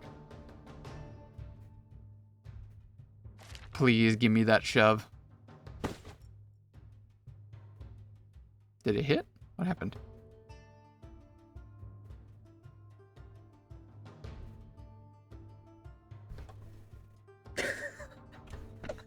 GG.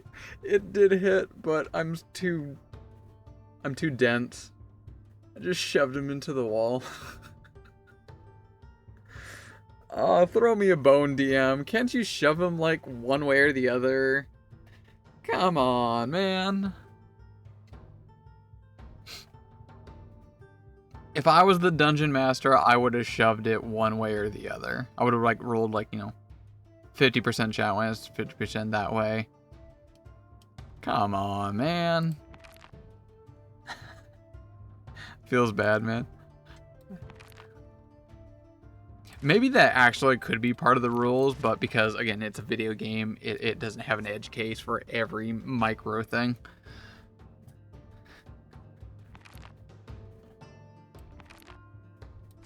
I think we have to take the chance. I need to set things up properly.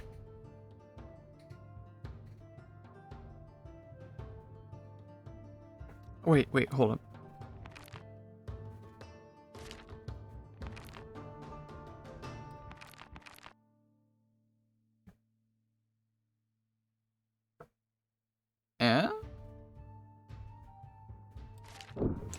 Fuck. I forgot that causes attack of opportunity. Well, just run. God, I forget how extremely common the manipulate action is. It's so common. Oh my God.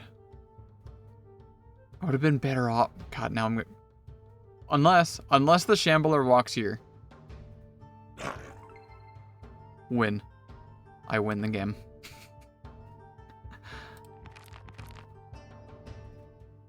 Here we go. Reflex save. Are gonna suck on reflex. What do we do? Cacti on them? Poison, probably not. Bludgeoning. They have weakness to slashing. I don't think any of these are slashing. No.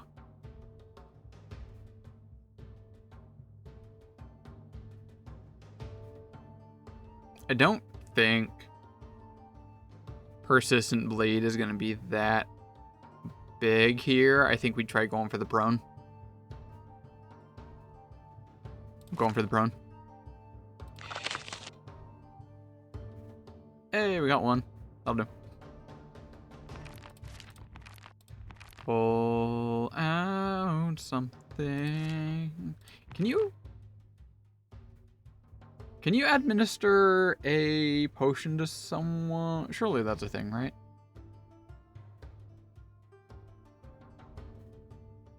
That's probably a thing. Bust out one of those.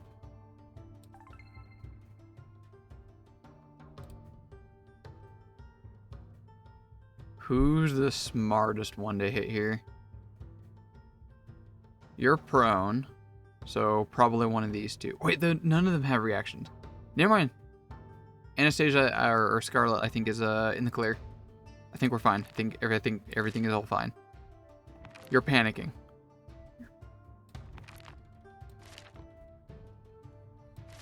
All right, let's go for the kills. Start taking some names.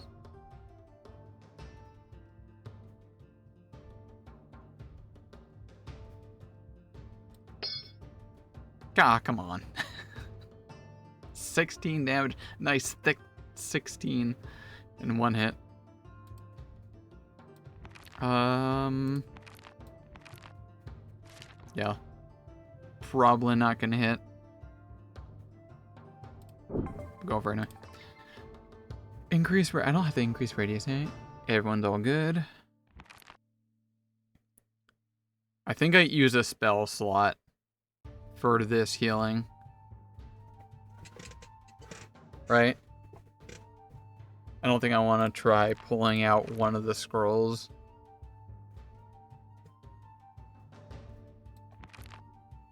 Can that reach? That does reach. I'd definitely go for that. Waste a spell on that one.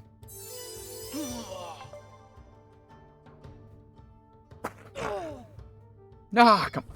Dude, that's a thing. Oh, okay. Sure. You know what? I'll take that. I'll take that. Can you move here? Oh. Stride, stabilize, administer. I've not seen this many before. Hand over steel shield, hand over mindly heal, push, stabilize. Administer. I've not seen that many before. Okay. This is going better than last time, I'm pretty sure, right? Let's go ahead and administer to you, I think. Yeah.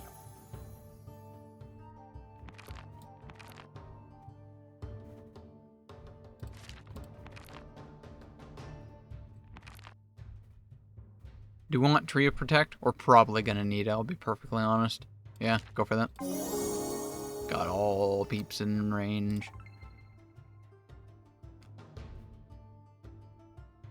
These can't do anything. Excellent. We basically have already shut down the zombies already. The only threat here is basically the skeleton. Once we deal with the skeleton, the rest are basically not really a threat. So, in a way, we've already killed, air quotes, the Zeds here.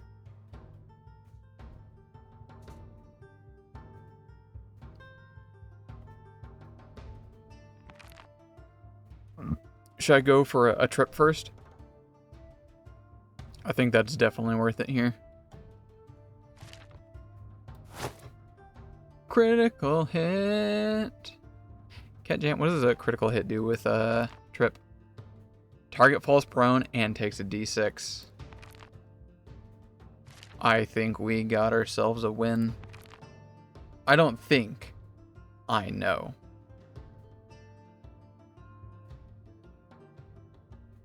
Let's go for the jaws because it's got bludgeoning. Nope. And then go for a lick because agile. Fine, be that way.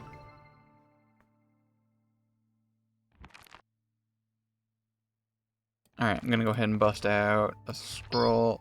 God damn it. Fine. That's why we have tree there.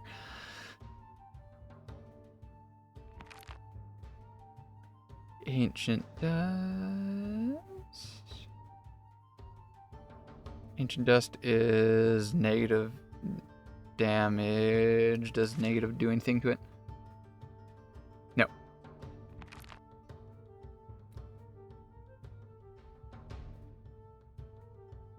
Already used its reaction, right? Yeah, so we can snipe it with maybe a bit of a moonbeam, especially since when it's prone. Or stars. That's fire. No. Moonbeam. Wait, hold up. What is moonbeam? It's also fire. Fuck. It could critically hit, though, and it's going to cause dazzle. I think that's definitely worth it. Right?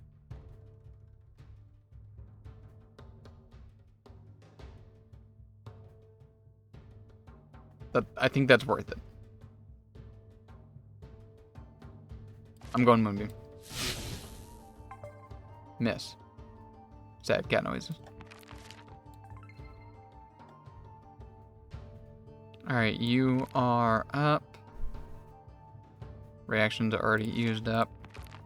Spell Strike Fist. Where'd my weapon go? Oh, it probably fell right there. Or somewhere here.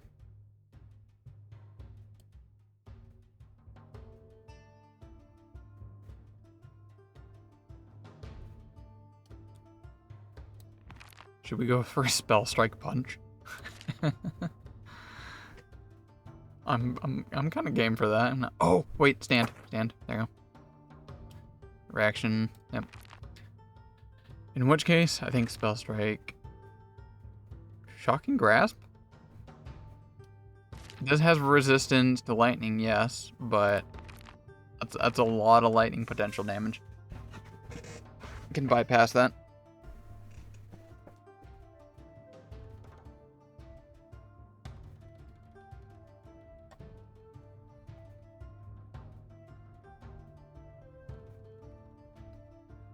I think I need to go for it.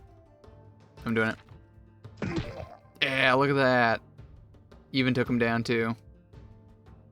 Yo, frickin' knob. Rolled really good there on the Shocking Grasp. Beautiful. Alright, now it'll just be a cakewalk here, I'm pretty sure. Wait, what? Hold, stop. No, you don't. That's illegal. Illegal move? DM? I veto?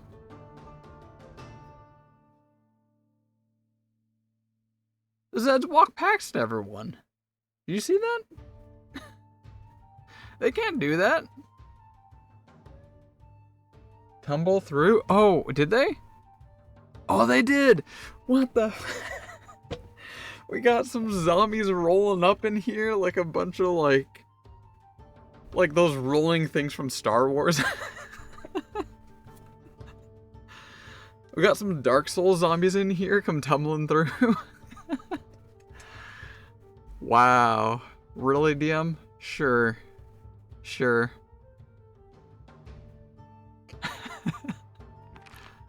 Okay. Well, I got electric art. How does that make you feel? Shield. I don't think we use up the scroll, right? Pretty sure we got this in the bag here now. Go for the one with the most health. Go for a lick.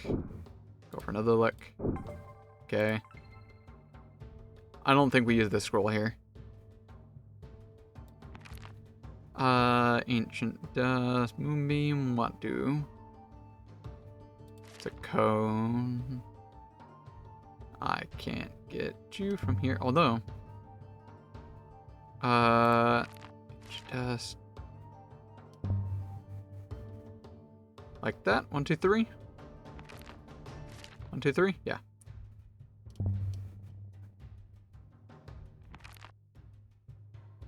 Oh, I just realized that's actually gonna hit Safi.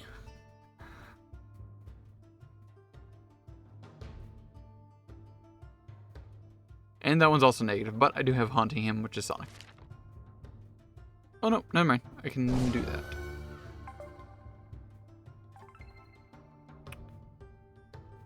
Do I need a recharge spell strike? I don't think I need to. Just go for a basic, like, punch on some of these. Yeah. Go in the mud and the blood and the beer. Beat him down. These were undead, Anna. We won our first fight against supernatural creatures. Wow. Remember what I said about having troubles on that encounter last time I played this game? Case in point. I am playing on hard, though. Yes, child. The Oracle has smiled upon us today.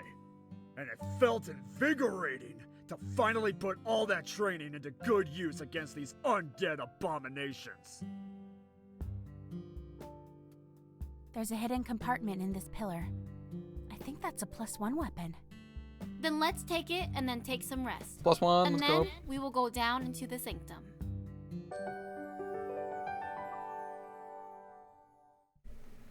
Was that like a perception check, or is that always going to happen? Short rest. Oh, praise the sun. Alright. Probably... Are these... Oh, that's new loot. This is a new thing here. Wait, can I just take off the runes? Detach runestone from... I can do that? Oh, but it costs money. Oh. Cool. Oh, yeah. Okay. Scroll of Bless.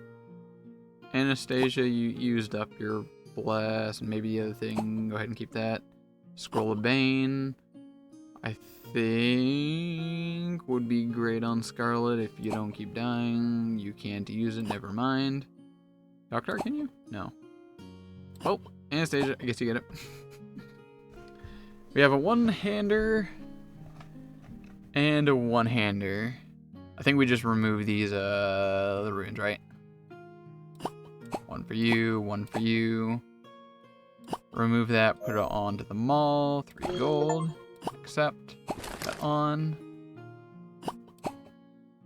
Remove, put it on your rapier with a fancy name. 3 gold, fine by me. And then we have some money for selling. Cool. I need to take a quick water.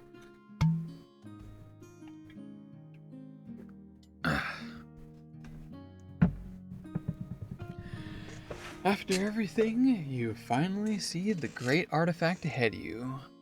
But will it be so easy to take? Surely it will, right? I see the candelabra! Wow, it's still lit aflame, even after 7 years of abandonment. And only 2 rats protect it? Ha! This almost feels wrong. It does feel wrong. Very suspicious. The DM is never sus. I don't know what you're talking about. I take your points, but perhaps we are just lucky. Let's kill the rats and take the artifact. You gotta take your luck once in a while. Alright. You have enfeebled 1. That's... Okay, you're good. Okay, we're all good. There's definitely not gonna be, like, some things happening that I definitely don't already know about, and I may or may not prep for that in advance. So...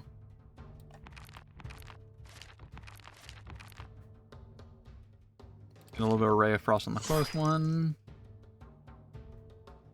Shield. Cast spell. You got your weapon, right? Yes.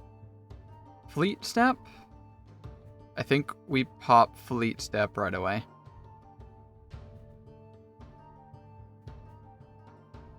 Yep. Do that. Get a nice movement speed. Arcane Cascade. We're already in move. At least you don't have traps to place on spawn points. Wait, what do you mean by that? At least you don't have traps to place on spawn points. That sounds like a thing I would want.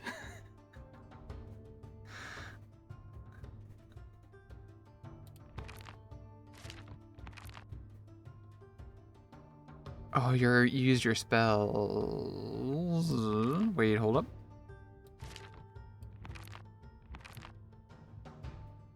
I think we'd whip out the bless. Use it or lose it. Use it or lose it. Good. Reaction. Beautiful. How did you do 7 damage? What the? DM's botching rolls. Rolled a 6 plus 1. Strike. One of you down. And I'm going to trip the other one. I don't want to kill it yet. Because reasons.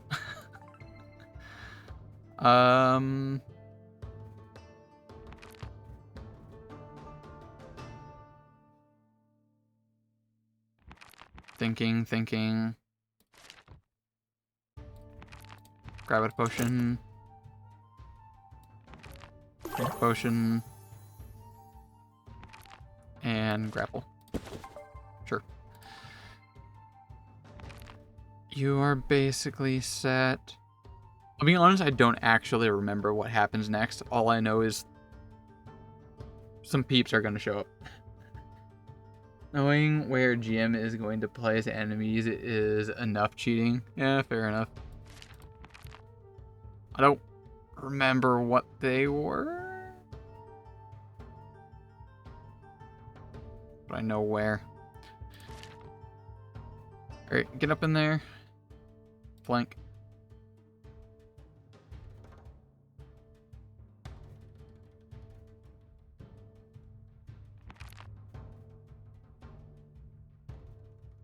Why can you not trip? Oh, it's a shoving weapon, right?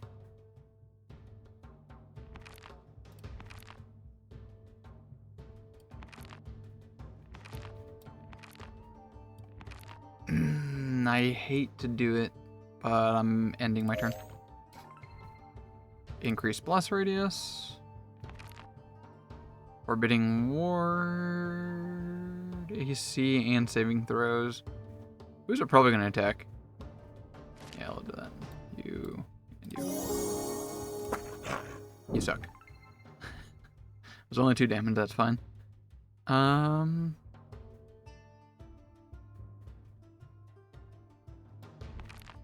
Trip. Stay prone. Go up in there.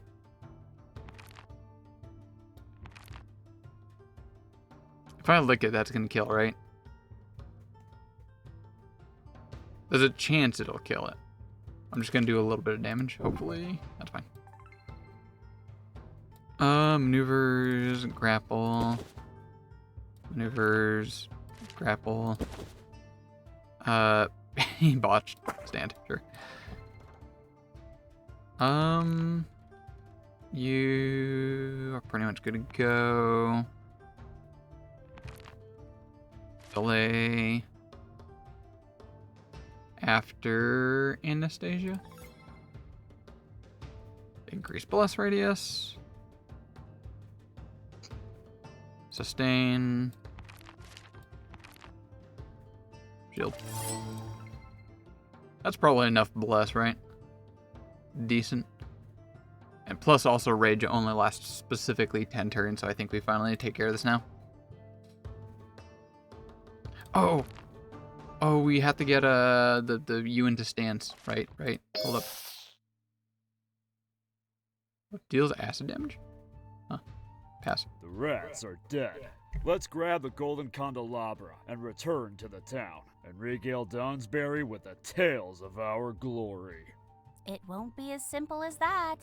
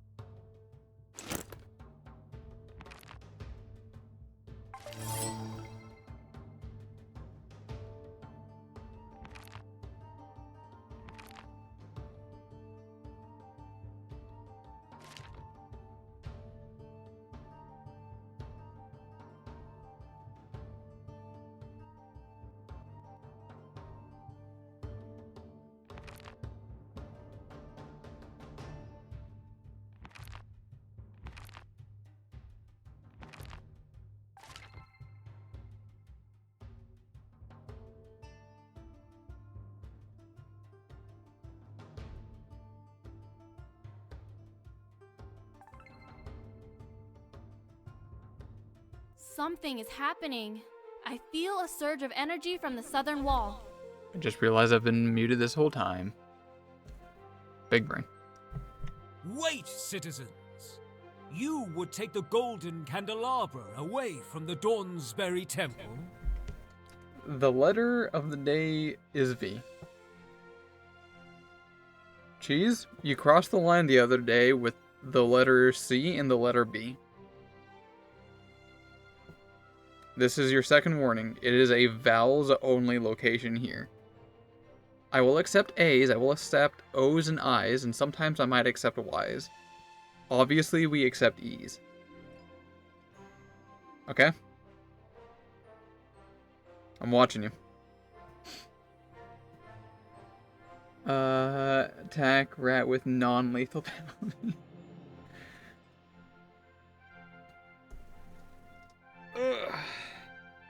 It'll be fine. I'm not worrying, you're worrying. This temple has been abandoned, Protector, as it's too far away, in a land controlled by kobolds. We have built a new temple closer by. I think that's a magic mouth, Toktar. It's only a triggered message. Whoever said this is long gone. Thankfully, my magic detected that you are citizens of Dawnsbury. But only worthy heroes may move my artifact. My artifact. Is this the voice of the Dawnbringer? Face now the gauntlet, citizens. If you pass, then you have my blessing to take the candelabra. Does everyone give out blessings now? What's the point of even being a cleric then? I love Safi. It is kind of one of my favorites. Monsters will spawn next round by the southern wall. Then let's assume good positions and tackle the Dawnbringer's trial head on. Did they change this? Hold up. So we actually do get to know that something will spawn from the south.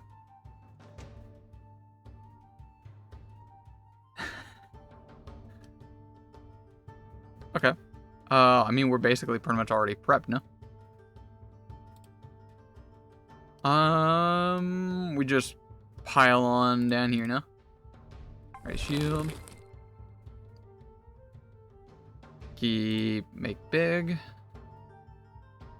Let's get LOS over here. That's probably good, right? Shield. When do they come? Are they coming yet?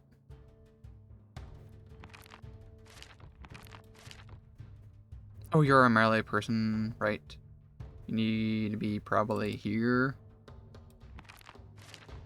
That's probably good. Your Bruno's already prepped. Right. It's the living sword or whatever this thing is. Archon. Oh, snap. Both of them are in the south. I thought one of them's like right here, and then there's like another one up north, and... Okay. Like I said, it's been a while.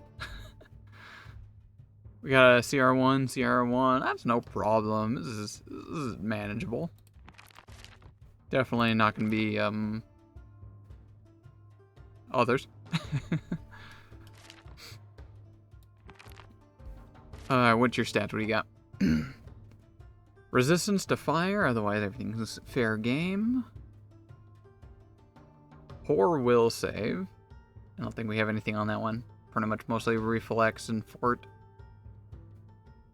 Divine spells. It has heal. Okay, maybe we definitely take care of the Archon ASAP.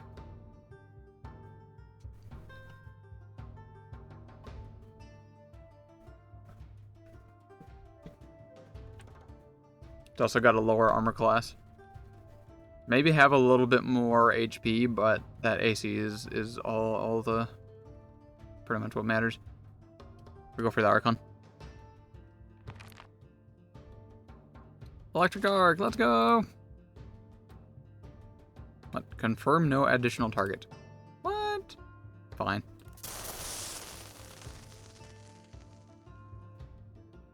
Retributive strike?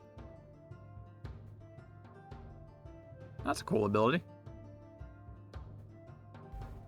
I might try adding that into the Pathfinder game I run on Fridays.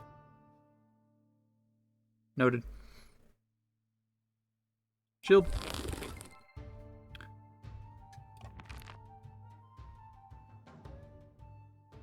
Days, what's the play here? Moonbeam! I love my moonbeam. Oh wait, it's fire damage. God damn it. Ah. Champion ability. Really? Champions have that?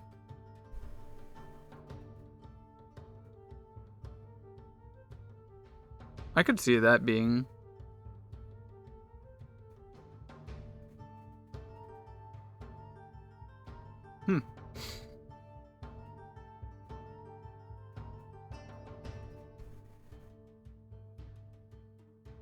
Stars is fire. Moonbeam is fire.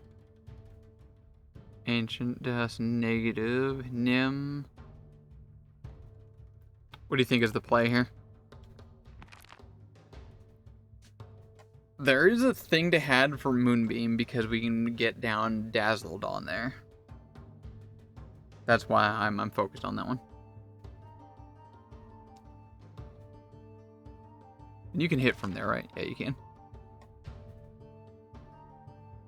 It is fire damage, so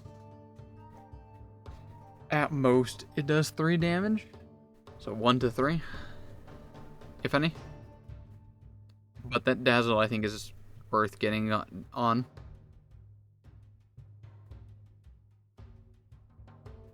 Even if it's for 1 round.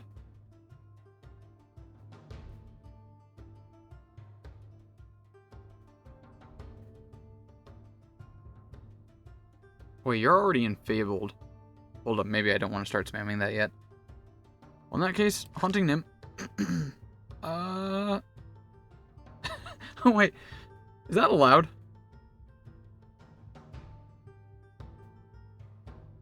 I don't think I'd allow that as a DM. Shooting a cone right into that pillar.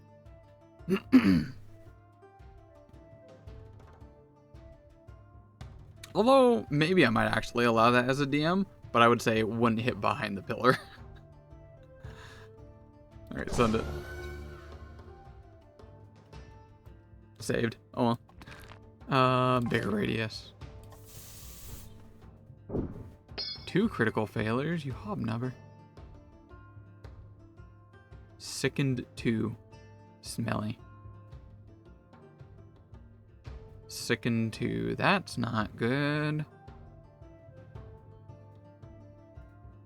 Big unfortunate. Definitely looks like automatic cover. Alright. Yeah, I assume we can go for a nice solid spell strike on your Frosty Beans. No resistances. Get that Paladin Smite. Oh shit, I did cast spell. Shit, you didn't see that. You didn't see that. Everything missed. Nothing happened. Literally nothing happened. Let's get a reg in there. Save. Let's go for another reg. Why not? Are you all good? No. I do want to get at least 1 strike in. Yep. You were dealt acid damage? Gain acid resistance? Sure. No! The heal! You need to get moved into a better spot. Get that arc in there. That's fine. There's the friends. There they are. I think this game's got new icons. I don't remember these icons looking like that. And a number, like, many encounters I keep seeing new artwork. I wonder if there was like a legal dispute or they just decided to update things.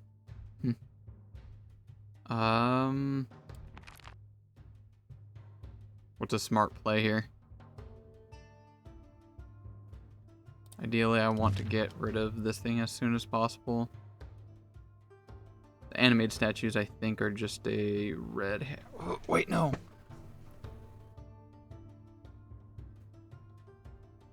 They have good attack. A +8 to their attack. And they only have 6 health. These are strikers. You want to take them down as soon as possible?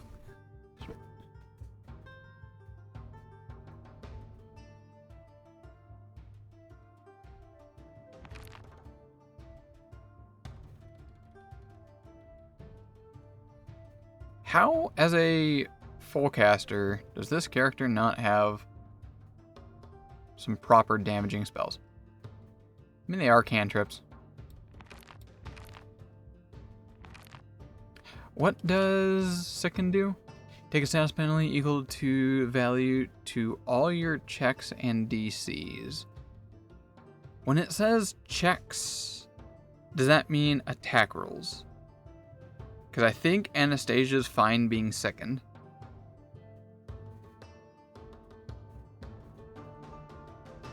Am I right on that one? Isn't that 8 because of hardness? True, true. And if I roll low enough, it's going to be a lot more than that.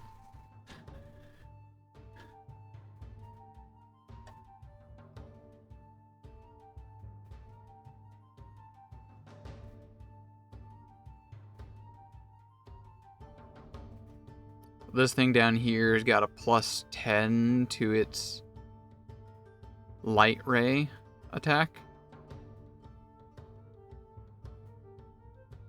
Yeah, I focus on the Archon. I'm definitely going to focus on the Archon. How are these the same CR? It's got like a lot more health and an additional 4 to it, or no, an additional 2.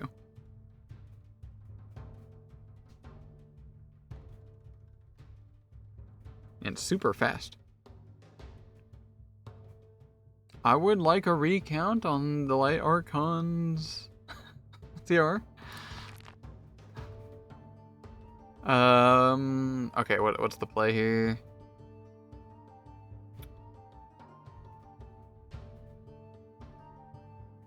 I might just go for a beam on this one. Wait, it's immune to mental, bleed, necromancy, trained. I'm held at a weird gunpoint again. The pressure is constantly on. Why are you like this, DM?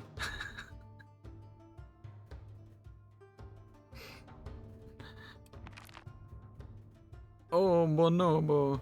This is where everyone starts getting mad at the caster. I'm like, why are you taking so long? Just do something.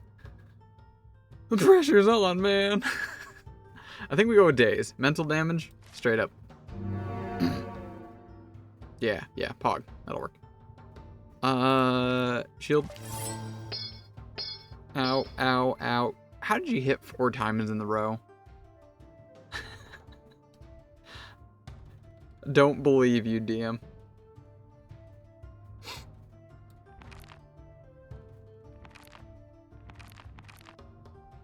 Alright, now we're gonna actually get a proper spell strike in and definitely kill it in one hit, right? Bam! Look at that. Recharge spell strike. Let's go. Magus, big energy. Strike. Keep it simple. Okay. Pressure's finally off. I can breathe, and I'm gonna drink some water now.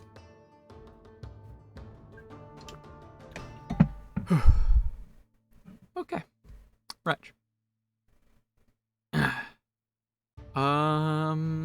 Do we want our smelly, persistent damage taking Safi to go next to the animated statue?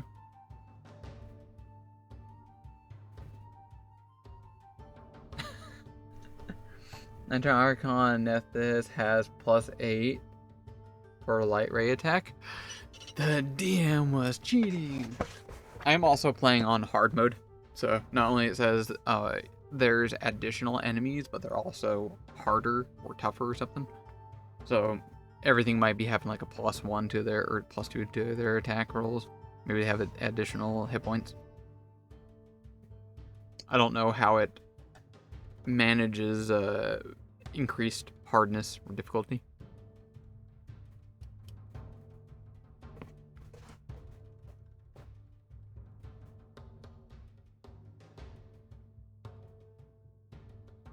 I'm sending you in. Loktar. Ogar. And dead. Oh no, they still have persistent. You see, I thought there was more enemies that was going to come from the north and that side.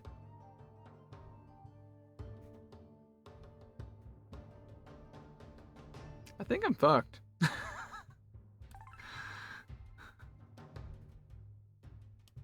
With our barb already down, taking persistent damage right now.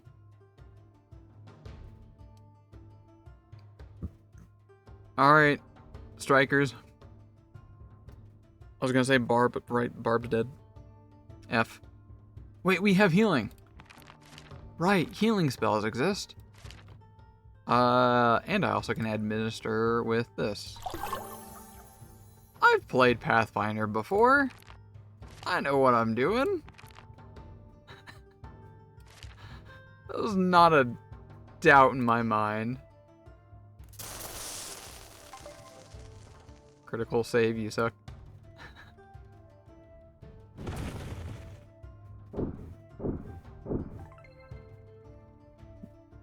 Nice series of misses there. All right.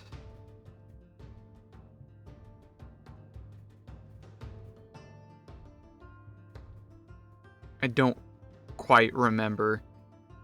Is it fine if my Oracle has sickened? I think it really is. As long as nothing throws a saving throw at the Oracle, I'm pretty sure it's completely fine to be sickened here.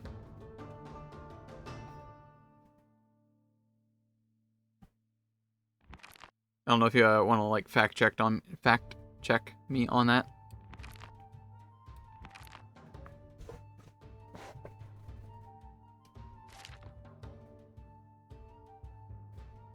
I think next I go for the statues. Potentially downable on one hit. Immune to mental damage. Can't do daze. Negative damage. Negative is fair game. And I might...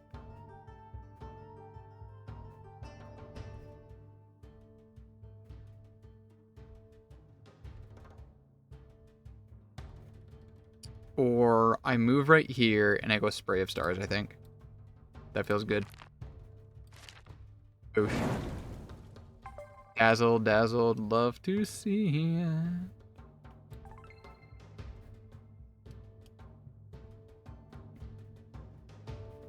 Armor break. Okay. Yeah, we can spell strike your sorry beans. Do we even need to spell strike the animated statue? On a normal strike, that's a minimum of 5 damage with a normal strike.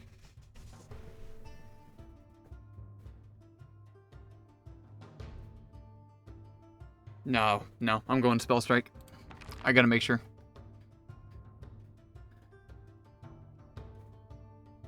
Acid. Probably acid, right?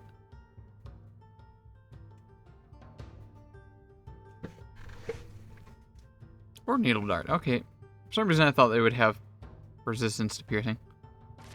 Nope. Bog. Recharge. All good.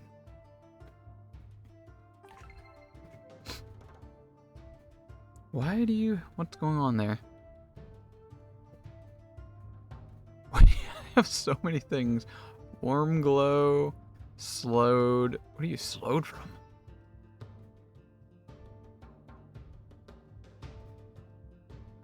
Oh, it went unconscious and lost rage.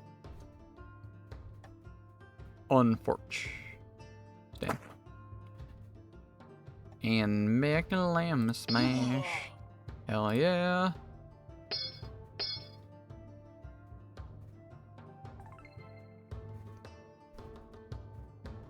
This is feeling doable. Arc. I'm gonna go arc for those homes. Beautiful critical fail there. Love to see it. Shield. Critical hit. God, you suck too. Bless stays up. When unconscious. Or is that gonna go away at some point?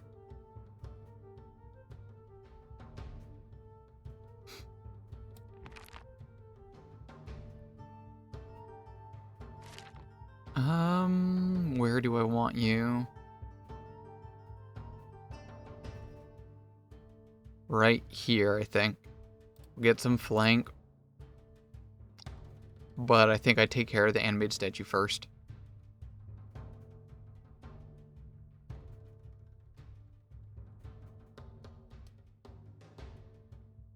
Yeah. It'll... God damn, I did again, didn't I? I'm not used to the spell strike thing. I keep casting spell. This is still fine. This is doable. Right? Everything's fine.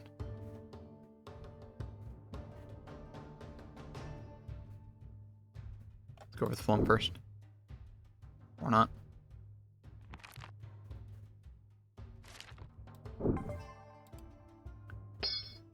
Ow, ow. You suck. Yeah, look at that. Bless is still up from unconscious. And they also have persistent acid damage and are dying too. That's a problem.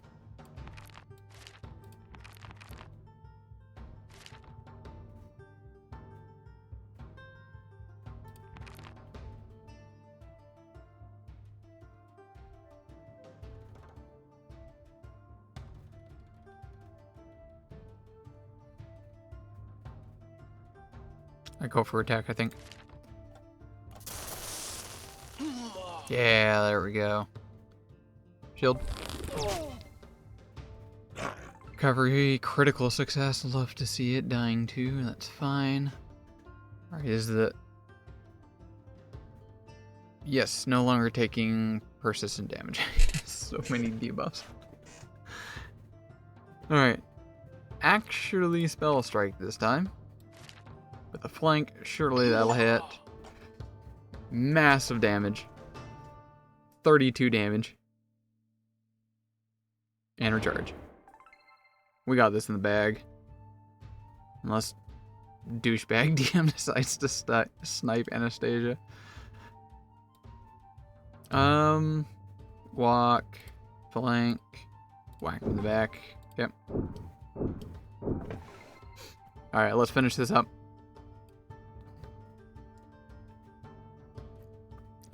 Do we need a spell or just go for the strike?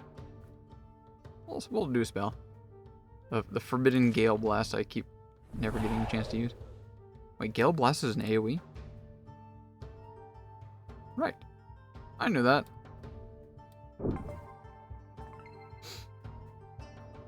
Get melee. I might actually want you to be flanking instead. Spell strike. Starts. Okay. You are dying 3. That should probably be taken care of ASAP. Where are you in turn order? Tok'tar can probably have you taken care of. Unless we finish right here. Wait, why'd you just die? Stop putting persistent acid on everything. Keep forgetting you have that. Right? Where's the acid?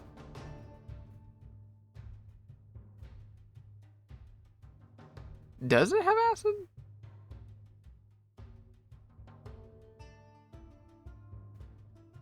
Oh, there it is. It's in the spikes.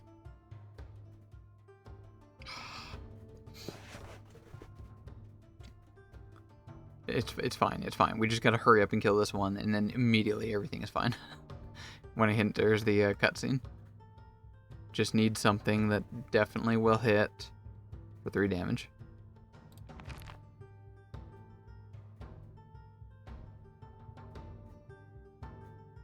AC 17, lowest is fort. Attack roll, fort. For 1d6 damage.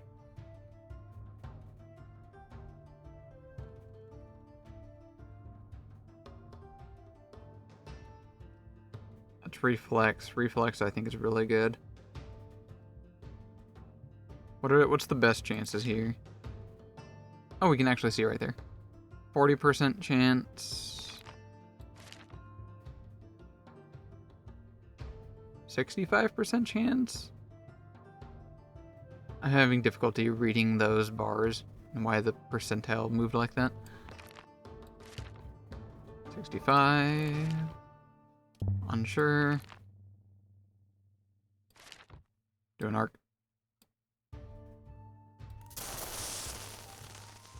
Ah, no. Punch! Punch him! Ah, God. I had that. I had that. Come on, man. Would you believe to learn the game gets hard when you play on hard? Would you believe to learn that? Oof. You think it's about time I switch back to normal mode? Should I keep playing on hard mode?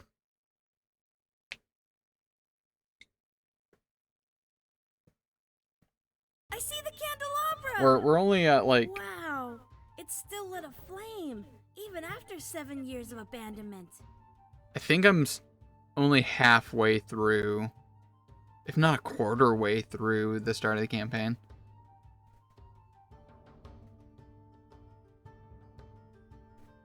Alright, we've seen this, we know what to do. Yep, skip cutscene, got it. You run in there. We'll go ahead and drop a fleet step on you. It's good. Suboptimal.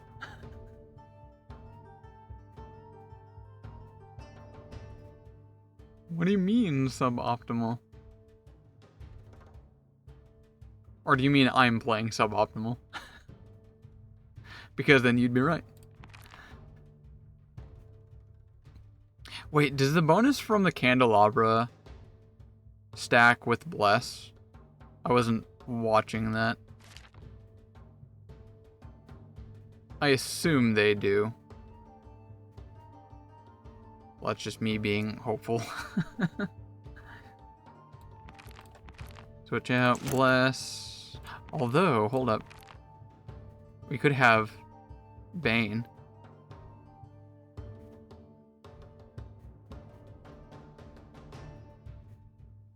Hop and Blaine.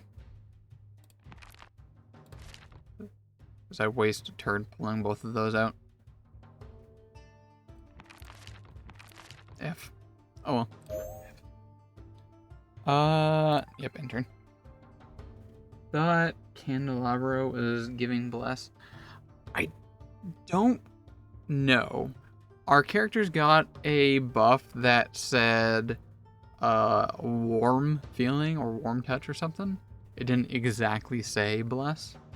It could be mechanically exactly the same, but all I read was we got warm touch or something along the lines.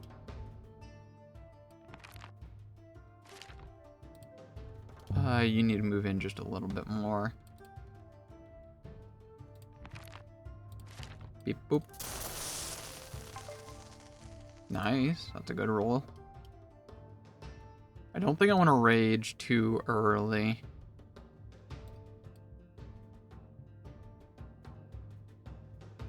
Slap. Maneuvers, trip. You're pretty much already set to go. Have you there, end your turn. How are you hitting so well? +7. Oh, right, we can just... I forgot, we can just end this encounter. It basically waits us to touch that.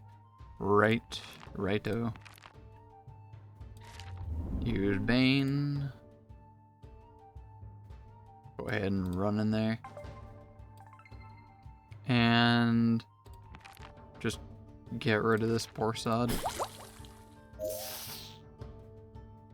That's 1 damage you can pass. Rats are dead.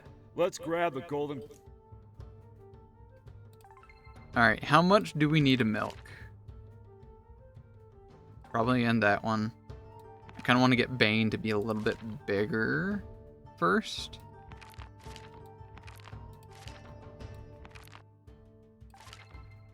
Increase.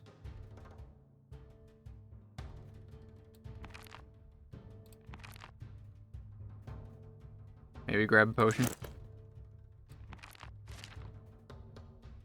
And turn. And turn. And turn. And turn. Increase. We're not on a timer here, right? I can just keep ending turn, right? And just let that keep going.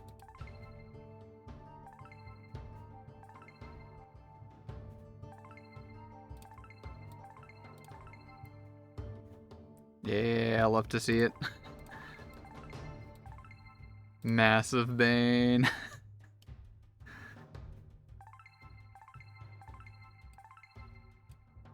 Beautiful. Alright, let's go and touch it. Something is happening.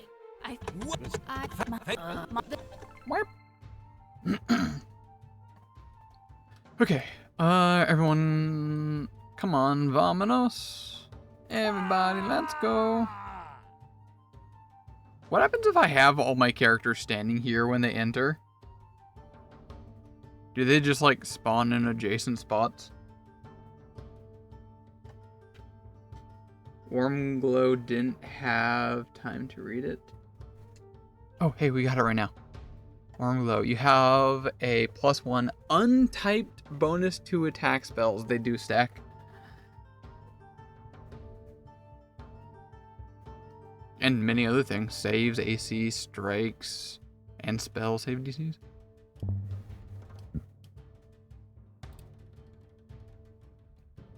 I'm still putting you here. You got that beautiful reach. You needed heal. I forgot to do that. Go ahead and use that. And grab out all. Good. Failure. Excellent. We got that Bane up in there. Cat jam. Cat jam. Moonbeam. Do we want Moonbeam?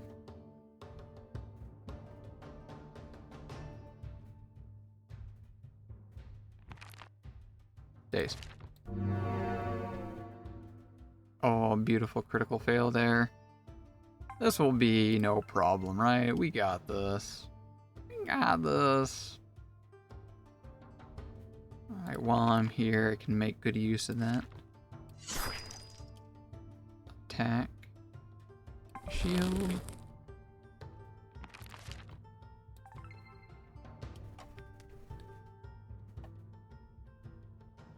Just strike him down, right?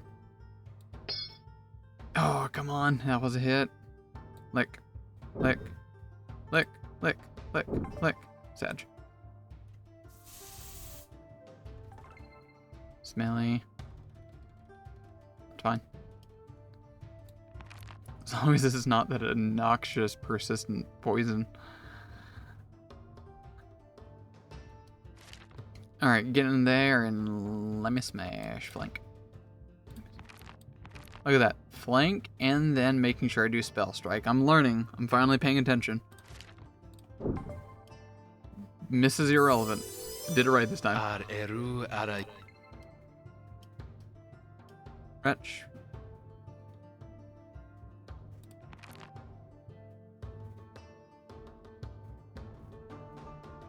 You healed, didn't you? You son of a fibs. Days. Stop that. Ha ha ha ha ha ha ha ha ha ha. Can you hit from here? Ray Frost? Come on. Yes! Okay, this is already going much better, right? This is already going much better.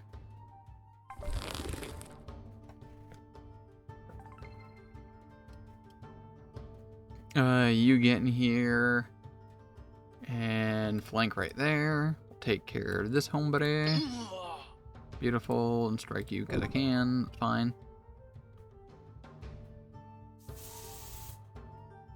Critical save. Persistent acid. Thank you. Charge. You're already getting flanked. Bad spot to stand, homie. Boosh. Hey, something actually didn't die from a spell strike.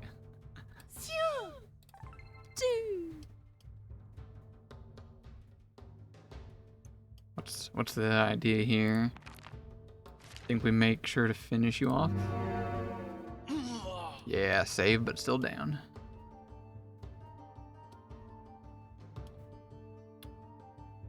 I actually throw in a demoralize. Frightened 1, beautiful. Druid art. Beautiful. Our rolls are so much better this time.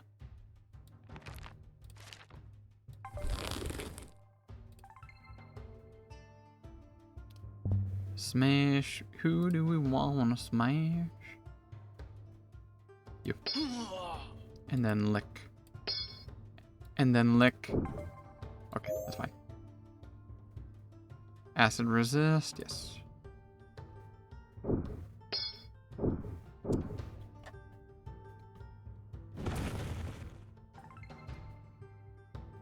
Recharge. Where are you? Get that flank. Do a normal strike. Massive critical hit. This is a cakewalk now. This is no problem. So much better when things go good early on.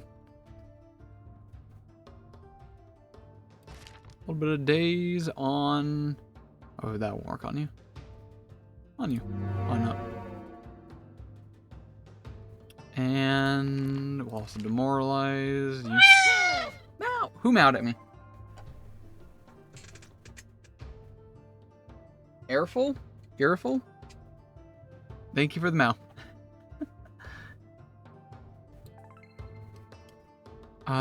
Druid spells, electric art. It's so much easier now that, like, it's that early beginning.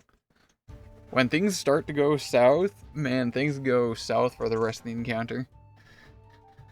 Raise shield, and turn.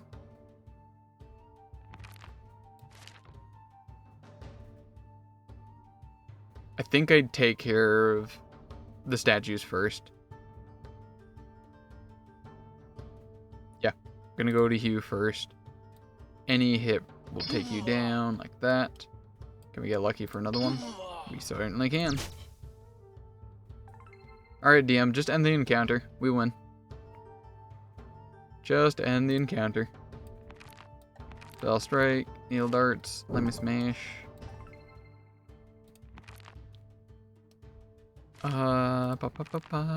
Days. Love me some days. Acid splash, ray of frost. Don't overthink it, just send it. I will move out of the way though, so we can get flanking from the barb. who didn't need a move. I just realized that was pointless. But A complete done. victory for the Dawnsbury 4. We have obtained the Golden Candelabra. hip hip, huzzah! Yes, and, if nobody else wants to, then I volunteer to carry the artifact. Sure you do, Scarlet. Oh, I want to take it. I'll happily take it back to Dawnsbury. Sure you do, Safi. The trophy should be proudly displayed and presented high. I can assume the ceremonial role. Sure you do, Toktar. Indeed. On second thought, this honor belongs to the battle leader. Right. Anna should take the artifact. Yeah, you take it, Anna. We'll bring it back together, everyone. As one team, one party. Anna, I feel like the candelabra's glow field is still expanding.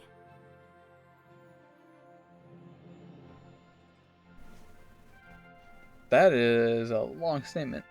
Device without chat. I'm watching you in a device without chat. How does that work? Surely mobile has chat, right? Took the phone just to give you 2 tips. 1, spell with attack roll, do no damage on a fail. That is correct. While save spells do half damage. Yep. Use save spells to kill really low HP. That's a really good tip. And 2, save spell strike is recharged if you use the Magus Focus spell. The Magus Focus spell. Oh, right. That one I didn't actually know. I don't know class-specific things. It's nice to combo Focus spell with Spell Strike to avoid just using one action to recharge while having fun. Good call. Good call.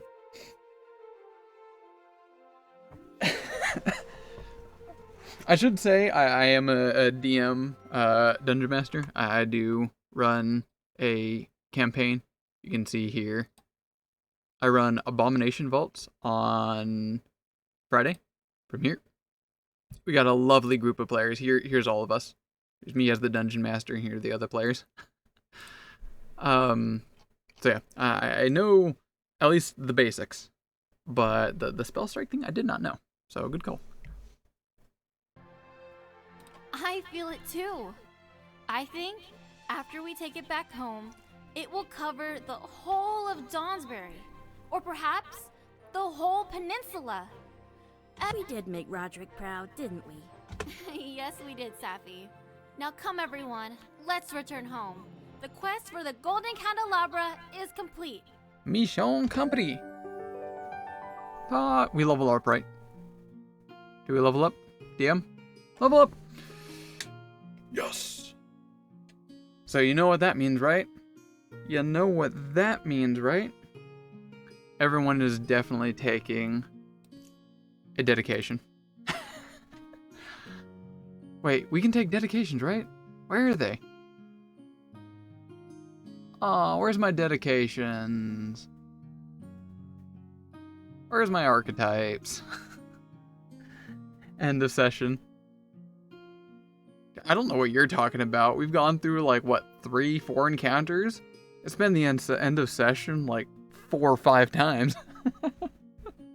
You can't have several combat encounters in one session.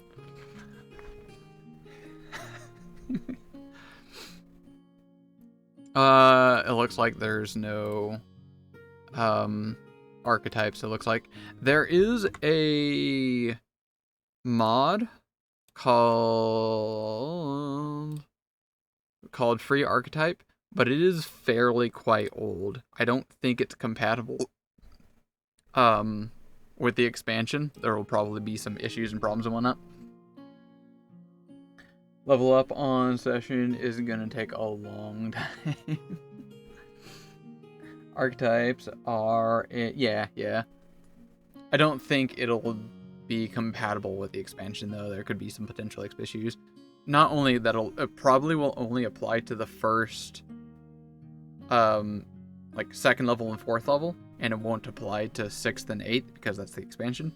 But it probably might even have some additional issues, because there's, like, hundreds of new feats and spells and all that kind of stuff. So I'll wait till that's updated. All mods are compatible? Really?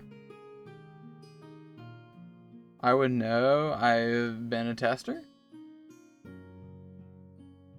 You don't say. I wouldn't mind throwing the Arcan. How compatible are they? Would it be safe to put it on the current save here?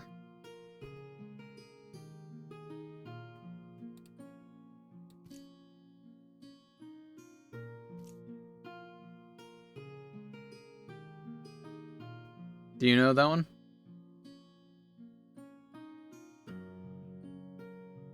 Because I would love to get some like free arc, especially if we are able to hit level 8.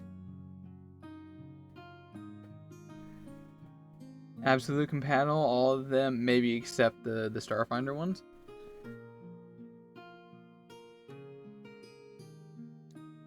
Forgive me if I don't quite believe you. We can test it. Can I back up my save? Save game. Create new save.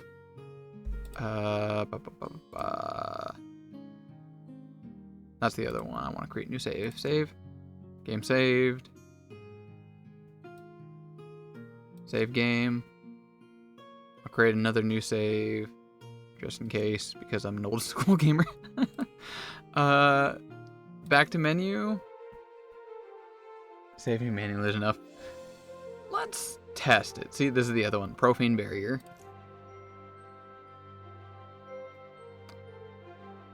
Wait.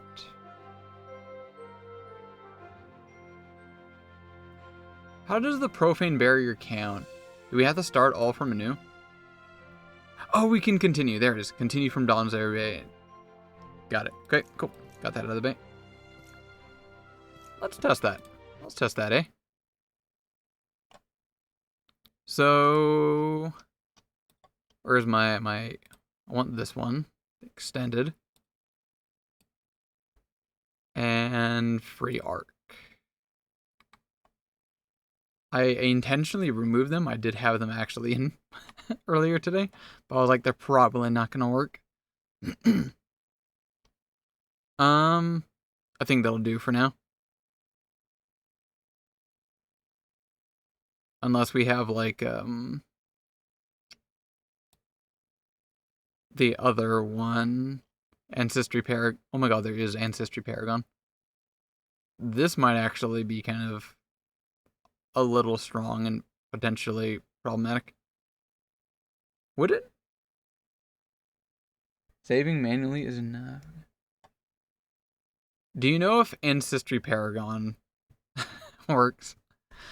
I'm a scrub lord. I will gladly take my juicy extra ancestry feats. And then I'll just keep playing on hard mode to make up for it.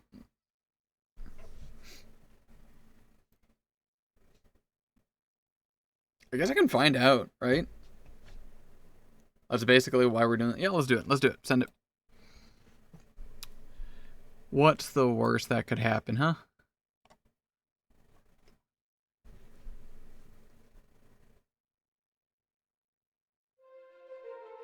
Mod. I assume they're already like toggled on. Story mode. Continue. Alright, Safi. Look at that. We have free arc. Although not a whole... Oh wait, no, there is a whole bunch. Wow. Wow. Beautiful. Think free archetype only gives feeds at level 2 and 4, so that's a bummer. But, yeah, it's enough. That's a nice little extra something there. Give your sorcerers some light armor. Give your fighter, like, level 1 spell or something. Whatever have you. have another compatible mod with more archetypes called more arcs. That's a thing. More arcs. Do tell. Is it literally just called that? I almost decided to get Nagai and like the other ones, so I could like recreate all the players on my abomination bolts.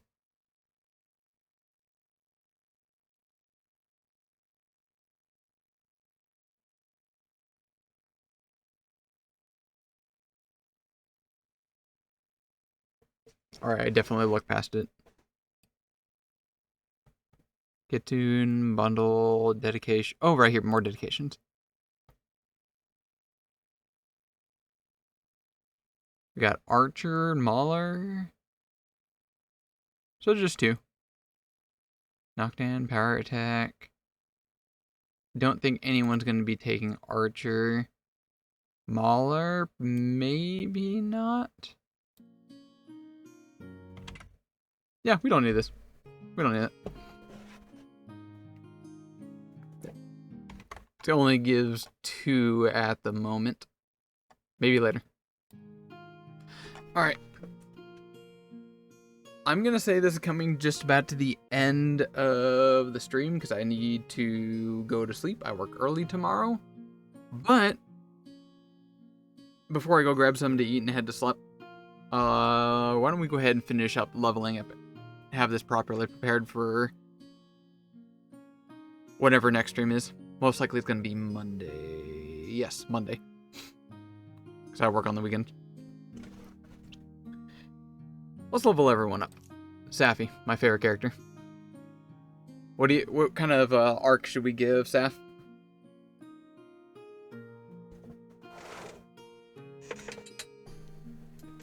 Sentinel's probably the only applicable one here.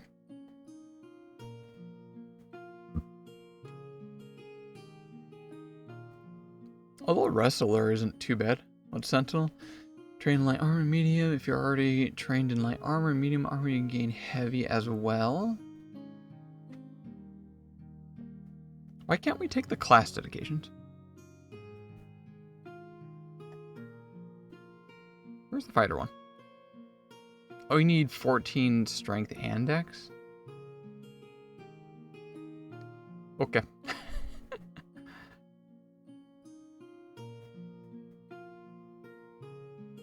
With the simple selection here, I think I take Sentinel.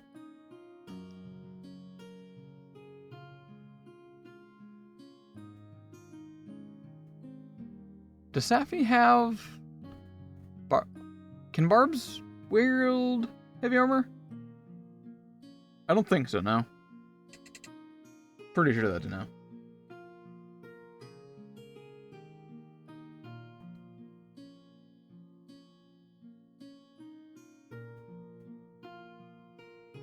Oh, wait, no, hold up. Wrestler gives expert in athletics?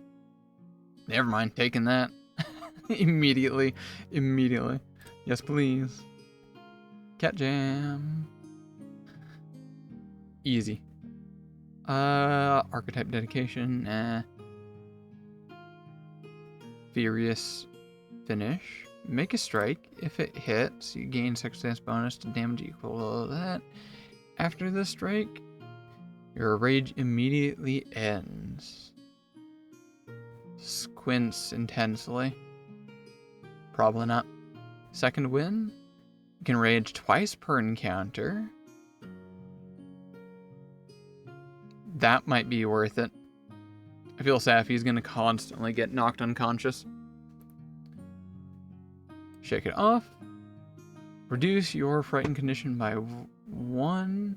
And attempt a fortitude recover sickened condition. That's okay. But I think I go with second wind.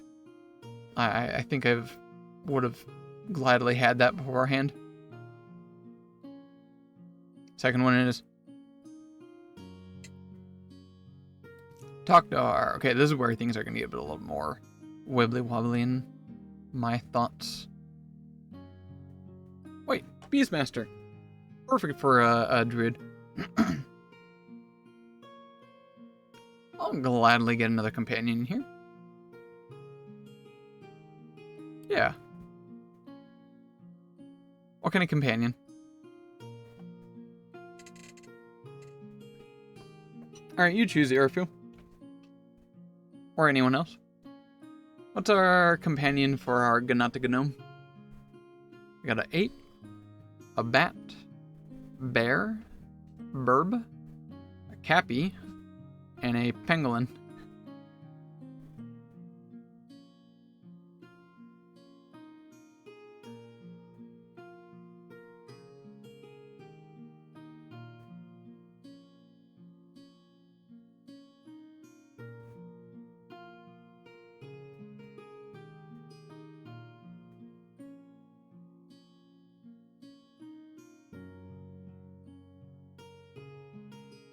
I could go just battle with any of them.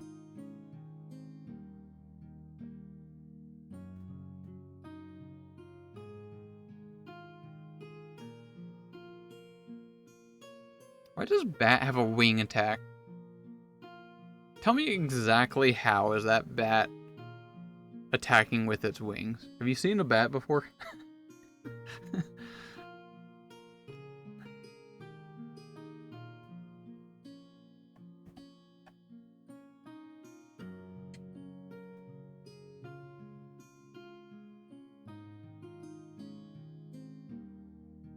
Oh, wait, hold up. They all have different support things. Oh, I was glossing over that. Okay, never mind. I'm actually going to read some of these. Ape, support, 1 action. Until the start of your next turn, if you hit and deal damage to a creature in your ape's reach, the creature becomes frightened 1. Okay. Bat, 1 action. Until the start of your next turn, creatures in your bat's reach that you deal damage with strikes take a -1 circumstance penalty to attack rolls. Alright. Bear. Until the start of your next turn, each time you hit a creature in bear's reach with a strike, creature takes 1d8 slashing damage from the bear. Alright. Until the start of your next turn, your strikes that damage a creature that your bird threatens also deals persistent bleed. Similar to bear, but it's bleed. Oh, and become dazzled. Alright. Cappy. For 1 action, you gain +1 circumstance bonus on your next attack roll and strike a foe with Cappy's reach.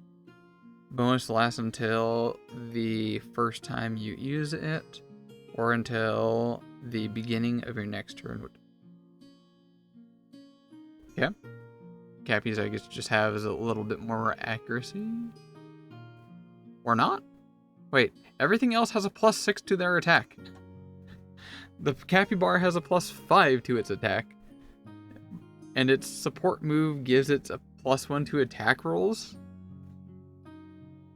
What's the point? Huh? Am I the only one that finds that very jarring?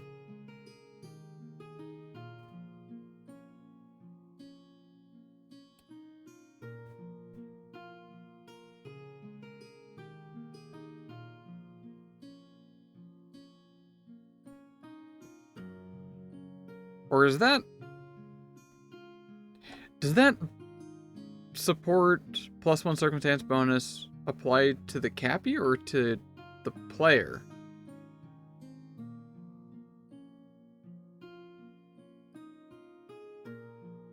That's the Cappy, right? The Cappy is using 1 action to support, and it gains +1 circumstance bonus.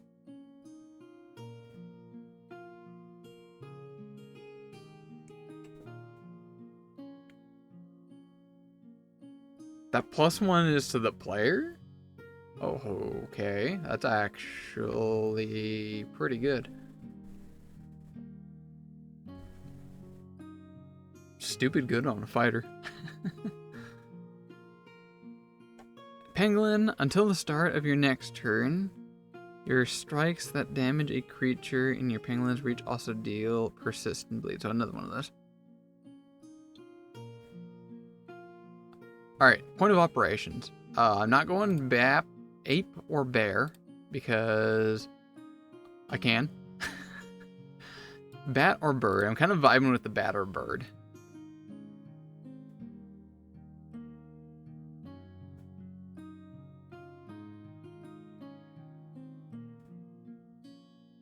If you use a support action, you can't attack with a companion that round.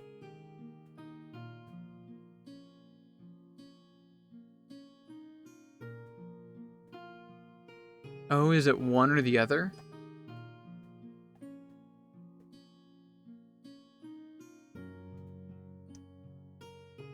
It's one or another, attacking or supporting. Okay. Alright. I'm going for the bird. Bird sounds cool. Animal companion name? Please give me a name for Burb. I will leave it up to you to name the Burb. While I choose Druid Feat. Order Explorer? Nah, we don't want that. Where are the level 2 feat for Druid? It's just Order Explorer. Otherwise, we just take all the level 1s. How bizarre. That's definitely not going to be true for us. Hello, Squish.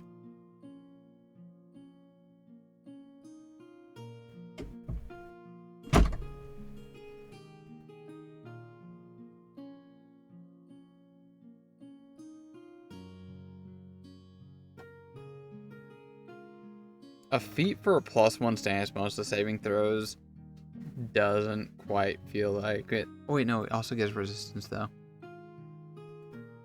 What are the chances poison's going to be showing up?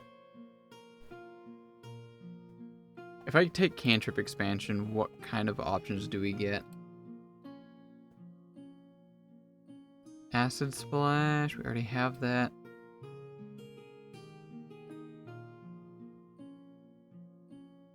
I don't think that's what I want. Perhaps I'd take the poison resist. Reach or widen spell? What are the spells I have? Shocking Grasp. Oh, though, hold up. If we have Shocking Grasp. Oh, and Flourishing Floor was super fun, and I liked using that one. Maybe Widen Spell. Yeah, Widen Spell on that one. I think that'll be great. Boosh. Get him. Do you have a name for Burb?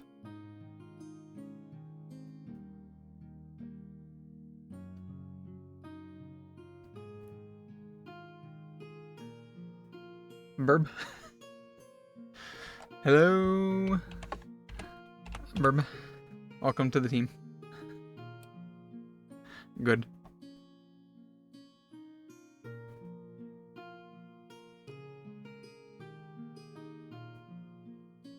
Maybe we get the druid with a bit of healing. Might be nice to make sure everyone in the party has access to a form of healing.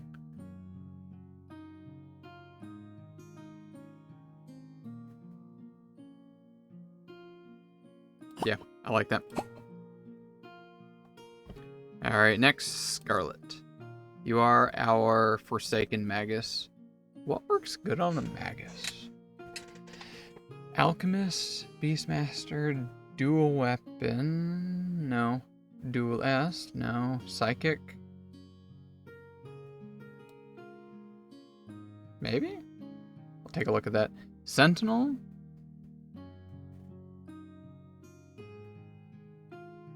Is Scarlet... I think Scarlet's already wearing heavy armor. Gave Scarlet Cumin and gave it like the general feat or something like that. Yeah, TLDR, Scarlet's wearing heavy armor. That thing. Wait, hold up. Am I wrong? Retrain. Let me just make sure that I'm right on that one. Let me go look at your equipment. Yeah, heavy. Okay.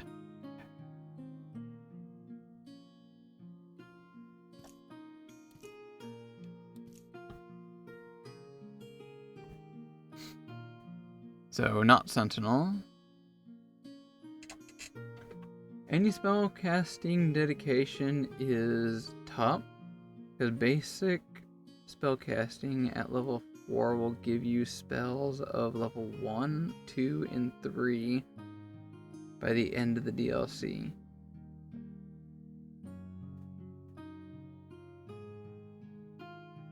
Oh, it gives us like more spell slots?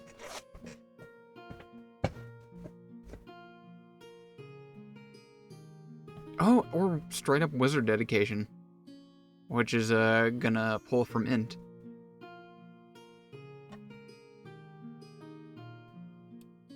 Sounds right as to me.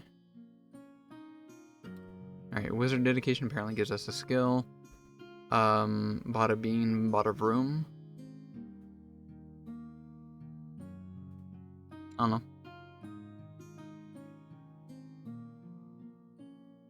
Go performance for the memes.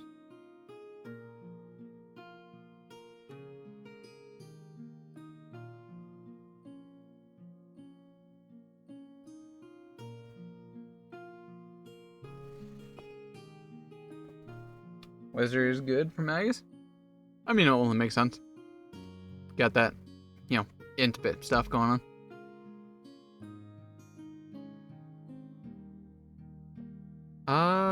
I'm being overly decisive. Stealth, because no one else has stealth. Wait, do I get 2? Or just 1? It's just 1, okay. Magus, what do we got here? Archetype, Cascade Conflux. When you enter Arcane Cascade, you also recharge Spell Spike as a free action. Or Force Fang. You learn Force Fang focus spell and gain 1 extra focus point. Do Pure Force.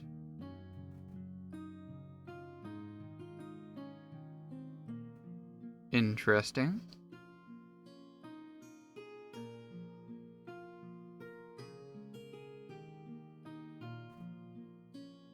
I think Cascading Conflux might be worth grabbing. What do you think? Probably the best thing being Wizard Dedication will be giving you at the end game is an extra True Strike. Why specifically True Strike? Oh, wait, never mind. Hold up. Maybe you're right. Yeah. I can believe that. Without fact checking you, I can believe that.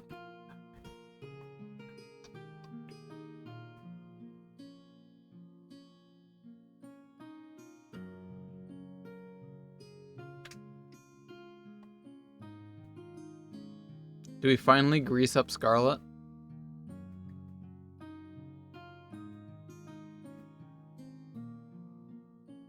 Or hit points. Just give 4 temporary hit points to self. So I Scarlet stops dropping.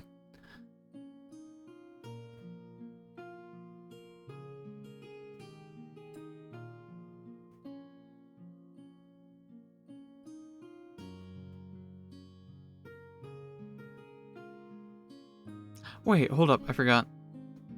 It's prepared casting, right? So that means if we want 2 of something, we have to have 2 of that, right?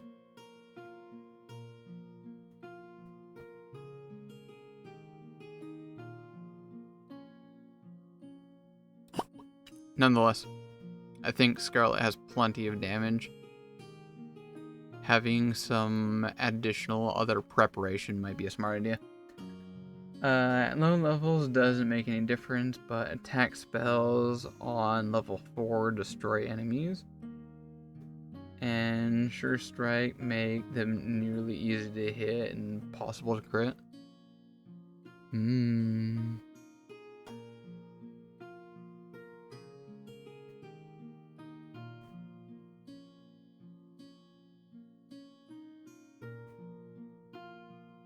I won't lie, seeing this one immediately shuts down my brain. I'm like, oh, I'm not going to read all that. It's probably cool. Kinetic Ram. I don't recognize that. No.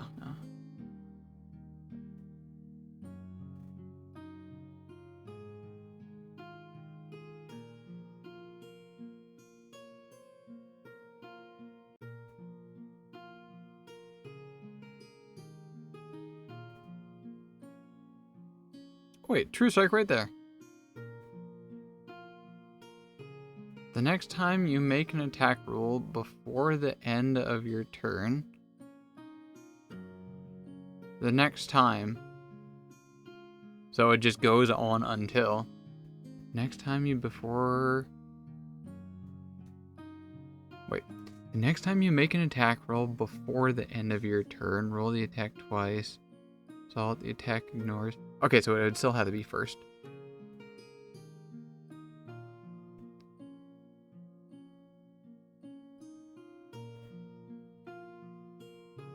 I think I go for that, actually.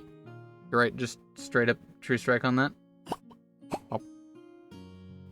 And wizard propellered spells. Cantrips. What other cantrips do we not have?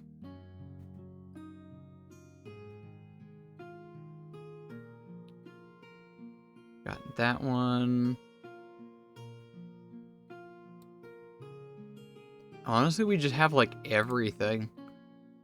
I'm totally just open door for the memes. Maybe we can find a point to use that at some point. Thunder Sphere is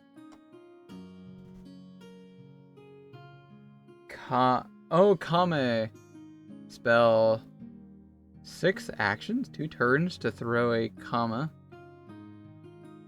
but not compatible with Magus. Yeah.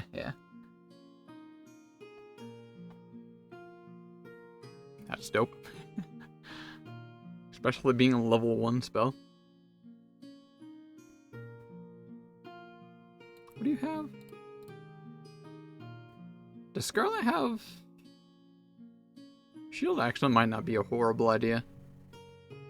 Sure, why not? Don't know everything. We got way too many cantrips going on. Alright, Anastasia. What does our Oracle take? Sork?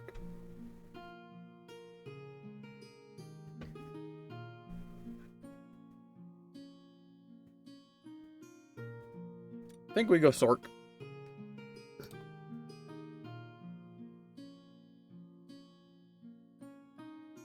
That doesn't give us the blood power, right? Spell is Divine. Halo, Glutton Jaw, Claws, Hex, Pure Unraveling Blast, Infernal Flames. I remember using Infernal Flames last time I played. I had a Sork that was like a devil. And Rejuvenating Flames was like super nice to have.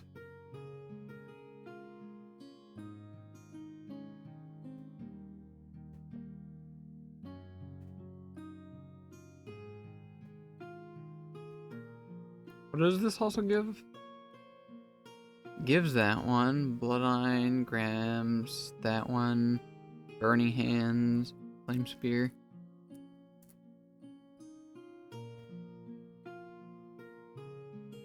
And I think that's about it. Yeah.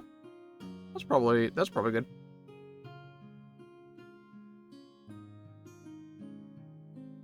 Feels good to me. Oracle Feat. Cantrip Expansion. We already have way too many. Divine Aegis. When you attempt a saving throw against a spell or a magical effect, you take a reaction to give yourself a +1 circumstance bonus to the saving throw and all saving throws against spells and magical effects until the beginning of your next turn. Okay. So reaction to get a +1 to saving throws. Or domain acumen. Choose a domain associated with your mystery that you haven't already chosen. You gain a initial domain spell from that domain, which you cast as a curse-bound spell. Increase the amount of focus points. Yeah, I like that. More focus points. Yeah. More. Alright, new spell. We have Bless, Heal.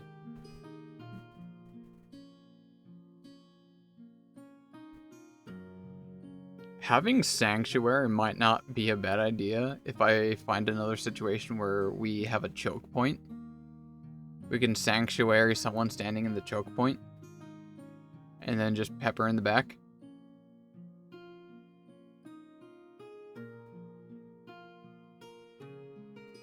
Feels good to me. Sork Dedication. I don't know. Stealth, because I can. Cantrips.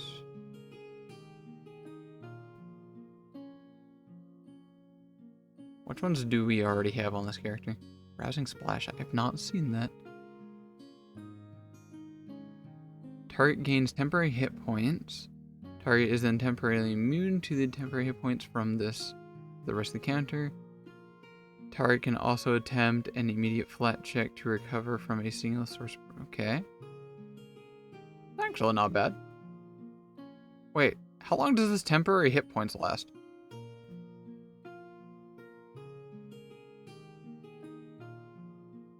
Oh, this is great. You just drop this on, like, everyone really quick. Oracle and focus points. Oh boy. Curse make any focus point over to useless because you don't want to get overwhelmed. That's fine. Getting overwhelmed is a natural day of modern society. I'd say any other feat but the domain one. Well,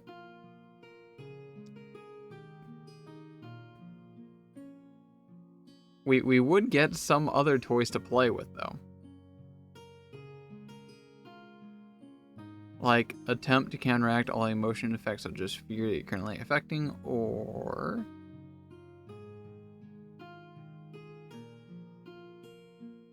empty. I just realized that says empty inside. For one action, I would like to be empty inside.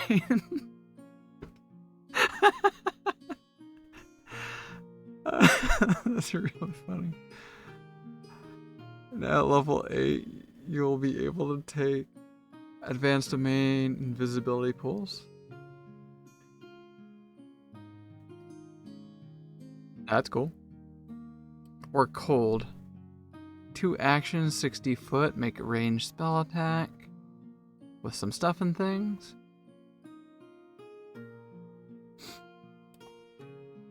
All right, I'll hear you on this. What do you think?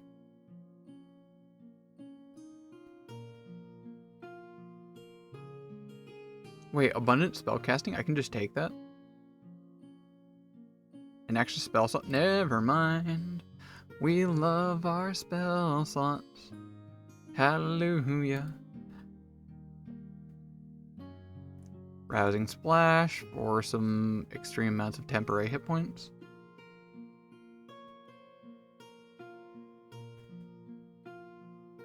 Only thing you gain is versatility. Kitty likes versatility.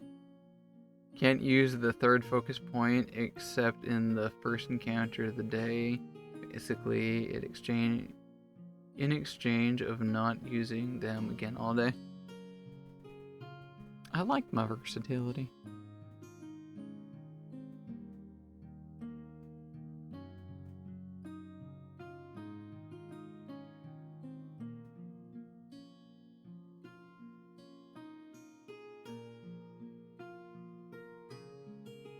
Divine Lance, I think.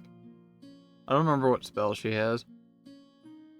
but something that is single target, because I think this character had only area of effects.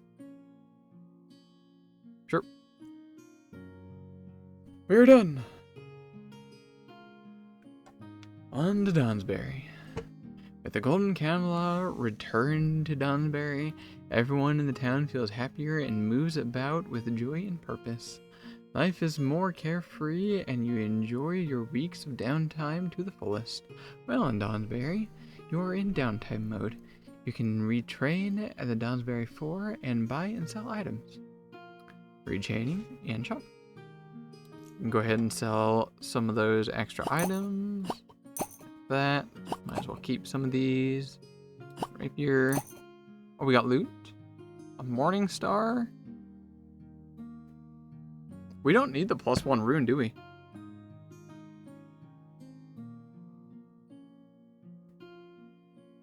No, we can just straight up sell that, right?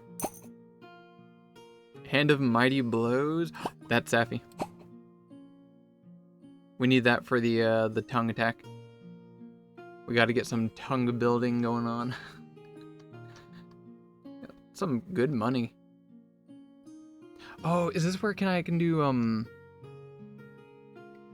crafting? There's like a crafting thing that's now a thing. Let me look through this slowly.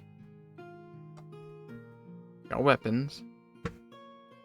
+1 weapons. Ranged. +1 ranged. Shields. Armors. Got full plate. Someone can wield full plate. Scarlet, right?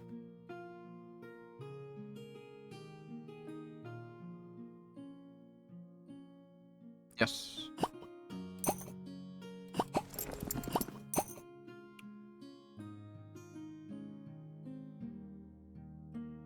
Wait, hold up. I may have fucked up. Minimum strength is 18. I don't think Scarlet has 18. No, Scarlet does have 4 to strength. How did Scarlet get a +4 to strength? Well, cheers. Weapons grade cold iron. There it is. I thought I heard something about that. Cold iron looks like normal iron, but it is... Yep. Reforged weapon triggers cold iron weakness of Demon of Fae. Drag this over an item to reforge that item with this metal. Okay, super simple. So we could get a cold iron for Scarlet and Safi. Or we can buy some drugs. Light barding. Animal companion wearing this will gain +1 to AC. Oh, that's cool. Should we put barding on the burb? Is that a thing? Heavy barding. Should we put heavy barding on the burb?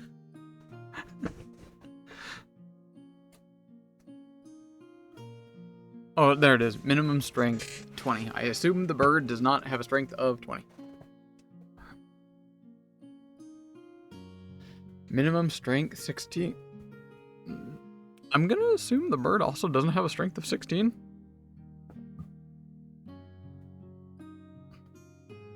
Raises eyebrow intensely.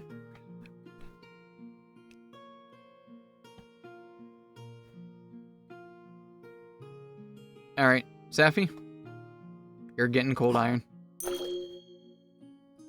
Yeah. That feels like a pretty good use of money. Let's go back to the adventure path. When you are ready, click continue to the canter. This is definitely where I will end. I have to work early tomorrow. And I have not really eaten today. Thank you very much for swinging on by, telling me all sorts of stuff and things. While I may be a dungeon master, doesn't mean I know everything. So it's always nice to get some of these ideas, whatever it might be. Get the needed strength for a full plan. Safi does. or Scarlet, I'm sorry. Scarlet does actually have 4 strength. Minimum strength 18. Unless you're talking about the bird. If I can increase the strength of the bird somehow so we can put heavy barding on the bird. Full stop, I would love to do that.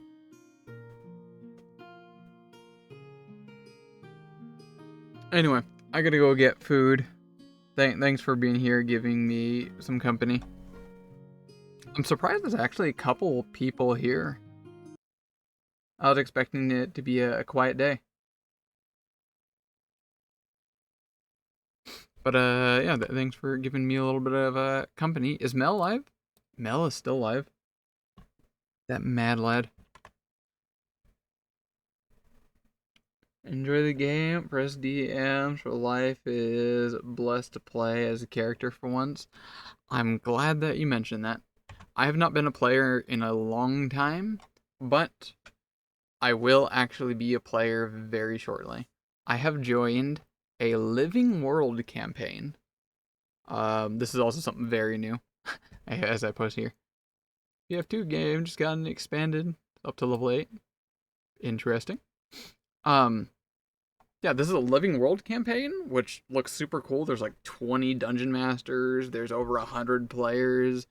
It's been going on for like a year or two. It's active. People are like working on their houses within their city and whatnot. It's nuts. It's also a little bit overwhelming because it's massive and all kinds of stuff going on. But yeah, this looks super cool to get into it, be a player whenever I'm possibly available. I might even be able to stream it. And I have a really cool idea for my character. So my character for this game is, where is it? I posted it in character approval. The character approval? Here it is. This is my character. Known as Jeek, or Sheik, pronounced with an X, is a blood hag catfolk. First of all, I love the fact that I can just peel my skin off whenever I want for like 3 actions. And just peel my skin off constantly. It's so morbid and cool. I'm gonna have a lot of fun role playing that. But most notably, I have been basically already arrested, and I was imprisoned for some amount of time, and I was brought free from nobles, but as part of this freeing, they have iron branded me, so that's why I have this scar on my forehead. And with this brand that these nobles did, they constantly scry on me. So I basically have no privacy. Just a bunch of nobles are constantly scrying on me, whether because they want to, like, they don't trust me or something like that, because whatever it is I was arrested for, I will unveil more of that over time. Or maybe it's just because they're bored, and then, noble things of just, like, watching people. As I kind of worded it, it's like watching cops. Just watching people who are probably suspicious or whatever, so you're just constantly watching them. TLDR, this character has no privacy and puts on a very untrustworthy aura, but deep down inside, he's actually a very kind-hearted individual, and has just basically had a bad upkeeping. But because of that, he's so used to having this bad upkeeping that, like, I'm gonna at least start on, like, for some levels, trying to put on a tough aura, because the character's gonna assume he needs to be tough. So nobody's gonna instinctively, naturally trust him, but, like, behind closed doors, he's just kind of, like, softly playing a violin to himself. Anyway, I can't wait to actually get into character. It's been a long time since I get into character. But most importantly, can have fun doing things very disgusting to see. Scatological things, but not illegal? What does that word even mean? Scatological things. the grand thing about this is, okay, please ignore that because someone said that earlier. Or characterized by interest or excitement and exertion. Okay, yes. Exactly. Anyone watching you guess this stuff? Probably.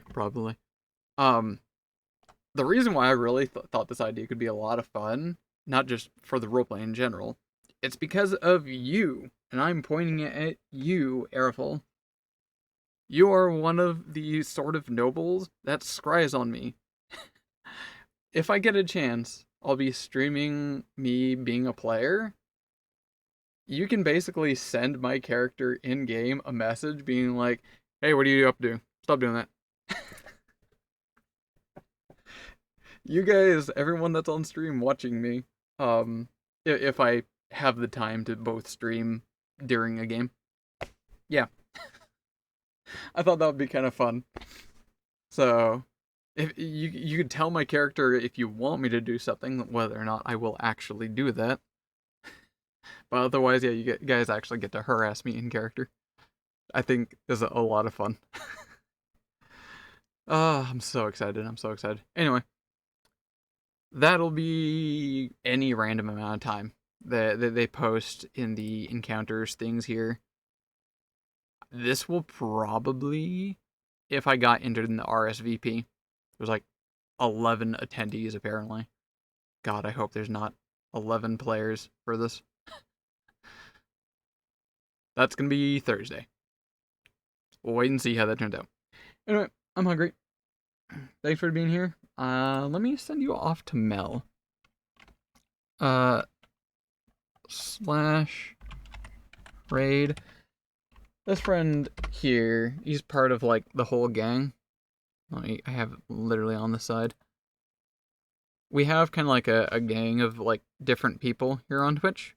There's Dormant Fantasy, aka Mel, and what's the other guy's name? Nappy. Mel and Nappy. There's also Hollow is part of the gang. Amber kind of is. Amber's not a streamer, but it was like everyone else is around. But yeah, we got a nice little fun little circle of everyone kind of knows each other. Feel free to come harass this guy. He's also kind of an RPG. He doesn't play Pathfinder specifically, but he's actually kind of working on his own setting. So if you have any knowledge of like world building, I'm sure he'll be intrigued by that idea. That's actually why his name is called Dormant Fantasy. That's the name of his setting that he's been working on. Alright, I will see y'all Monday. Good night.